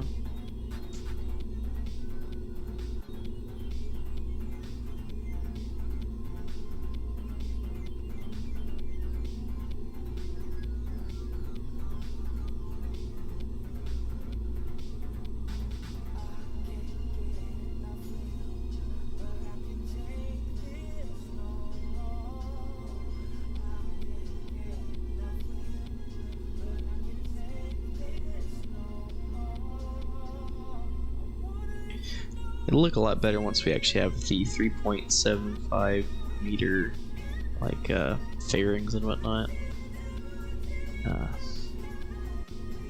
Time being, we're at 193 tons, so we can't actually test launch this thing.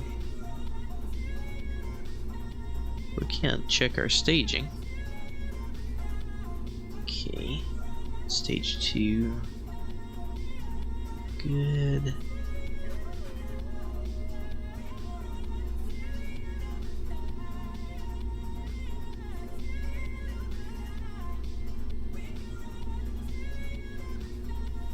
Okay.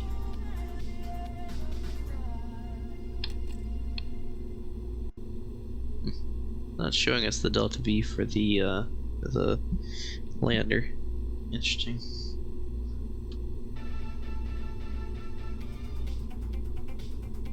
Actually, let's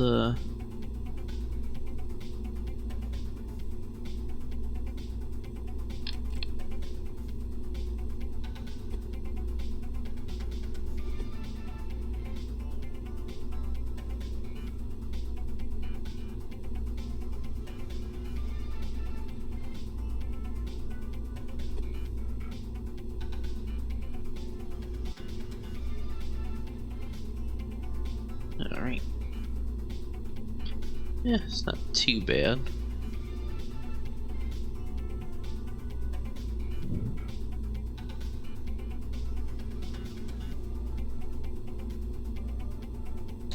Let's save this and let's go out and see if we can't unlock the upgrade for, I think it's the pad we have to upgrade.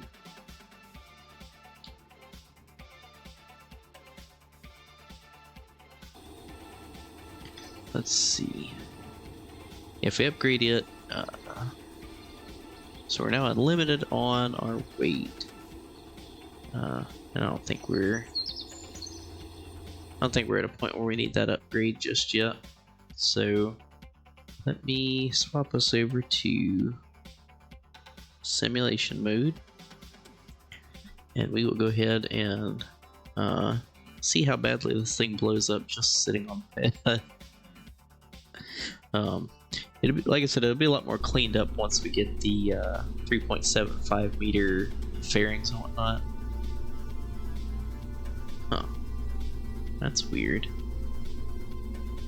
For some reason it doesn't recognize that the excursion module can have people in it. Odd that KSP does that sometimes. Let's scroll down here. Open up the Saturn 1B.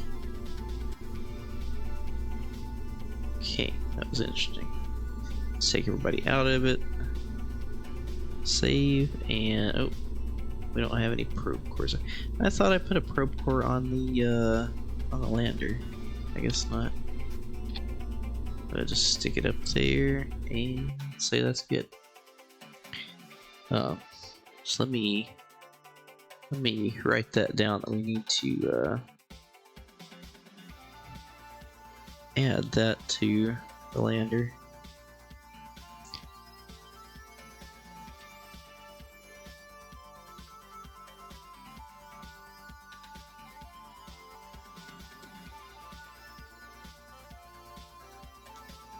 Okay.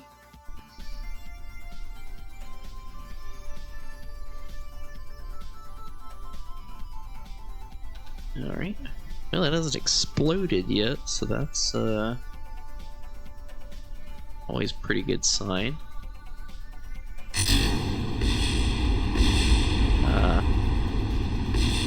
Where I've got those clipped in, it's not 100% aligned, so they popped. I was afraid of that. Sometimes you can clip engines and it doesn't affect them, but other times it does.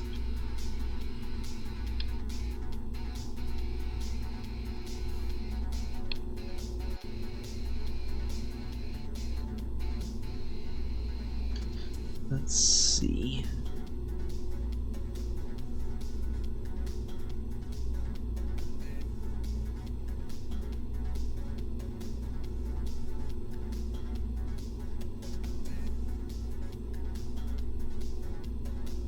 Okay.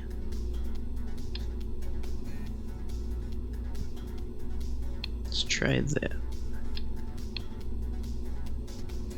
Let's check the list here.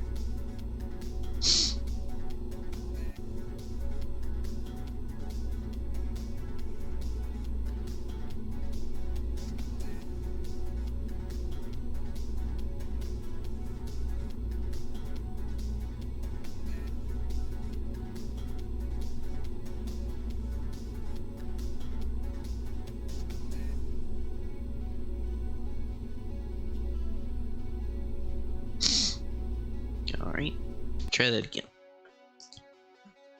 And if the clipping engines still end up blowing up, we might just have to wait on this design until we unlock a few more parts. But I did want to go ahead and get it in the pipeline, just like the lander and everything. You know, go ahead and get it in process, so we can start looking at a mud landing sooner rather than later. And also, let's add those in there just so we can. Oh, still exploded. I had to take one out for a little while.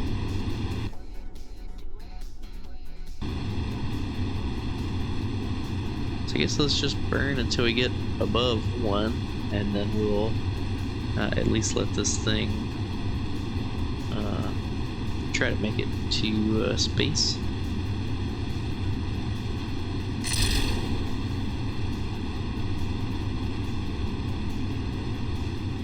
So yeah, I think after we do this test, we'll probably.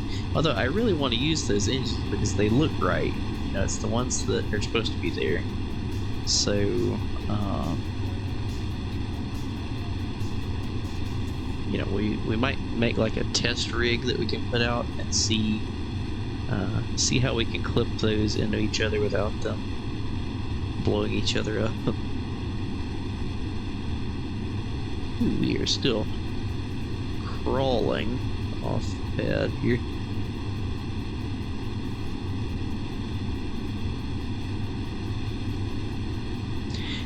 Alternatively, we can look into using a cow controller to overclock those engines. What clip participate? So I let's see if I can aim the camera down. So for these center reliant engines, or no, they're called reliant. Since we were below 1 on our thruster weight, I took 4 more of them and basically just clipped them into each other. And some engines you can clip no problem,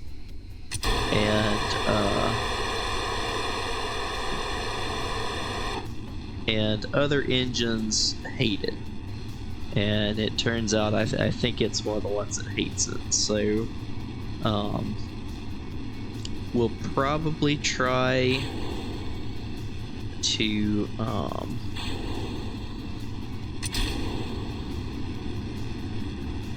let go of me. We'll probably try. We might put out like a test rig and see if we can clip those into each other and figure out a configuration that makes them not blow up. Funnily enough, the swivel engines, I think you can clip them into each other fine, and like they don't care. But in any case,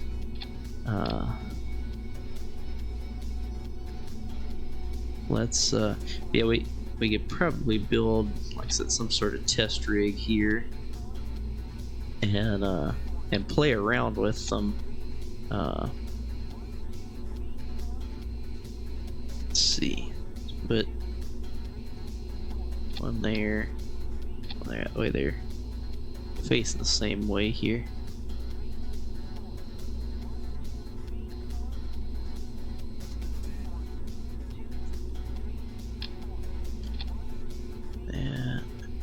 battery.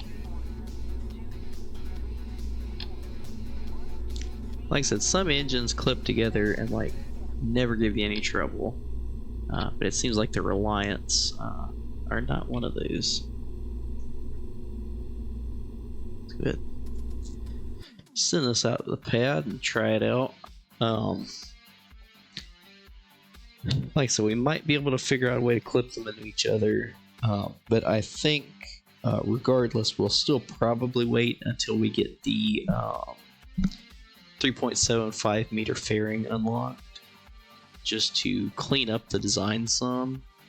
But I definitely wanted to get this and the and lander and everything in the process, you know.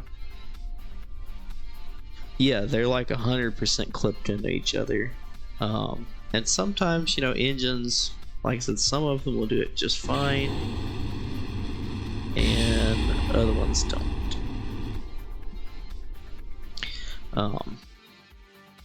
So we can either do that, or because these look right, you know, it looks like the Saturn 1D engines, or the H1s they were called. They look right, but now obviously if they're exploding so let's try it like that, where they're just a little bit offset. And try, but like I said, I think in the end we'll either have to go with a different engine, which isn't going to look right, or also you can take cow controllers, like the little in-game robotic part, and you can overclock engines. So we may look at that, but like I said, that will definitely be a future iteration. But yeah, you know, like I said, I think it's funny that at the beginning I was like, I'm not gonna do just historical rockets, but here we are.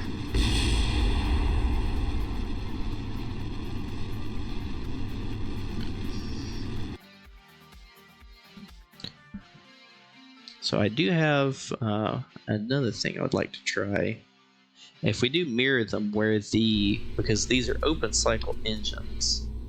Let's move those out of the way.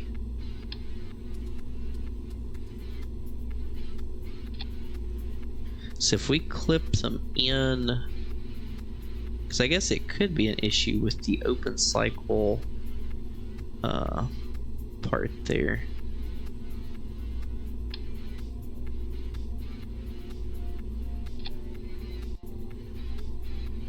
Let's try this and see. Otherwise, we might could see about vertically offsetting them. But like I said, if in the end we can't find a good solution, we can always just overclock them. I've never particularly liked doing that.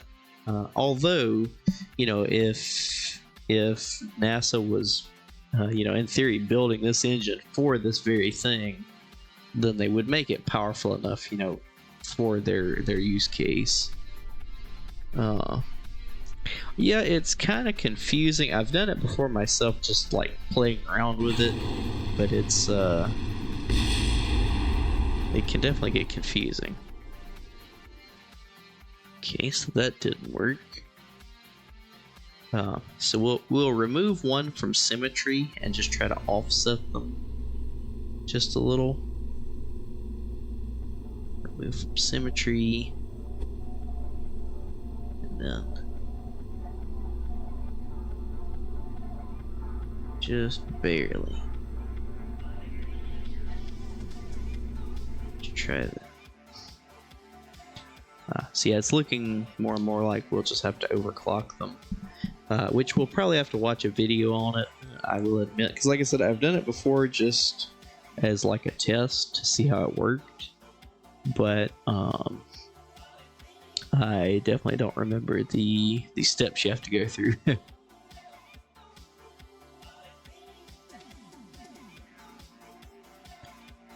Well, like I said, if NASA or whoever, because Chrysler actually built the Saturn 1B, we would hated that even more.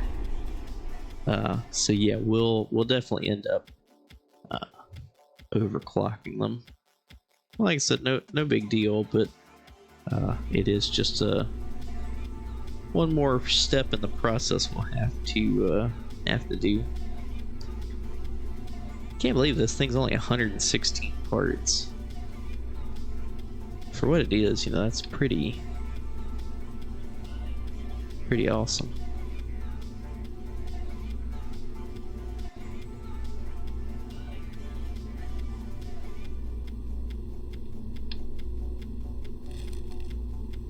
Okay, we still got 4 there, so that's always a good sign.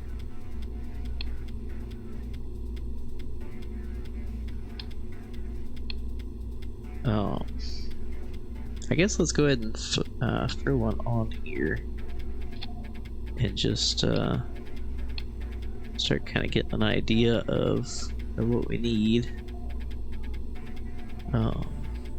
Open editor. Here we go. Oh, no, I didn't want to pick the engines up. Open editor. Okay.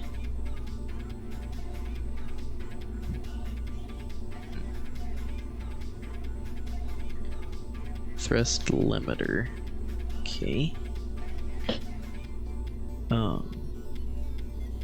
So if I remember right, you add a point here. Can you make this bigger? Here we go.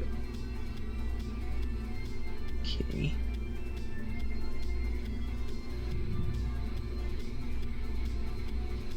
Okay. Track editor.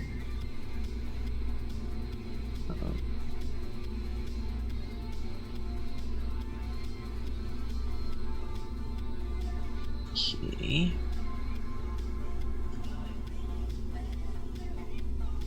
Throttle maybe?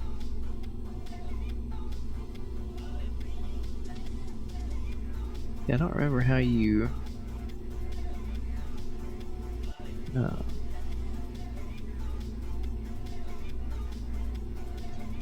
then you gotta like add a point, but oh, here we go. Let's add that down here.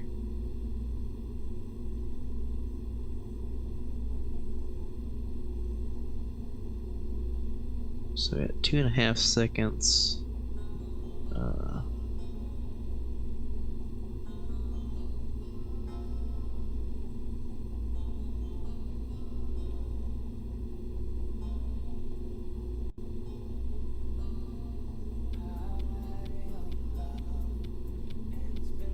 Okay. Figured it would actually show you like what the output was here.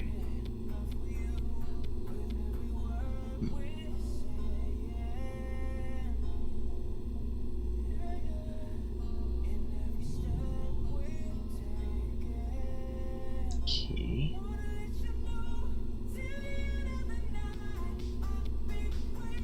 Interesting. Okay.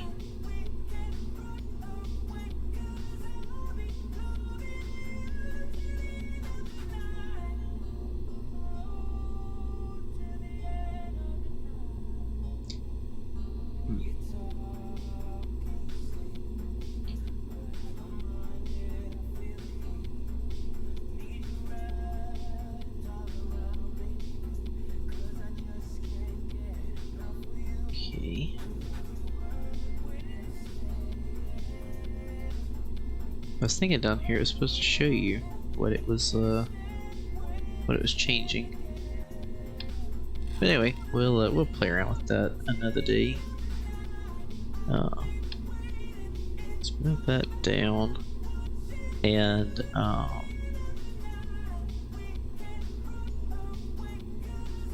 think we will go ahead and save this, and then shelf that project for the time being. Like I said, I would like to. I thought about it.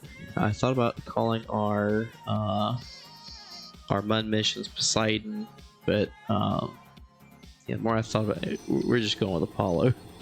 Why make it worse, or why make it more difficult? So let's check the astronaut complex here. So we need 2 pilots and 2 scientists. So we got all of those. So we do need to mount a mission to the space station with a basically a crew rotation, because the Kerbals that are up there have to come back within the next 4 or 5 days. Let's open up Ares. Okay. Move back over here to mission log.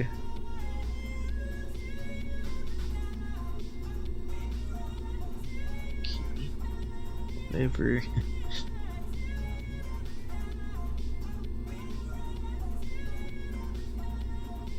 And clock. Center engines on Saturn. Okay, so this is Ares 10, and we need to go find Ares 3. In fact, let's just copy Ares 3. Ooh, we launched them a long time ago. Okay, copy that. Yeah, that was 7 missions ago. Here we are. Ares 10. Okay. It's the 17th orbital launch. Crew. Space Station. Why did I put Freedom? It's not Space Station Freedom. Space Station Endurance. Oh. Where the hell did I put that? I was thinking about Space Station Freedom at the time, I guess. Space Station Endurance. Okay. I got that fixed. Ares 10, Omega 1. Okay, delete that. Delete that. So this will be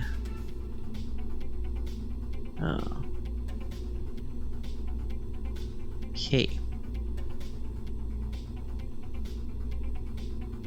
Other scientist and our engineer. Okay. So this is Val and Munrig. Val, Munrig. Our engineer is Rotop. And our 2 scientists are Shangan and Mitley.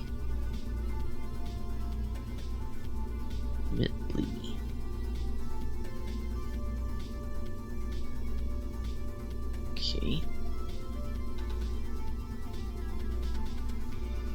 Save and roll out the pad. So yeah, once we get this crew up here, the other crew will do a quick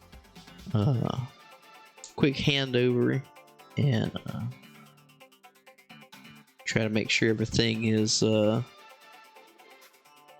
taken into consideration. You know, tell them all the little idiosyncrasies, what you gotta do to keep the station running, where the snacks are, all that good stuff. So let's zoom in here. Hello? There's the station. I was like, where's the station?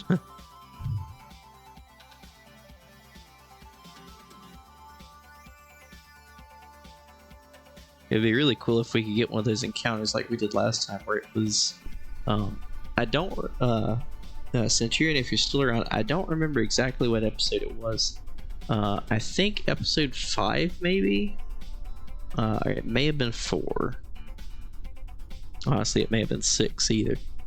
One of the past episodes, we had a launch to orbit, and we were launching the space station, and we took off, we burnt to orbit, and as soon as we circularized, I went in the map view, and we had a like 3.4 meter or 3.4 kilometer separation from us to the station immediately on launch.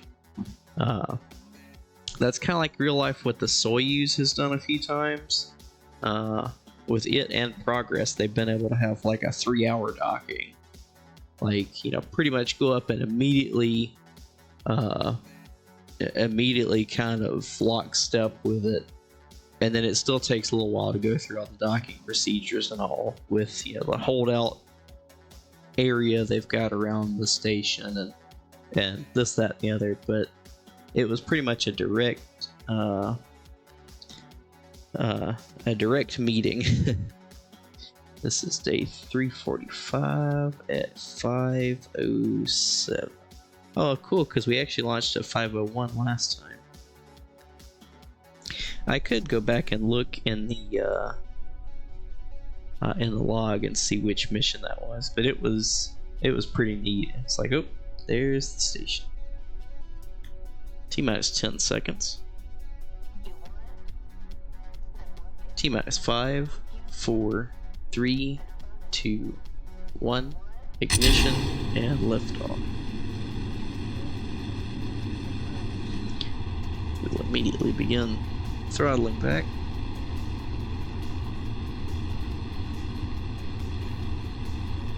But turn the lights on for them.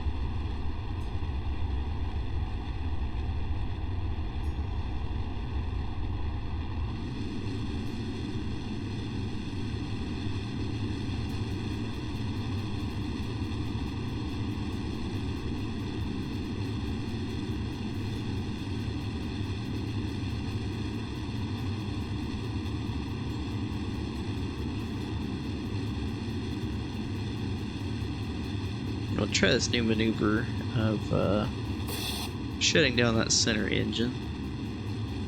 We'll go ahead and get rid of our launch escape system there. Should give us a bit more functionality and not quite turn them into goop as much.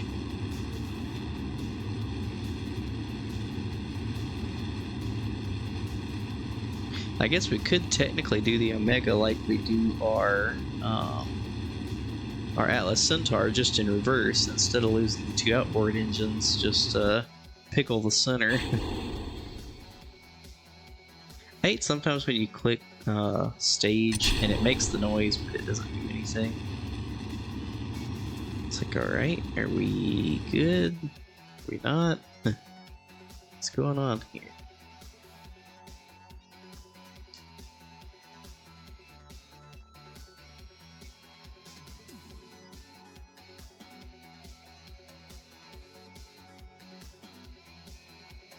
warp up to apoapsis. Might actually should have done that a little before we got there. We're still, our periapsis is still quite very much so in the planet.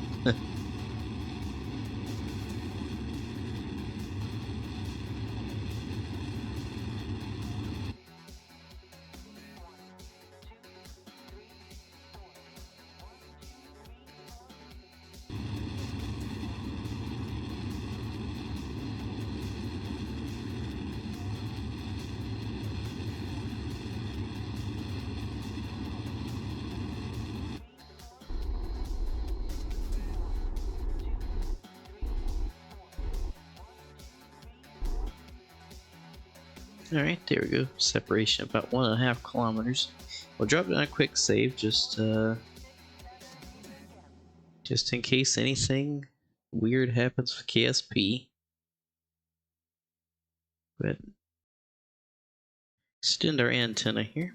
I guess we could have tried to bring some science up with us since we're coming to the station, but oh well.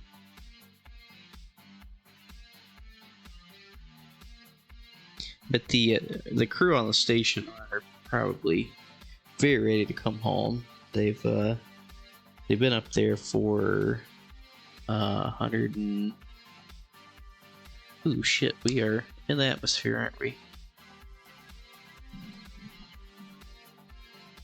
Sorry. I guess technically we're gonna be fine because we're just skimming through the very upper atmosphere, but we definitely need to keep an eye on that for next time. In fact,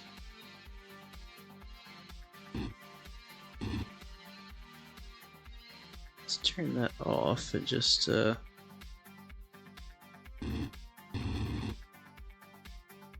we're going back up. Now, that was a little awkward. I mean, it has happened before with missions, you know. I mean, technically, even the ISS is still in the atmosphere. They do have to boost it up every now and again because there are, you know, enough air molecules out there and debris and this, that, and the other to slow you down. But yeah, we definitely dipped in there a little too much. Ooh, we need to burn the other way. No.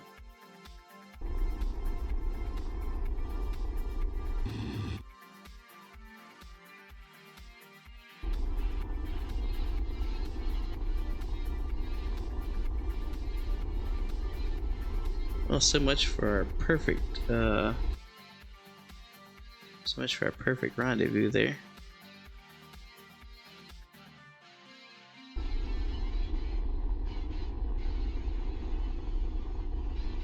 Get our apoapsis to 100. Warp around there and at least get ourselves back in space completely. That was embarrassing.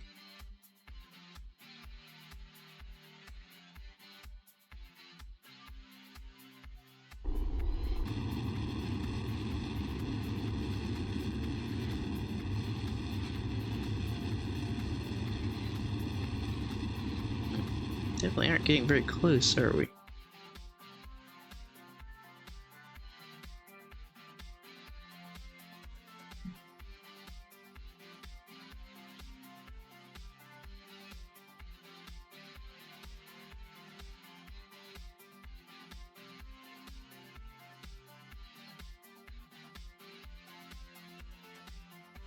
Yeah, we would have had almost a perfect encounter, but dipped in the atmosphere.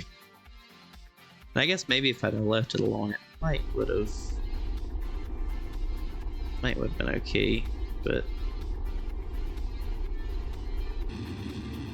is this really not changing?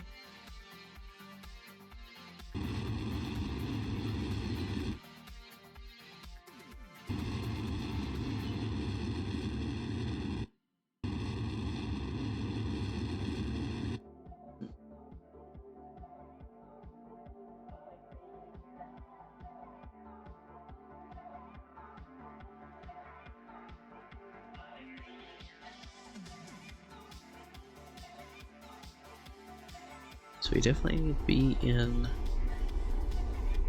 100 kilometer. Damn. I can tell I'm getting tired. I am fat fingering everything. Okay.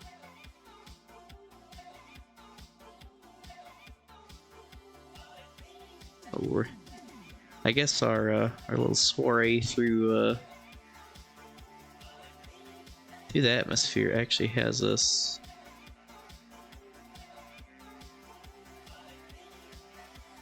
on a different orbital plane than the station. That's embarrassing. Okay. To warp around there.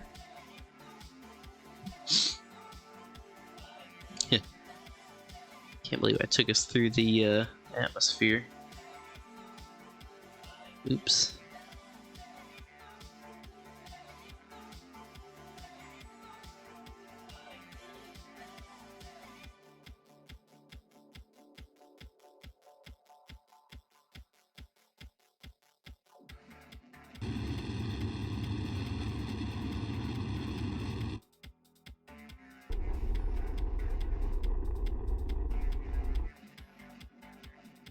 All right.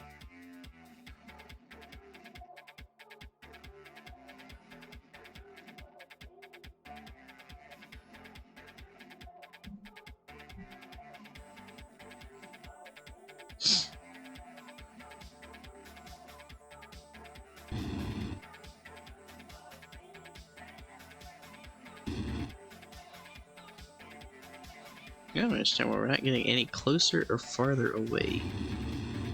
Like, am I stupid? Don't answer that.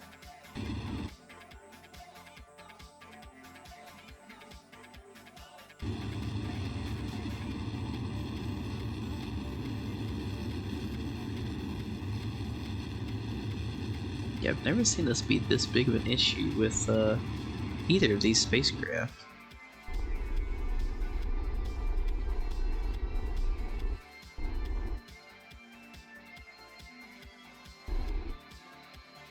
Make sure we are in the atmosphere this time, or out of the atmosphere this time. This thing's gonna be out of fuel.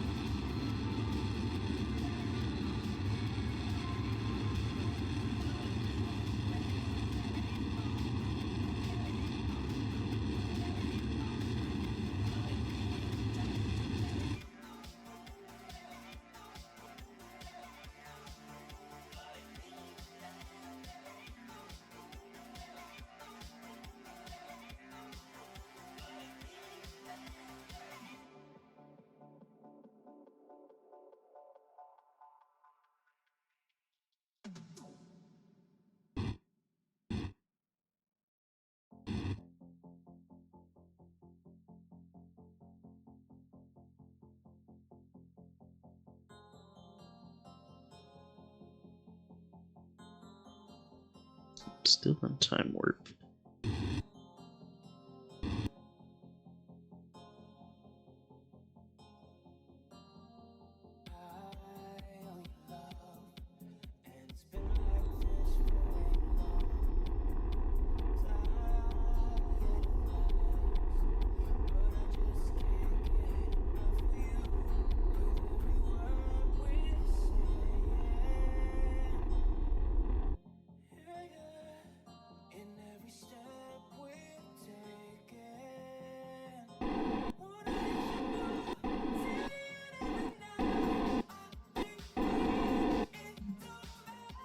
Yeah, I finally got here. Hey, thanks, Centurion. Thanks for tuning in. Hope you enjoyed it. I know I did.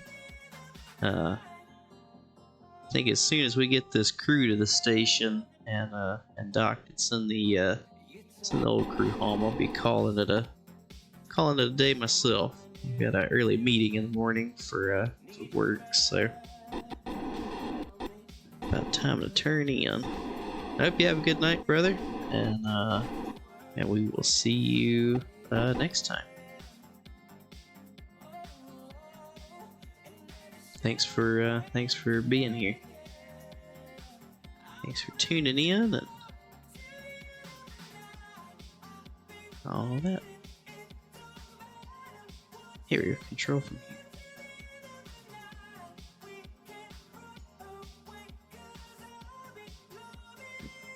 It looks like the whole array has twisted somehow. That's interesting.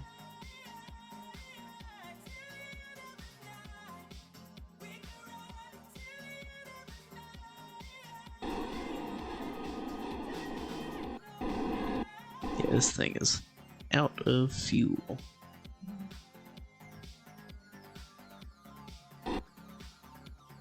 Definitely have to send up a refueling mission.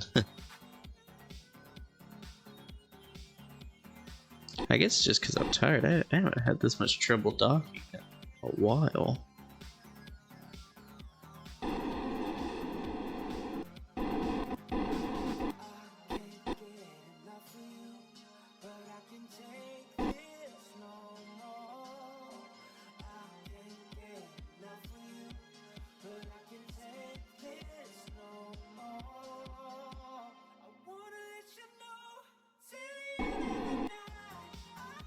Alright. So let's go ahead and transmit our science.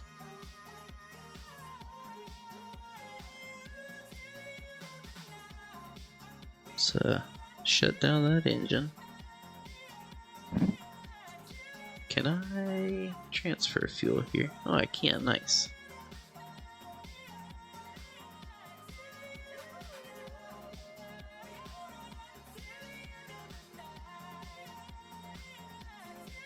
I think that's about even. Because they don't need, like this one doesn't even need that much fuel going home. But alright. Although, let's see, I would prefer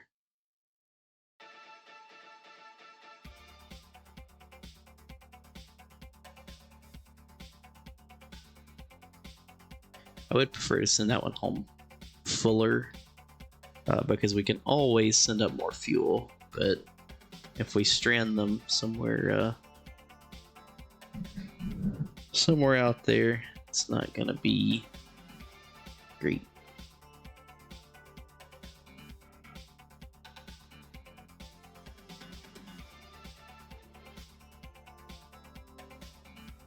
It's for crew, we got part. It's for crew. It's for crew.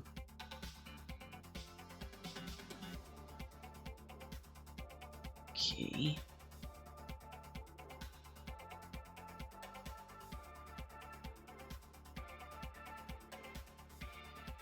Okay, is there anybody else?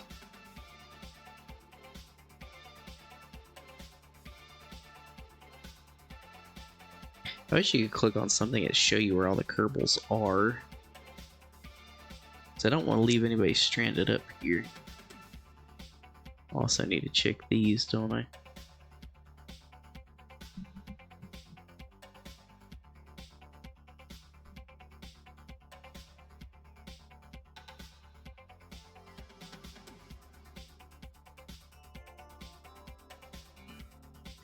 So let me go check the log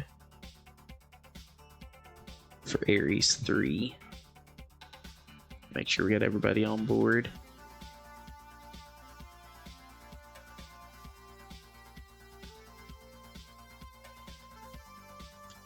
I do want to turn that off. There we go. So we got Jeb and Gimby. Let's see.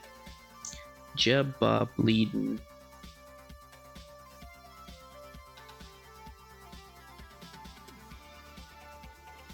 Bill. And where's Gimby? Okay. So that's all of the old crew. So let's get the station moved around here. And in fact, go ahead and drop a quick save just in case anything happens. Aim our camera over here. Cycle all the lights, make sure they're on. And undock. Okay, good. Can we... What the heck? What's going on here? Reset camera. We're controlling the station, but our camera was aimed at the at this module. I see. I get you.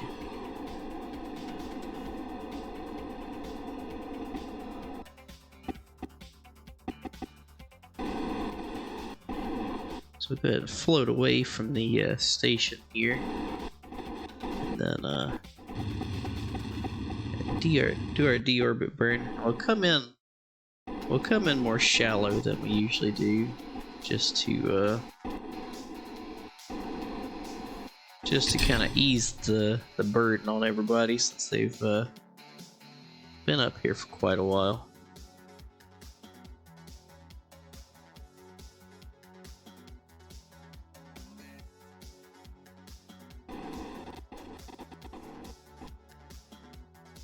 Tractor antenna.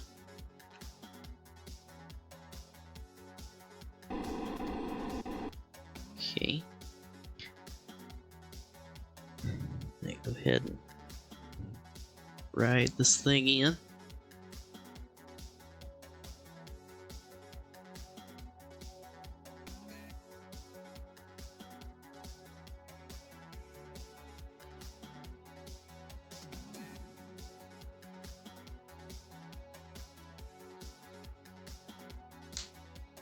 Definitely going to be a an extended re-entry since we did come in more shallow than normal. Like I said, I wanted to not put too much load on the Kerbals as they have been in space for like 175 days. So they definitely want to take it easy.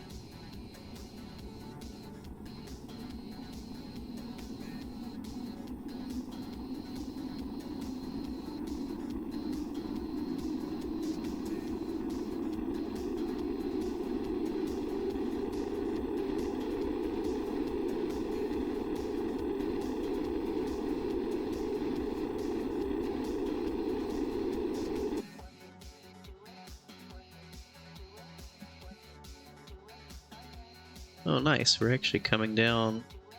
Looks like just the other side of Kerbal, South Korea here. Actually, we may be landing in South Korea. Yep, looks like it.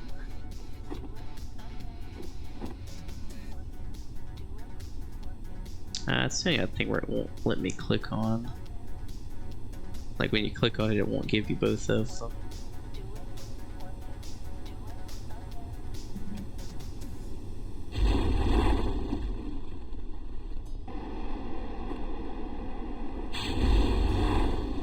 Just have to cut it manually.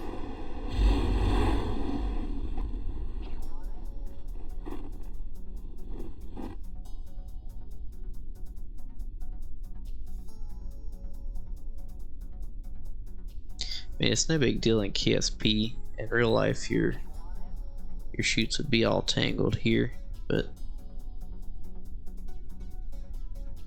no worry, we do it like that.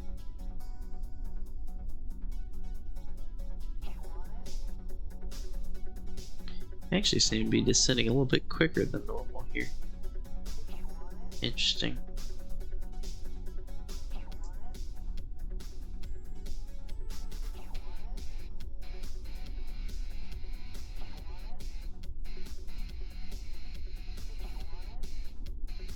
And we're down. EVA.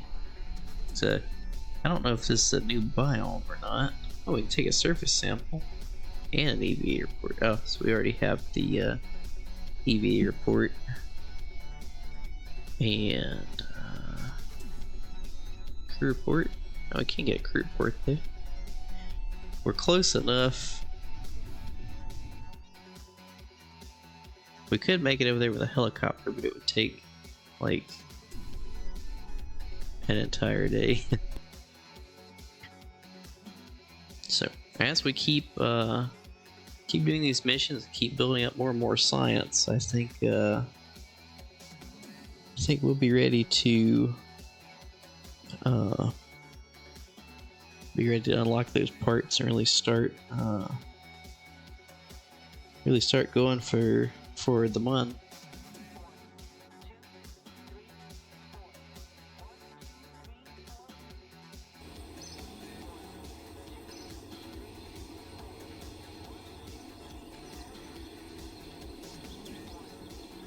Alright, we got a little bit of science back from that.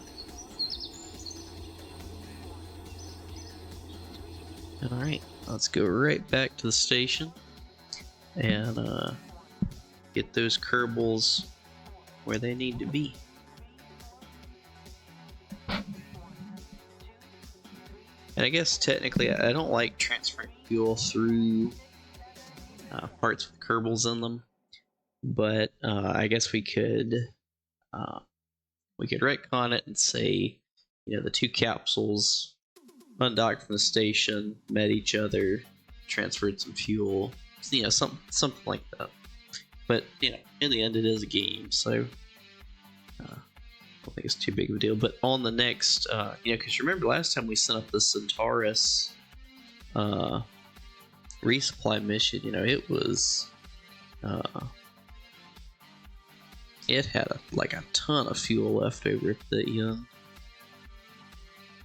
so we could look at doing something like that. Transfer our scientists in here, level up our crew, although nobody's ready. Start our research.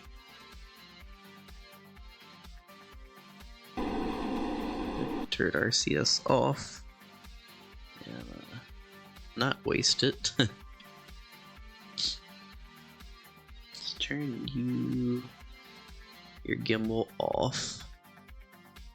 I don't remember if I turned the gimbal on the other one there. Oh well. Transfer. Where's our engineer? Transfer Rotop to the that Gemini there. We'll put Munrig. He can go in the lunar lander module.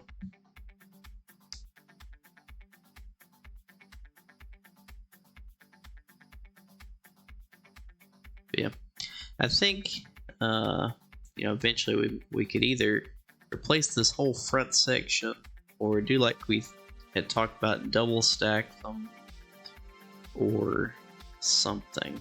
So I would kind of like to hang on to this space station, but you know, it's not our biggest priority, but it is still a pretty cool station.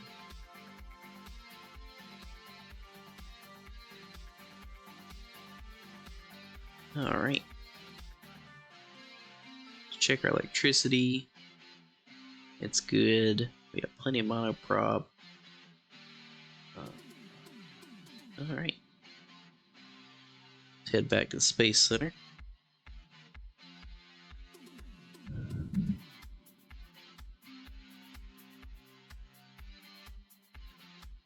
Yeah, we do need to make a note of the date and all for when Ares 3 came back. I forgot to check the exact time, but we check that in just a minute as soon as KSP decides to live still. Come on, you got work to do. Year 2, day 346. at, let's just say 05:18.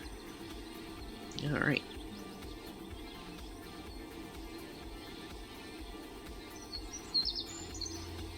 So yeah, they were pretty close to going over. Ended up not, but they were close.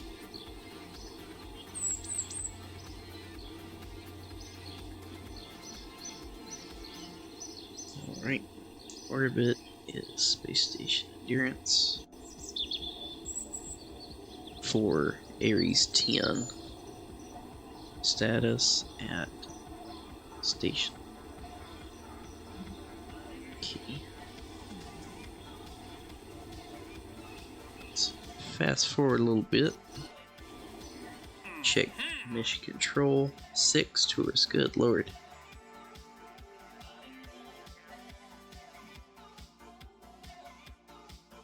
I mean, those do make a lot of money.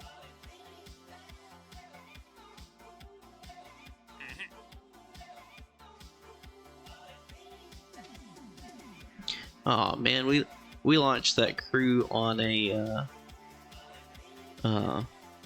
regular Ares. We should have launched them on an Ares XL, and we could have completed this here. Oh well, that would have helped us out some. Warp ahead a few more days. Okay.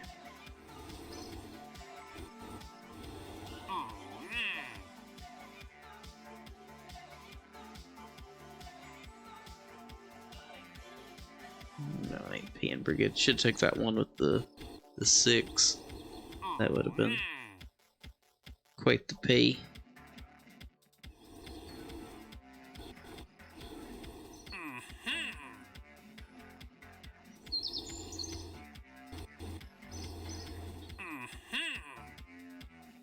Around Eve, good lord.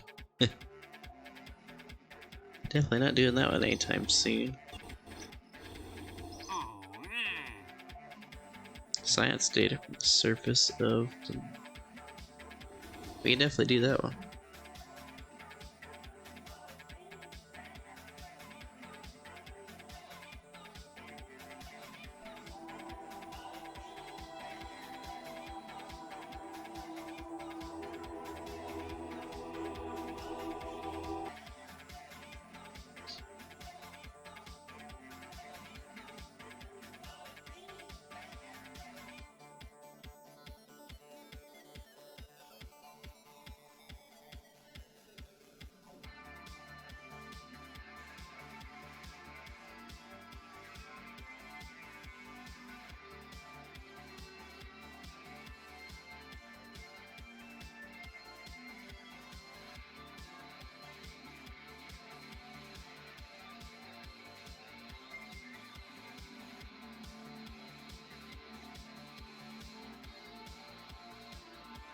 Alright.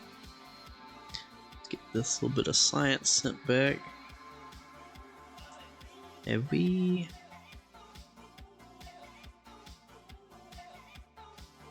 Okay, we wouldn't really get anything for that. And actually, I wonder if we could do the same thing we did on Minmus, although quicker if we just kind of... Nope.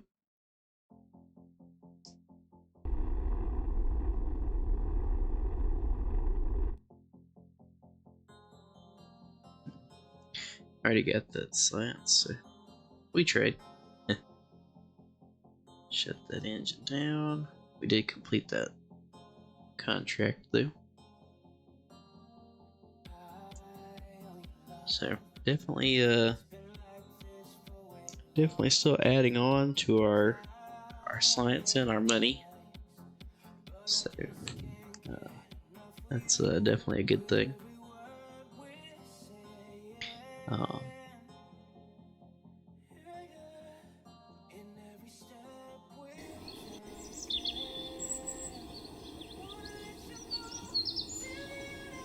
Alright.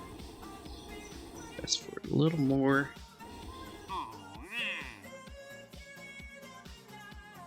I took one of those rover ones one time, but it ended up being so far away from any of my bases that it took forever to do.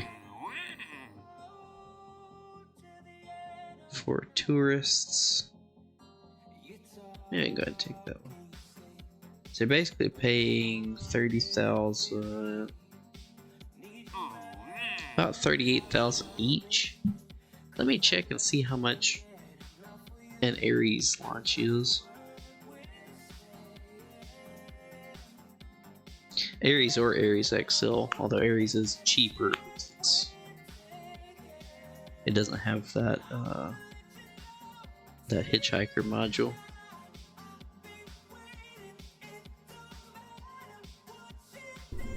So, I mean, even let's just say 35,000 piece. Ares costs. Oh, okay. Costs. How is XL actually cheaper? I guess maybe we cut down a few batteries or something. So basically 58,000 or 59,000 to launch it, and yet, you know, we're being paid basically 35,000 per tourist. So, you know, if you got 4 tourists on here, you know, you're basically paying for that mission and the next if you launch 2 Ares. So it can definitely start building up quickly. I can see where this is definitely beginning to snowball. So fast forward one more time.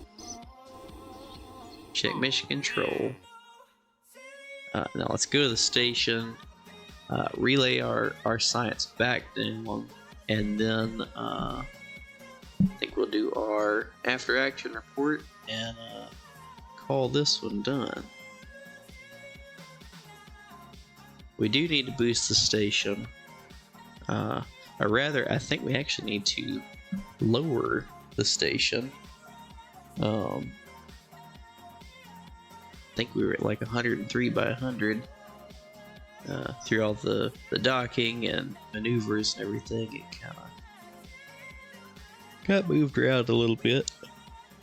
No big deal. Hi, Sammy. Let's see. Yeah, we're 103 by 100, so no big deal right now. Go ahead and transmit our science. We'll also try to get pointed in a normal looking direction anyway.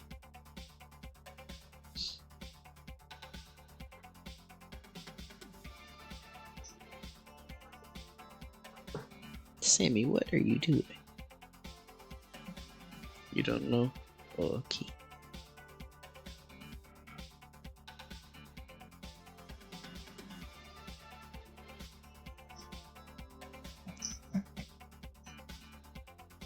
Alright, and just like that, we have 210 more science.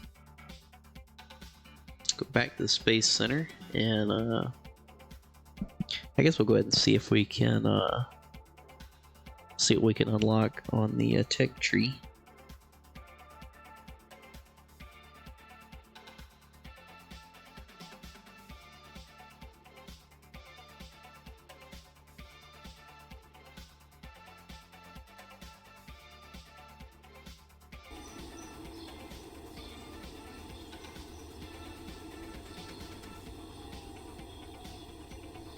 KSP definitely needs a restart. Although, you know, we're about to wrap it up, so no big deal. But it looks like we have just enough to get 2 of this this tier here. Robotic parts would be nice. Supersonic would be nice just to get the turbo fan. That one we can kind of wait on. It's not a big priority. Precision engineering, it's not really hitting on anything. I would love to get the Saturn V parts, but we definitely don't have the money for it just yet. So none of these we really need. I mean, like the engine, the better engines would be decent, but because we would get the correct engine for the Saturn 1B. But if we go ahead and get this composites, then yes, ma'am, hello, I see you. Then we would get all these parts. We could start building like some infrastructure and stuff, as well as the 3.75 meter fairings, and get the Saturn 1B looking right.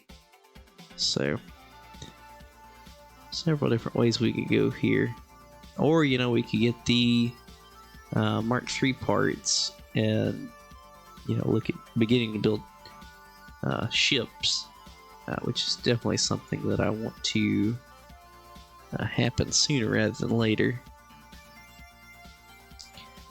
Let's see. Otherwise,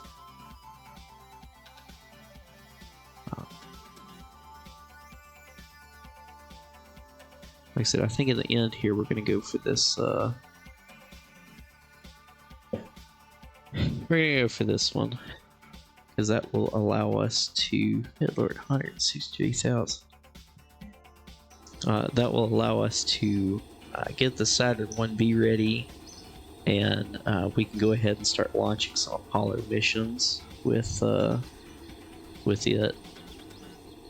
In fact, I know I said I was going to stop here, but I kind of want to work on the Saturn 1B. I don't want to leave it in a, not that it's in a bad state right now, but you know, I want to clean it up. I want to get it, you know, really looking right.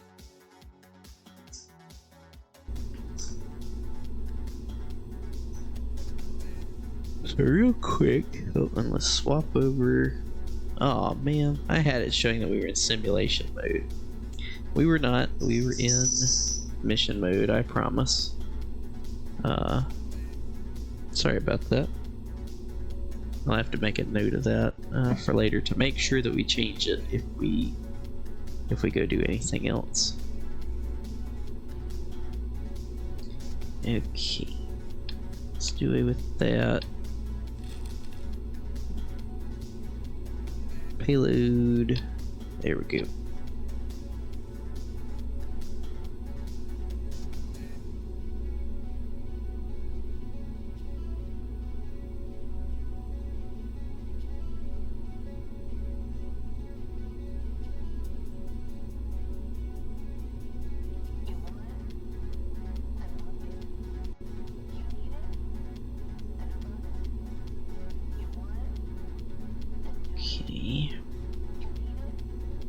It's not staged, but it is auto-strut. Okay.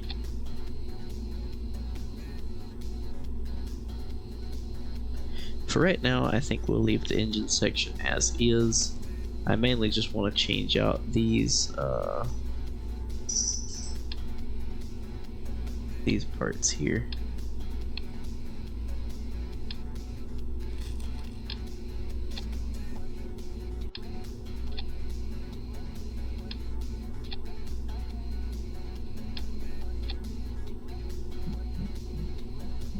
Fairing.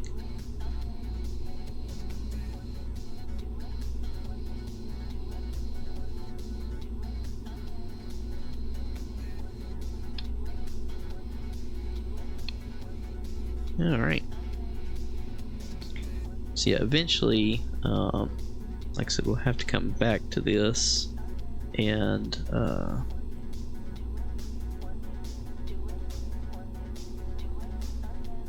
okay, decouple that.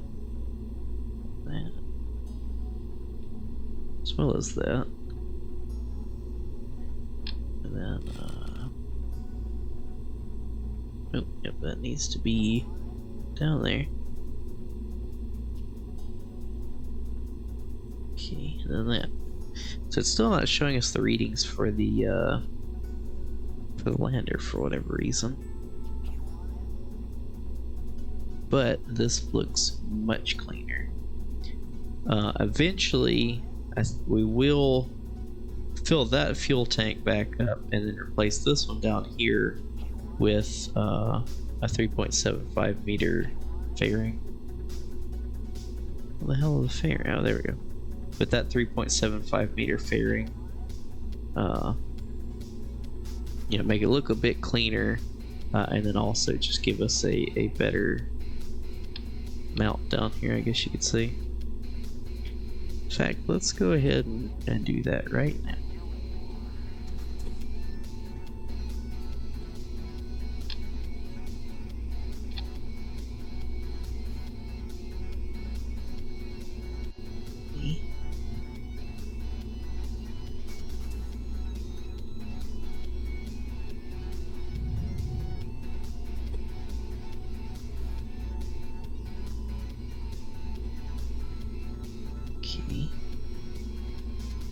It's not staged. There we go. Now that's the Saturn 1B look that we're after. We'll put the fuel up there. We'll get these because they're the correct ones. Got that looking good.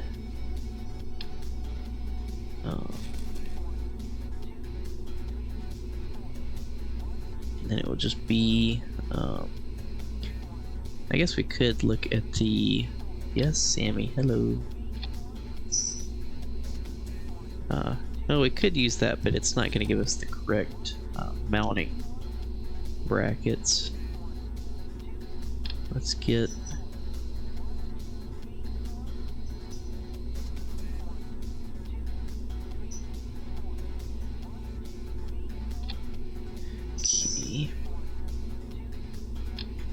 for Reliance.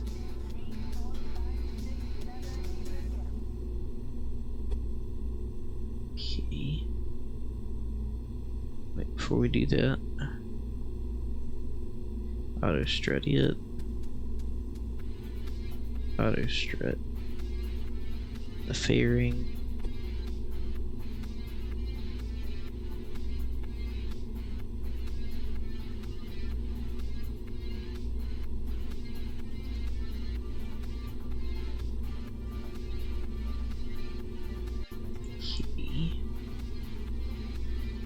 That up in there. Now let's do the same thing.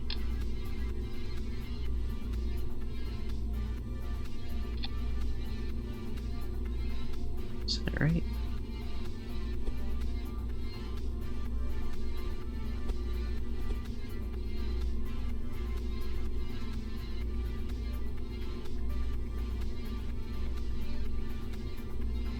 I don't know. It's hard to see from this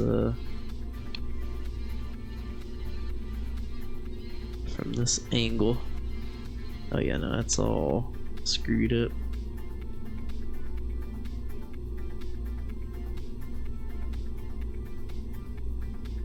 Okay, let's get rid of that.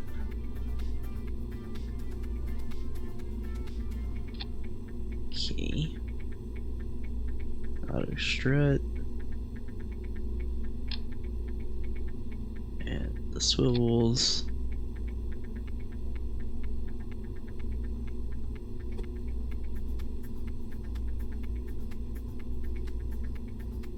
Actually, these need to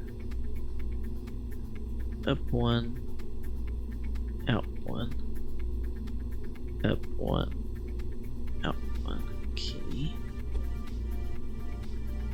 Now trim those in.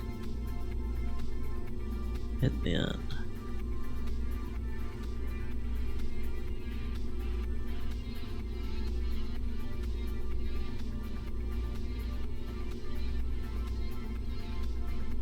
we go. Alright. Yeah, see, once you have the right parts, you can make really cool looking stuff. It's just getting there.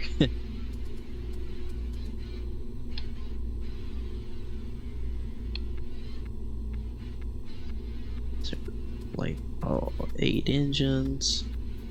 We decouple. Once we get high enough, we do that, and that. Yeah, I think that is looking much better than it was. Hi, Sammy.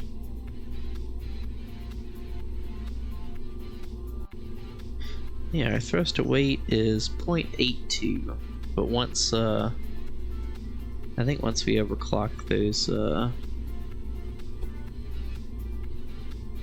center engines, I think we'll be good to go.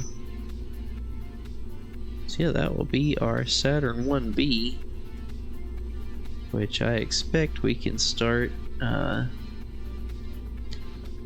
once we do some testing with it. We can start slinging some stuff out to the moon, or out to the mud. So yeah, looking forward to it. And you know, our lander weighs just as much, or maybe even less, as some of the probes and stuff we've sent out already. Maybe, you know, they probably weigh a little more than the probes we've sent so far, but not too much. So, you know, I think it's reasonable that we could start sending some payload out there, and then plus, you know, we could use this for like our space station at Minmus, and yeah, got a lot of projects coming up that this will be handy for. So let's save that. Make sure to have it ready to go.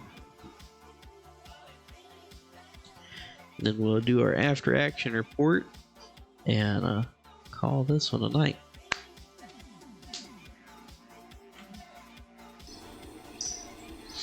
Alright. So let me...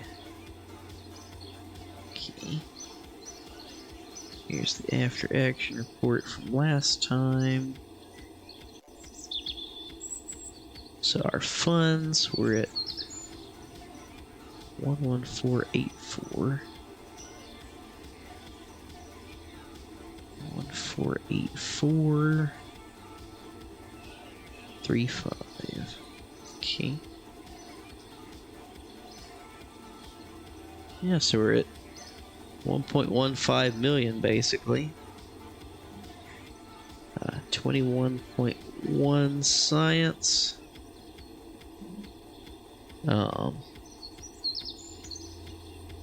So actually we can just change that to space station endurance, and then say all others at KSC astronaut complex.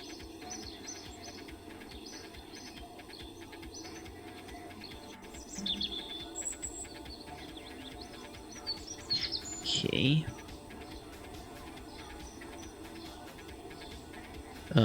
Let's drop down a quick save. Quick save number 26. Alright, let's write that down.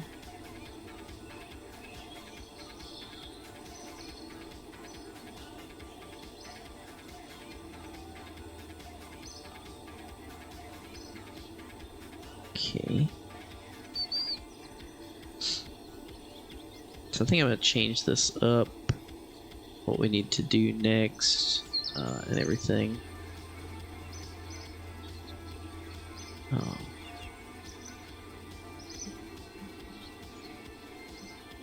Let's see. Major missions, Saturn 1B.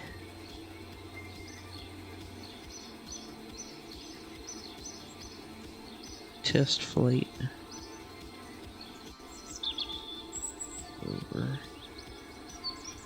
Overclock core engines with decal.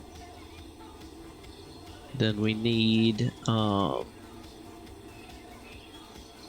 see. Let's check mission control here.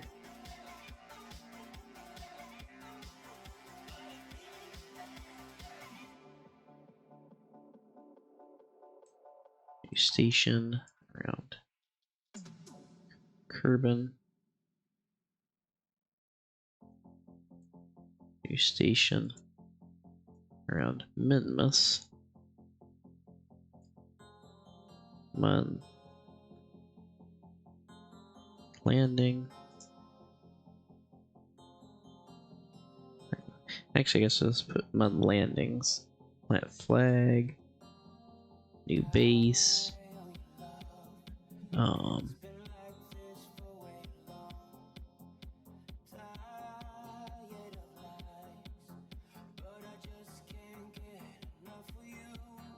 Let's see. Tourist missions. Okay. I think that's all we've got directly on the horizon here. But yeah, we're getting a good bit of money and science saved up. As my voice decides to go out. But yeah, got a good bit of stuff coming down the pipe. Sorry I had simulation mode on a while ago when it was supposed to be mission mode. Yeah, we were definitely in mission mode. Just forgot to change the ticker over. I need to get one of those what do you call it, like the Streamlab things, where it's basically just like a button box where everything is like already mapped to a button. So like for scene changes, you can just press a button, or toggle on or off certain cameras, or certain pages. You can just use it. So I might have to look into one of those.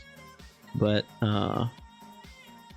in the meantime, until next time, I hear from Mission Control, Sam saying good night, and so will I. So thanks for tuning in, and we hope to see you next time. Till then, be safe, and happy kerbling. See you later. Bye.